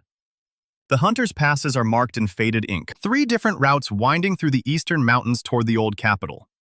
2 of them are suicide. Rockfalls, old traps, sections where the trails eroded to nothing but loose scree over a 300-foot drop. The third one is worse. It runs through a valley that hasn't been mapped since the third king's time. Nobody knows what's in there now. Min So-yeon traces the third route with her finger. She says it's the only one Var won't expect. The only one that gets them close enough to hit the capital before the sage finishes whatever he's building under it. Yeon-woo nods and folds the map. He tells Ju Myung-dal to hold the fortress for 5 days. If they're not back by the 6th morning, he's to scatter the rebels into the hills and wage a guerrilla war until the kingdom burns or the sage falls. Ju Myung-dal's scarred face doesn't flinch. He says they'll hold. He doesn't say for how long. He doesn't need to. Both of them know what happens if Var's 1,000 reinforcements arrive before Yeon-woo reaches the capital. They're not planning on it coming to that. 10 riders mount up in the courtyard. Min So-yeon at the front, her bow already strung across her back. Su-ah mounts beside Yeon-woo with the crossbow she's carried since the canyon. Courier 7 walks up with her stolen sword and asks if she's coming. Min So-yeon hesitates. This is the woman who was delivering the sage's orders 2 weeks ago. Courier 7 meets her eyes without flinching. She says she's seen what the sage does to the people who serve him. The hollowed who fall in battle are the lucky ones. The ones who survive get recycled into something worse. She's not going back. And she knows the old capital's outer layout better than anyone here. She delivered messages to the shrine guards 3 times. Min Seo-yeon looks at Yeon-woo. He nods. Courier 7 swings onto a horse and falls in at the rear of the column. The riders cross through the shattered gate before the sun clears the eastern peaks. Behind them, the fortress walls grow small against the gray sky. Ju Myung-dal is already shouting orders. Hari's riders are rolling stones into barricade positions. The fortress is waking up for war. His good hand grips the reins while his injured arm hangs at his side. It's stiff but functional now. The black veins are gone. The cold is gone. All that's left is a dull ache when he moves it too fast. He'll live. Suwa rides close enough that their knees almost touch. She asks how long the pass takes. Min Seo-yeon says if the old maps are right, they hit the outskirts by nightfall tomorrow. 2 days if the valley's as bad as the marker stones suggest. That's 2 days with Vara's cavalry sweeping the eastern road, and 1,000 heavy infantry marching somewhere behind them. That's 2 days with the sage's ritual ticking down to whatever apocalypse he's been planting for 3 centuries. Our boy doesn't say any of that out loud. He doesn't have to. The trail climbs into the mountains fast. The old fortress disappears behind the first ridge. Within an hour, they're riding through country that hasn't seen human traffic in decades. The trees are stunted and twisted. The ground is loose shale that slides under the horses' hooves. Min Seo-yeon leads them unerringly past the first 2 marker stones. The Yule script on them is barely legible. Courier 7 reads one aloud. It says, "Turn back." Below that, someone scratched a second message in fresher stone. The handwriting is jagged and desperate. It says the valley is hungry. Nobody comments on that. They keep riding. Midday comes and goes without a stop. They eat dried meat in the saddle and pass a water skin down the line. The sky stays gray and close. The temperature drops as they climb higher into the passes. Sua's breath fogs in front of her face. Her eyes haven't flickered black in nearly 3 hours. Yeon-woo asks if the sage is still quiet. She says he's not quiet. He's listening. She can feel him pressing against the inside of her skull, like a hand against a door.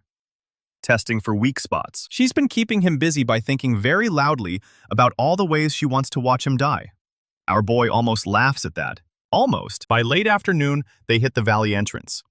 It's exactly as bad as the marker stones promised. The walls are sheer black rock, rising 200 feet on either side. The floor is choked with dead trees and old bones. Animal, mostly. Some of them are too large to be anything natural. Min Seo-yeon stops at the entrance and dismounts. She walks to a stone cairn at the valley's mouth. Someone stacked it recently, within the last few months. There's a piece of cloth tied to the top stone. It's gray with a black sunburst. The mark of the hollowed. Courier 7's face goes tight. She says this is a waypoint. The sage's couriers use these to navigate the old paths. If there's a cairn here, it means someone's been using this valley regularly. Yeon-woo dismounts and draws Dawn's edge. The blade catches the gray light and holds it. He tells everyone to stay sharp and stay close. They ride into the valley's single file. The walls close in like a throat swallowing them whole. The horses are nervous. Sua's mare keeps shying at shadows that don't move right. Min Seo-yeon rides with her bow in hand and an arrow half knocked. The valley floor slopes steadily downward. The dead trees grow thicker. Some of them have things carved into their bark. Symbols that don't match any Yule script Yeon-woo recognizes. Old magic. Older than the sage. Older maybe than the third king. The veil pendant hums against Yeon-woo's chest.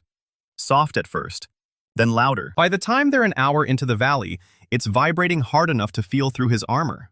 Sua's eyes go black. Not a flicker this time. Solid black from lid to lid. She speaks, but it's not her voice. It's the sage. He says, "Welcome home." Her hand moves toward the crossbow. She's not the one moving it. Yeon-woo grabs her wrist and pins it to the saddle. His bad arm screams, but he holds.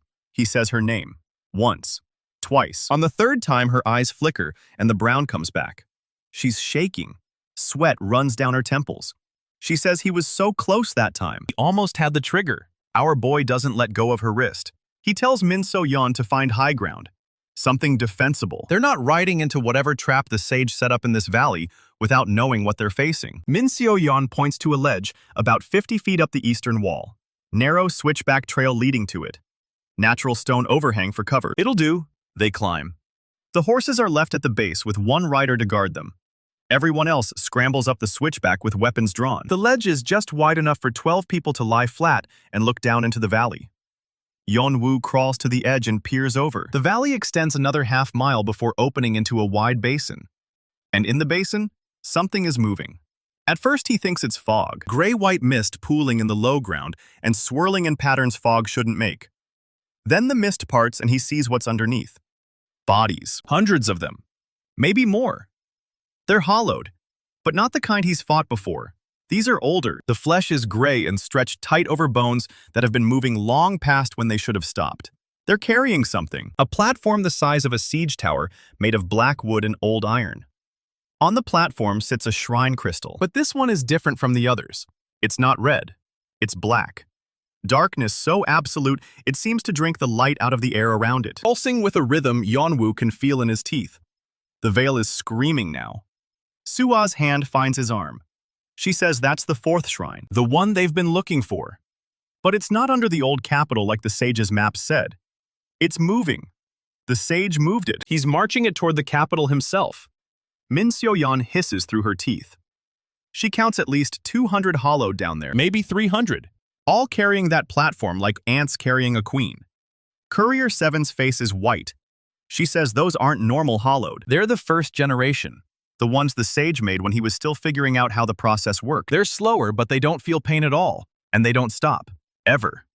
Our boy watches the procession for a full minute. Then he asks if there's a way around. Min Seo-yeon traces the map with her finger. There's a secondary pass 2 miles east. Adds half a day to the trip, but it's too narrow for anything that size.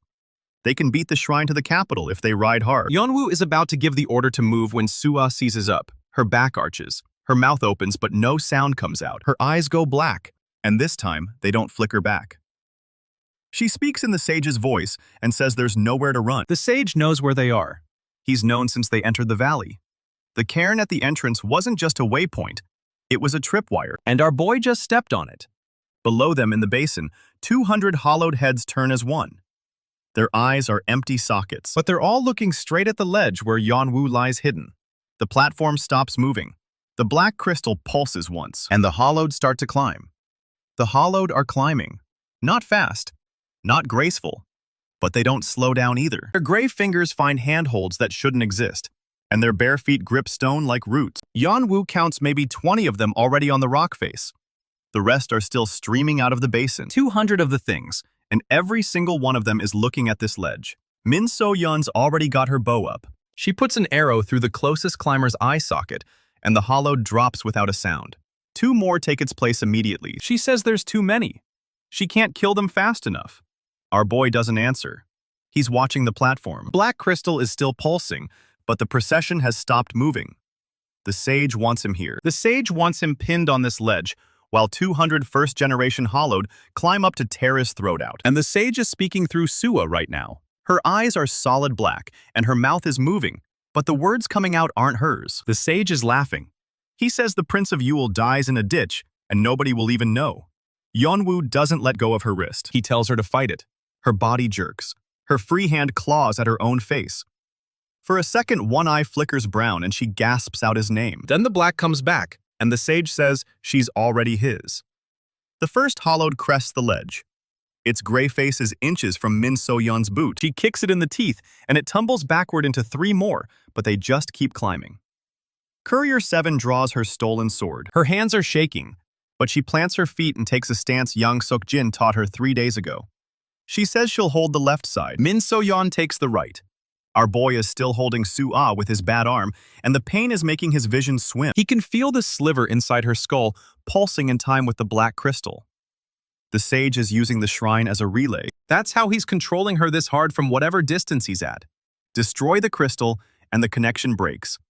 At least that's the theory. But the crystal is half a mile away, and surrounded by 200 hollowed, and Yeon-woo's got maybe 30 seconds before this ledge is overrun. Makes a call. The kind of call that gets people killed but keeps them alive long enough to fight. He tells Min Seo-yeon to fall back to the horses and ride. She says she's not leaving him. He says she's not leaving. She's getting the rest of the riders into the secondary pass while he buys time. He'll catch up, or he won't. Either way, someone has to warn Ju Myung-dal that the shrine is already moving toward the capital. Min So-yeon's jaw tightens. She knows he's right. She hates that he's right. She puts 3 arrows into 3 hollowed in the time it takes most people to blink, and then she's gone. Scrambling down the switchback toward the horses, Courier 7 stays. She says nothing, just stands on the left flank with her stolen sword and waits. 3 hollowed come over the ledge at once. Courier 7 takes the first one's head off with a two-handed swing. The second gets inside her guard and slams her against the rock wall. The third lunges for Yeon-woo. He drops Sua's wrist and draws Dawn's edge with his good arm. The hollowed's gray fingers scrape across his chest plate and leave grooves in the steel. He stabs it in the throat and twists. Purple light gushes out. The veil pendant goes hot against his chest. Not white hot like before, hot enough to feel like a warning. More hollowed are coming over the ledge now. 5. Then 10. Courier 7 is bleeding from a gash on her forehead, and her stolen sword is chipped in 3 places, but she's still swinging. Sua is on her knees, with her back arched, and her mouth wide open in a silent scream. The sage's voice is coming out of her in a language that isn't words anymore, just sounds. Wet and wrong, and vibrating at a frequency that makes the stone ledge crack under her palms. The black crystal in the basin pulses once. Hard. The shockwave rolls up the valley wall and hits the ledge like a fist. Every hollowed on the rock face stops climbing. Their heads all snap towards Sua at exactly the same angle. 200 pairs of empty eye sockets locked on her. The sage says through her mouth that the girl is ready now. Yeon-woo doesn't know what that means, but he knows he's got about 3 seconds to stop it. He lunges for Sua and presses his palm flat against her forehead. The veil pendant is screaming against his chest, and he channels everything he's got into it. Every ounce of his bloodline, every shred of the old Yule magic that the canyon stone answered to. The veil goes white-hot, and Sua screams. Not the sage's voice, her real voice. The black drains out of her eyes, and she collapses against him, sweating and shaking and alive. But the effort costs him. The veil's light gutters. The pendant cracks. A hairline fracture runs through the center, and the humming stops completely. The hollowed start climbing again.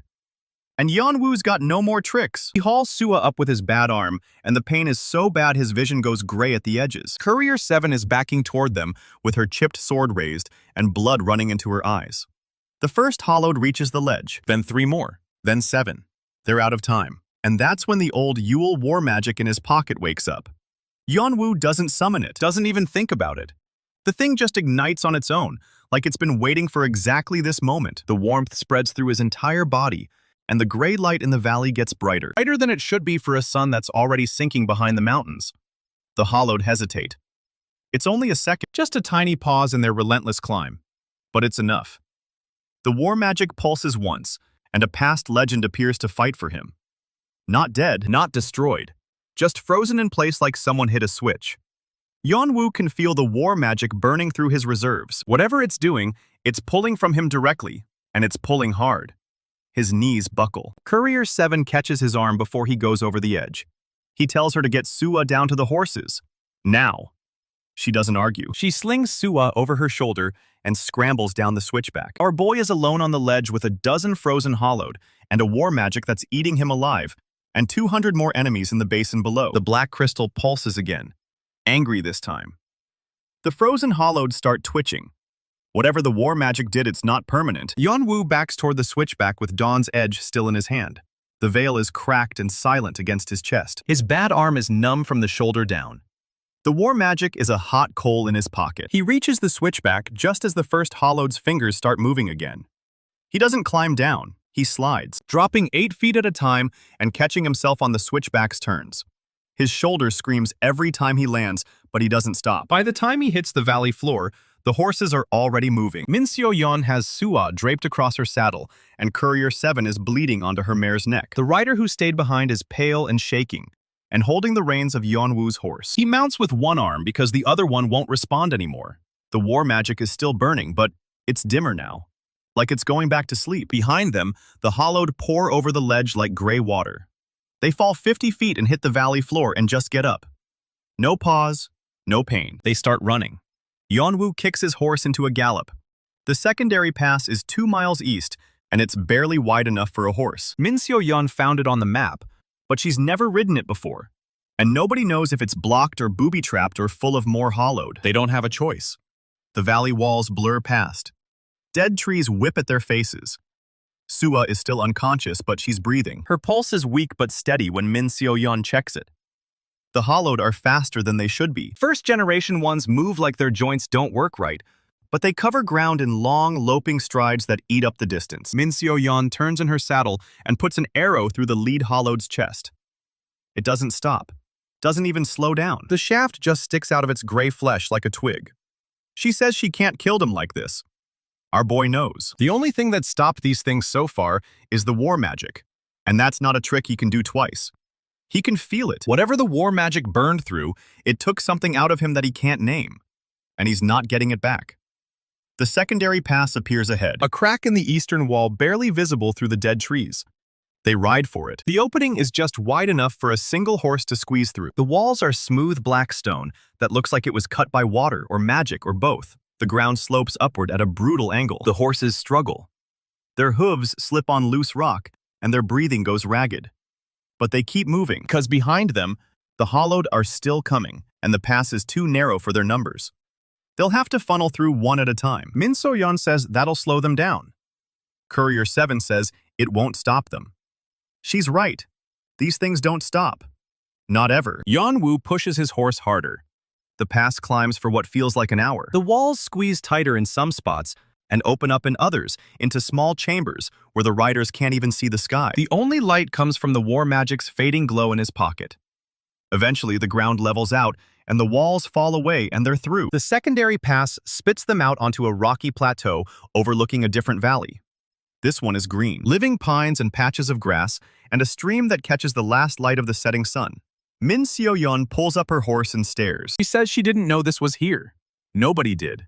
The maps are wrong. The secondary pass doesn't connect to the eastern road at all. It leads to a valley that shouldn't exist. But right now, that's a gift. Because the hollowed are still coming through the pass behind them, and they need somewhere to make a stand. Or somewhere to lose them completely. Suah stirs. Her eyes flutter open and they're brown. Just brown. No black. No sage. She looks at Yeon-woo and asks what happened. He doesn't have time to explain. He asks if she can hear him. She says no. The sage is gone. The connection snapped when he used the war magic. She can't feel anything at all. That should be a relief. But something in her voice is wrong. Like the silence is worse than the screaming. Min So-yeon spots a cave mouth about 300 yards down the valley wall. Big enough for the horses. Deep enough to hide in. They ride for it. Courier 7 is barely staying conscious. Suah can't sit up on her own. Rider who held the horses has a gash on his leg he didn't mention and it's still bleeding. The cave is dark and cold and smells of animal. Something lived here once. Something big. But the bones near the entrance are old and dry and nothing stirs in the depths. They dismount. Courier 7 collapses against the wall. Min So-yeon binds the rider's leg with strips torn from her own tunic. Suah sits against a rock and stares at her hands. Our boy walks to the cave mouth and watches the pass. The first hollowed emerges. Then another. Then 10 more. They're spreading out across the plateau in a search pattern. They don't know where the cave is yet, but they'll find it. Yeon-woo's got 5 riders, including himself. 1 is unconscious. 2 are wounded. The war magic is a cold lump in his pocket, and the veil is cracked and silent. Dawn's edge is still sharp, but his bad arm can't swing it. He needs a new card. He reaches for the system. For the summoning interface he hasn't touched since the valley. It flickers. The veil is damaged, but the system is separate. It's always been separate. He can still feel the slot waiting. The third slot. He asks Courier 7 if there's any legend in the old histories who fought in a valley like this. She blinks blood out of her eyes and thinks about it. Her brand is crusted with dried gore, and her shaved head is slick with sweat. She looks like she's about to pass out. But she answers. She says there's a story the hollowed used to whisper when they thought the keepers weren't listening. About a hunter who could track anything anywhere and never got lost, no matter how deep the wilds got. Yeon-woo asks the name. She says the hunter of the Grey Pass. Not a general, not a mage. Just a hunter who knew the mountains better than any mapmaker. They say he walked into the Grey Pass 3 centuries ago and never came out, but his ghost still wanders, leading travelers to safety or to their deaths, depending on his mood. Our boy looks at the hollowed spreading across the plateau. 200 first-generation soldiers who don't feel pain and never stop. He looks at his wounded riders, his unconscious friend, his cracked relic, and he reaches for the third slot. The system hums to life. The quest log flickers. A new legend signature pings on the interface, faint but present. Somewhere in these mountains, somewhere close. The hunter of the Grey Pass is real, and he's been waiting a long time for someone to call. Yeon-woo activates the summon. The cave fills with gray light. The temperature drops 20 degrees in a heartbeat, and every horse in the cave screams at once. Courier 7 presses herself against the wall. Min So-yeon's hand goes to her bow, but she doesn't draw. Soo-ah looks up. Her eyes are still brown, but something in them flickers. A figure steps out of the light, tall and lean, and wrapped in furs that might have been gray once, but are now the color of old bone. A bow across his back made of horn and sinew. A knife at his belt that's seen more use than most swords. His face is weathered and lined, and his eyes are the pale gray of a winter sky. The hunter of the Gray Pass looks at Yeon-woo with those gray eyes and says nothing for a long moment. Then he speaks. His voice sounds like gravel grinding against stone. He says he's been lost in these mountains for 300 years. He asks if the boy is the one who's finally going to give him a reason to leave. Yeon-woo says there's 200 hollowed outside who need to be led somewhere they can't follow. The hunter smiles. His teeth are yellow and sharp, and there are too many of them. He says that sounds like a good start. And just like that, our boy's got his third legend. The hunter of the Gray Pass steps out of the cave mouth and just stands there for a second. His gray eyes sweep across the plateau like he's reading a map nobody else can see. 200 hollowed down there, and the old man doesn't even reach for his bow. Our boy asks what he's looking at. Hunter says he's counting exits.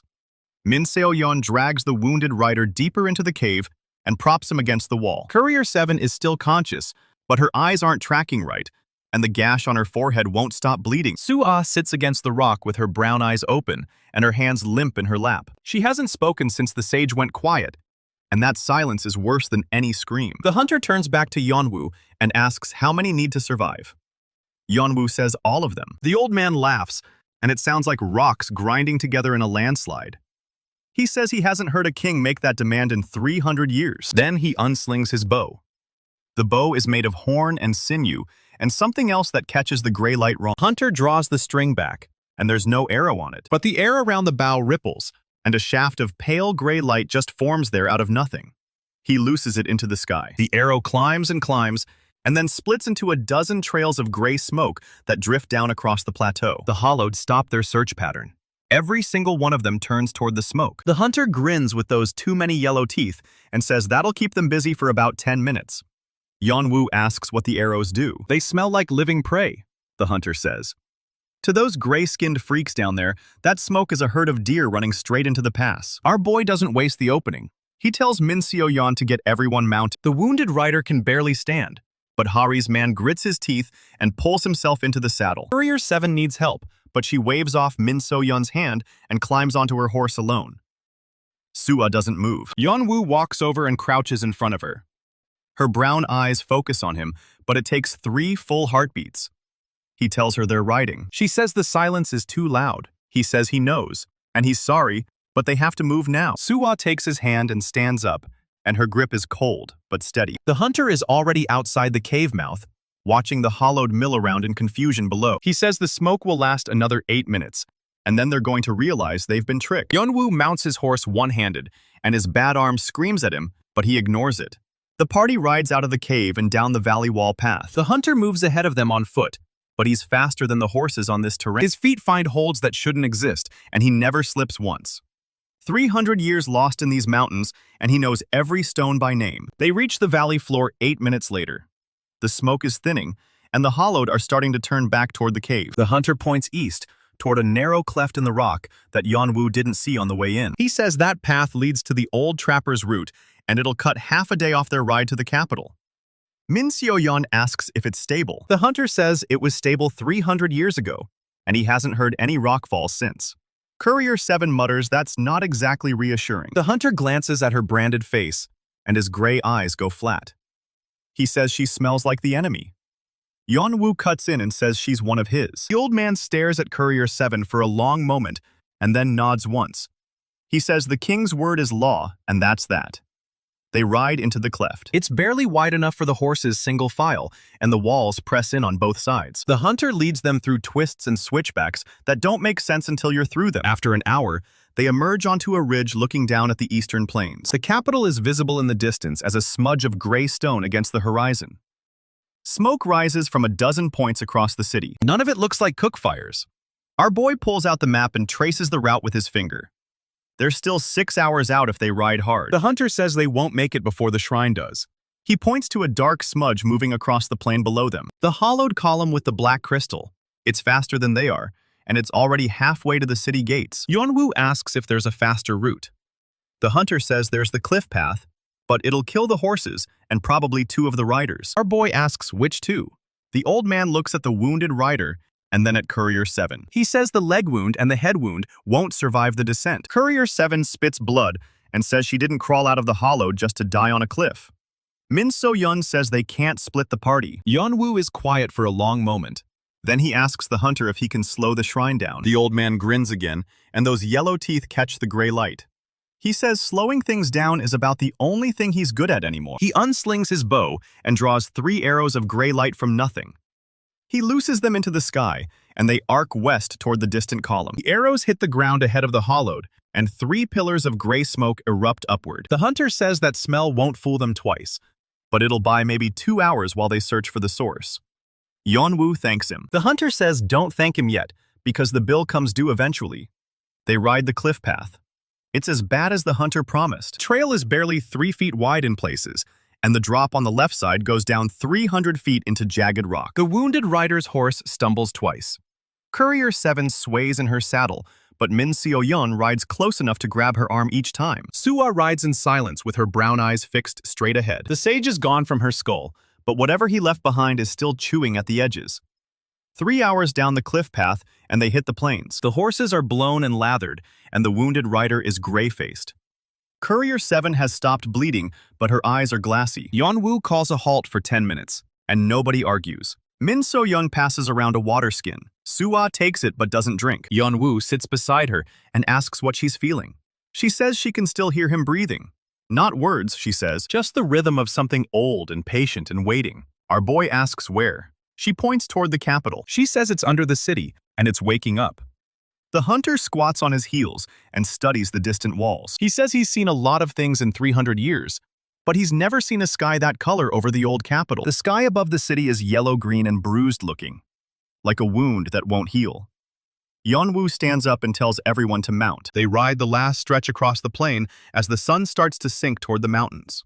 The city gates are visible now, and they're wide open. People are streaming out in a flood of carts and bundles and crying children. Refugees. Min So-yeon rides ahead to intercept a family with a donkey cart. She asks what's happening inside. The man says the ground shook 3 times, and then the old palace started glowing purple. He says people who looked at the light too long forgot their own names. Our boy's jaw tightens. The sage's ritual is already starting. The hunter asks if there's another way into the city. Yeon-woo says there's the drainage tunnels under the eastern wall, and they used to lead into the palace cellars. He knows them because he hid in them as a child, when his father's council meetings ran too long. They skirt the refugee column and ride east. The drainage tunnel entrance is half collapsed, but the iron grate is rusted through. Yeon-woo dismounts and grabs the grate with his good hand. The hunter pulls it away with one jerk. They leave the horses with the wounded rider and tell him to find cover in the tree line. If they're not back by dawn, he's to ride for the fortress and tell Jum Young-dal what's coming. The tunnel is dark and wet and smells of rot. The hunter goes first because he can see in the dark. Yeon-woo follows with dawn's edge drawn. Min So-yeon covers the rear with her bow. Courier 7 leans on Suwa, and the 2 of them stumble along in the middle of the group. The tunnel winds for what feels like a mile and then opens into a cellar. Old wine barrels and broken furniture, and a staircase leading up. Yeon-woo climbs the stairs and pushes open the door at the top. They're in the palace kitchens. The fires are still burning, but nobody's tending them. The cooks and servants are gone. The whole palace is silent, except for a low hum that vibrates through the stone. Our boy knows that hum. It's the same frequency the veil used to make before it cracked. The shrine crystal is already inside the palace walls. They move through empty corridors toward the throne room. Portraits of Yeon-woo's ancestors stare down at them from the walls. His father's portrait has been slashed across the face. Min So-yeon puts a hand on his arm, but he shakes her off. He reaches the doors to the Great Hall, and the hum is so loud now it's rattling the hinges. Yeon-woo pushes the doors open. The throne room is gone. The floor has been torn open, and in its place is a pit that drops down into blackness. The black shrine crystal floats in the center of the pit on a platform of woven bone. Around it stand 50 hollowed in a ring with their arms raised. And at the base of the crystal, chained to the platform by iron shackles, is Seo Taesung. The usurper looks up, and his cold, patient eyes are full of something Yeon-woo has never seen there before. fear. Seo Tae-sung says he didn't know what the sage was really planting. He says it's not a ritual, it's a birth, and the thing under the capital is already awake. So Tae-sung's voice cracks on the last word. The usurper who sat on Yeon-woo's father's throne for 5 years is shaking in his chains. Our boy doesn't answer. He stares at the black crystal, floating on its platform of woven bone. The hum that's been rattling the palace walls drops an octave and becomes something else. Something that sounds like breathing. The hunter steps up beside Yeon-woo and studies the pit. His gray eyes narrow. He says he's tracked a lot of things in 300 years, but this is the first one that's tracking him back. The floor trembles and a crack splits the stone between Sua's feet. She doesn't flinch. Her brown eyes are fixed on the crystal, and she says the breathing is getting faster. It knows they're here. Yeon-woo hauls So Tae-sung up by the collar and asks how long. The old man says it started the moment the third shrine fell. Sage accelerated everything after that. The birth was supposed to take another week, but the thing under the capital doesn't need more time. It's been feeding on the city for 3 days already. Min Seo-yeon curses from the doorway. Courier 7 leans against the wall with her chipped sword, and her face is pale under all that blood. The crack in the floor widens. Purple light bleeds up from it. Not the soft glow of magic, but the thick, greasy purple of something alive and hungry. Yeon-woo orders everyone back toward the kitchens. Min So-yeon grabs Courier 7's arm. The hunter unslings his bow and puts himself between the party and the pit. He tells our boy to move faster. So Tae-sung claws at Yeon-woo's sleeve and begs him not to leave him chained down here. His cold, patient eyes are gone. There's just a terrified old man who sold his kingdom to a monster. Yeon-woo looks at him for one long second. Then he draws Dawn's edge and swings it through the chains. The iron shackles fall away. Our boy tells him to run. They barrel through the palace corridors, with the floor shaking under every step. Portraits of Yeon-woo's ancestors crash from the walls. The whole palace groans like a dying animal. Behind them, the breathing turns into a sound that Yeon-woo has never heard before. It's not a roar, and it's not a scream. It's a single low note that vibrates through his bones and makes his injured arm go numb to the shoulder. They hit the kitchens, and the ceiling collapses behind them. Dust and stone and purple light fill the corridor. The hunter grabs Yeon-woo by the back of his armor and shoves him toward the cellar door. Min Seo-yeon and Courier 7 are already on the stairs. Sua pauses at the threshold and looks back. Her eyes are still brown, and her voice is steady. And she says, the sage is laughing. They don't stop running until they're out of the drainage tunnel. The sky above the plains is the color of a fresh bruise, and the whole capital is glowing purple from inside. People are still streaming out of the gates. The wounded rider is waiting with the horses exactly where they left him. His face goes slack when he sees them covered in dust and blood, and So Tae-sung stumbling along behind them. Our boy mounts his horse with one good arm and pulls Sua up behind him. Min So-yeon helps Courier 7 onto a horse. So Tae-sung finds a riderless mount and climbs on without speaking. The hunter doesn't take a horse. He says he'll catch up and disappears into the tree line. They ride east through the night with the capital burning purple behind them. Dawn finds them on a ridge overlooking the eastern road. The horses are finished. Courier 7 sways in her saddle and nearly falls before Min So-yeon catches her. The wounded rider's leg has bled through the bandages, and his face is gray.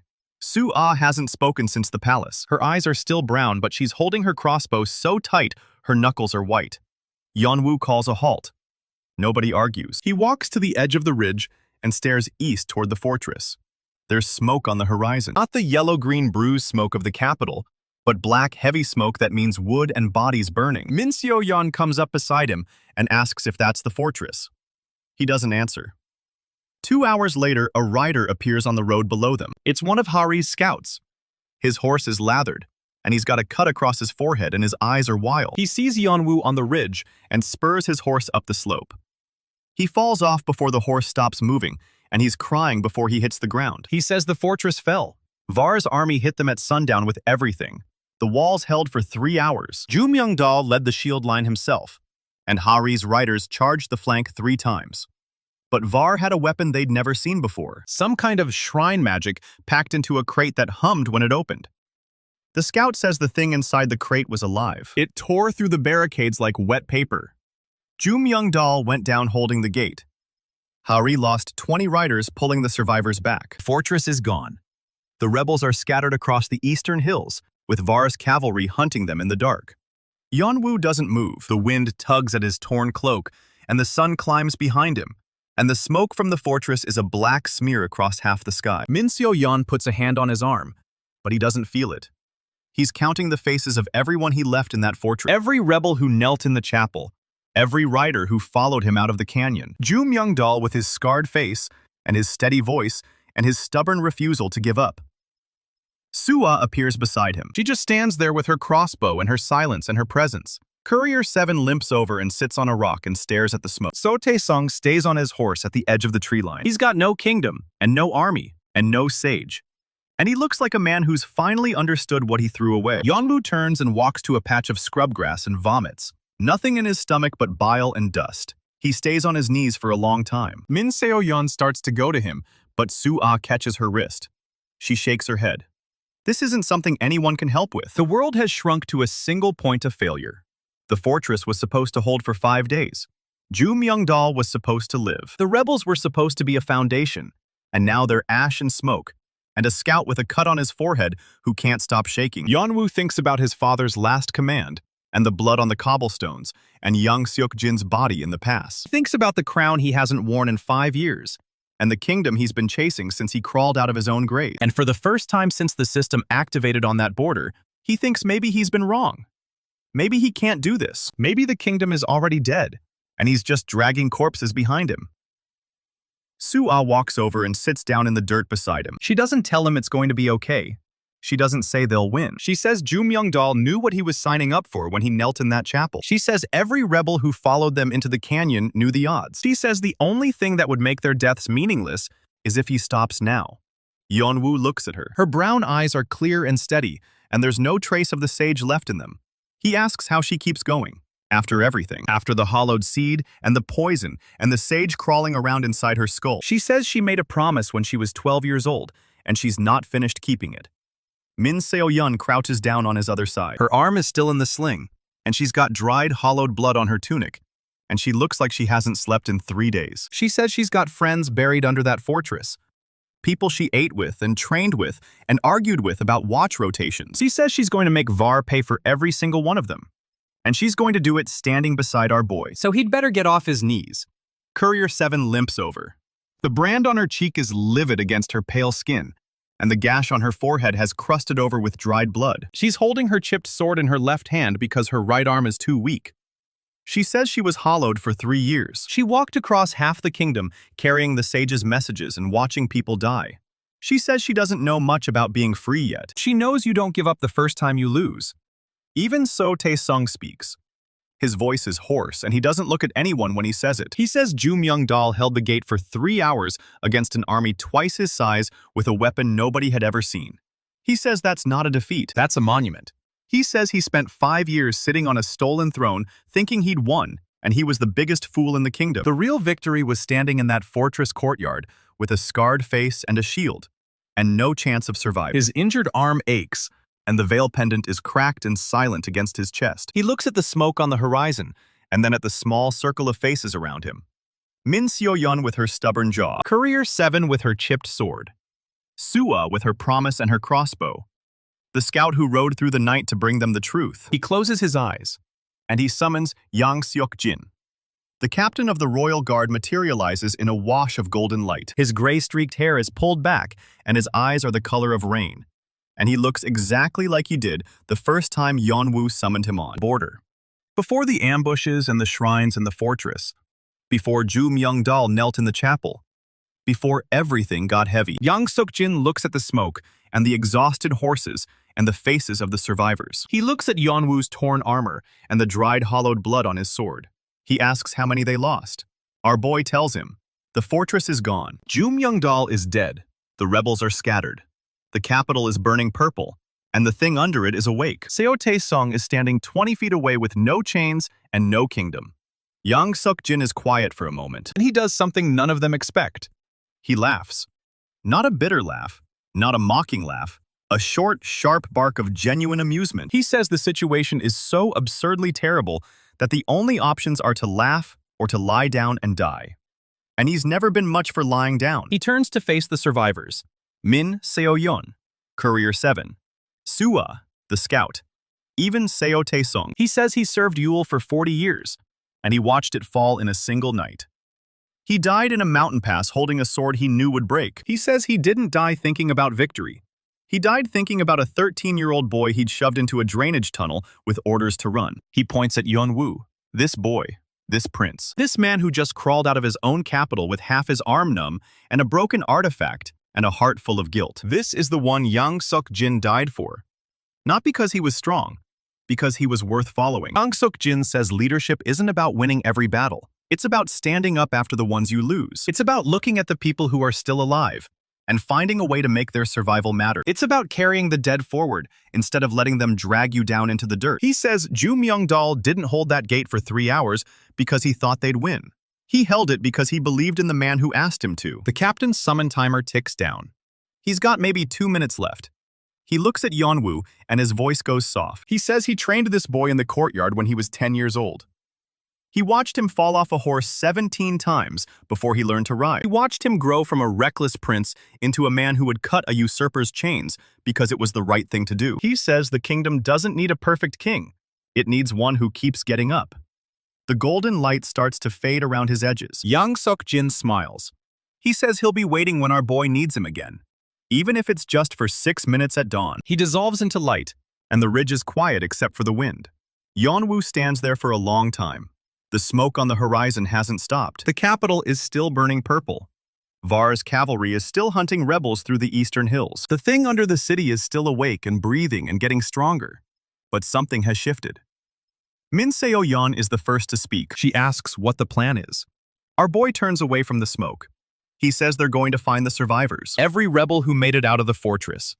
Every rider Heir pulled back into the hills. He says they're going to regroup at the old mountain stronghold in the Gray Pass. The one Joo Myung-dal used before they met. He looks at Seo Tae-sung. He says the usurper is going to tell them everything he knows about Var's army and the sage's ritual and the fleet from the southern coast. Every weakness, every schedule, every secret he kept when he was sitting on the stolen throne. Seo Tae-sung nods. It's the first time in 5 years he's looked like a man instead of a monument.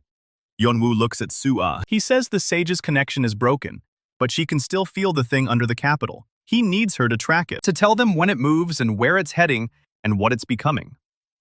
Soo-ah's grip on the crossbow finally loosens. She says she can do that. He looks at Courier 7. He says she spent 3 years walking the hollowed network. She knows the shrines and the courier routes and the way the sage thinks. He needs her to help them map the remaining shrines. Every one they haven't found yet. Courier 7 straightens her shoulders. The brand on her cheek looks less like a mark of shame and more like a scar she earned. He looks at Min Seo-yeon. He says she's the best scout in the rebellion. He needs her to find Heir and the surviving riders and bring them to the stronghold. Min Seo-yeon checks her bowstring and nods. Not a single wasted word. He looks at the wounded rider with the cut on his forehead. The scout asks what he can do. Our boy says he already did it. He rode through the night with the truth.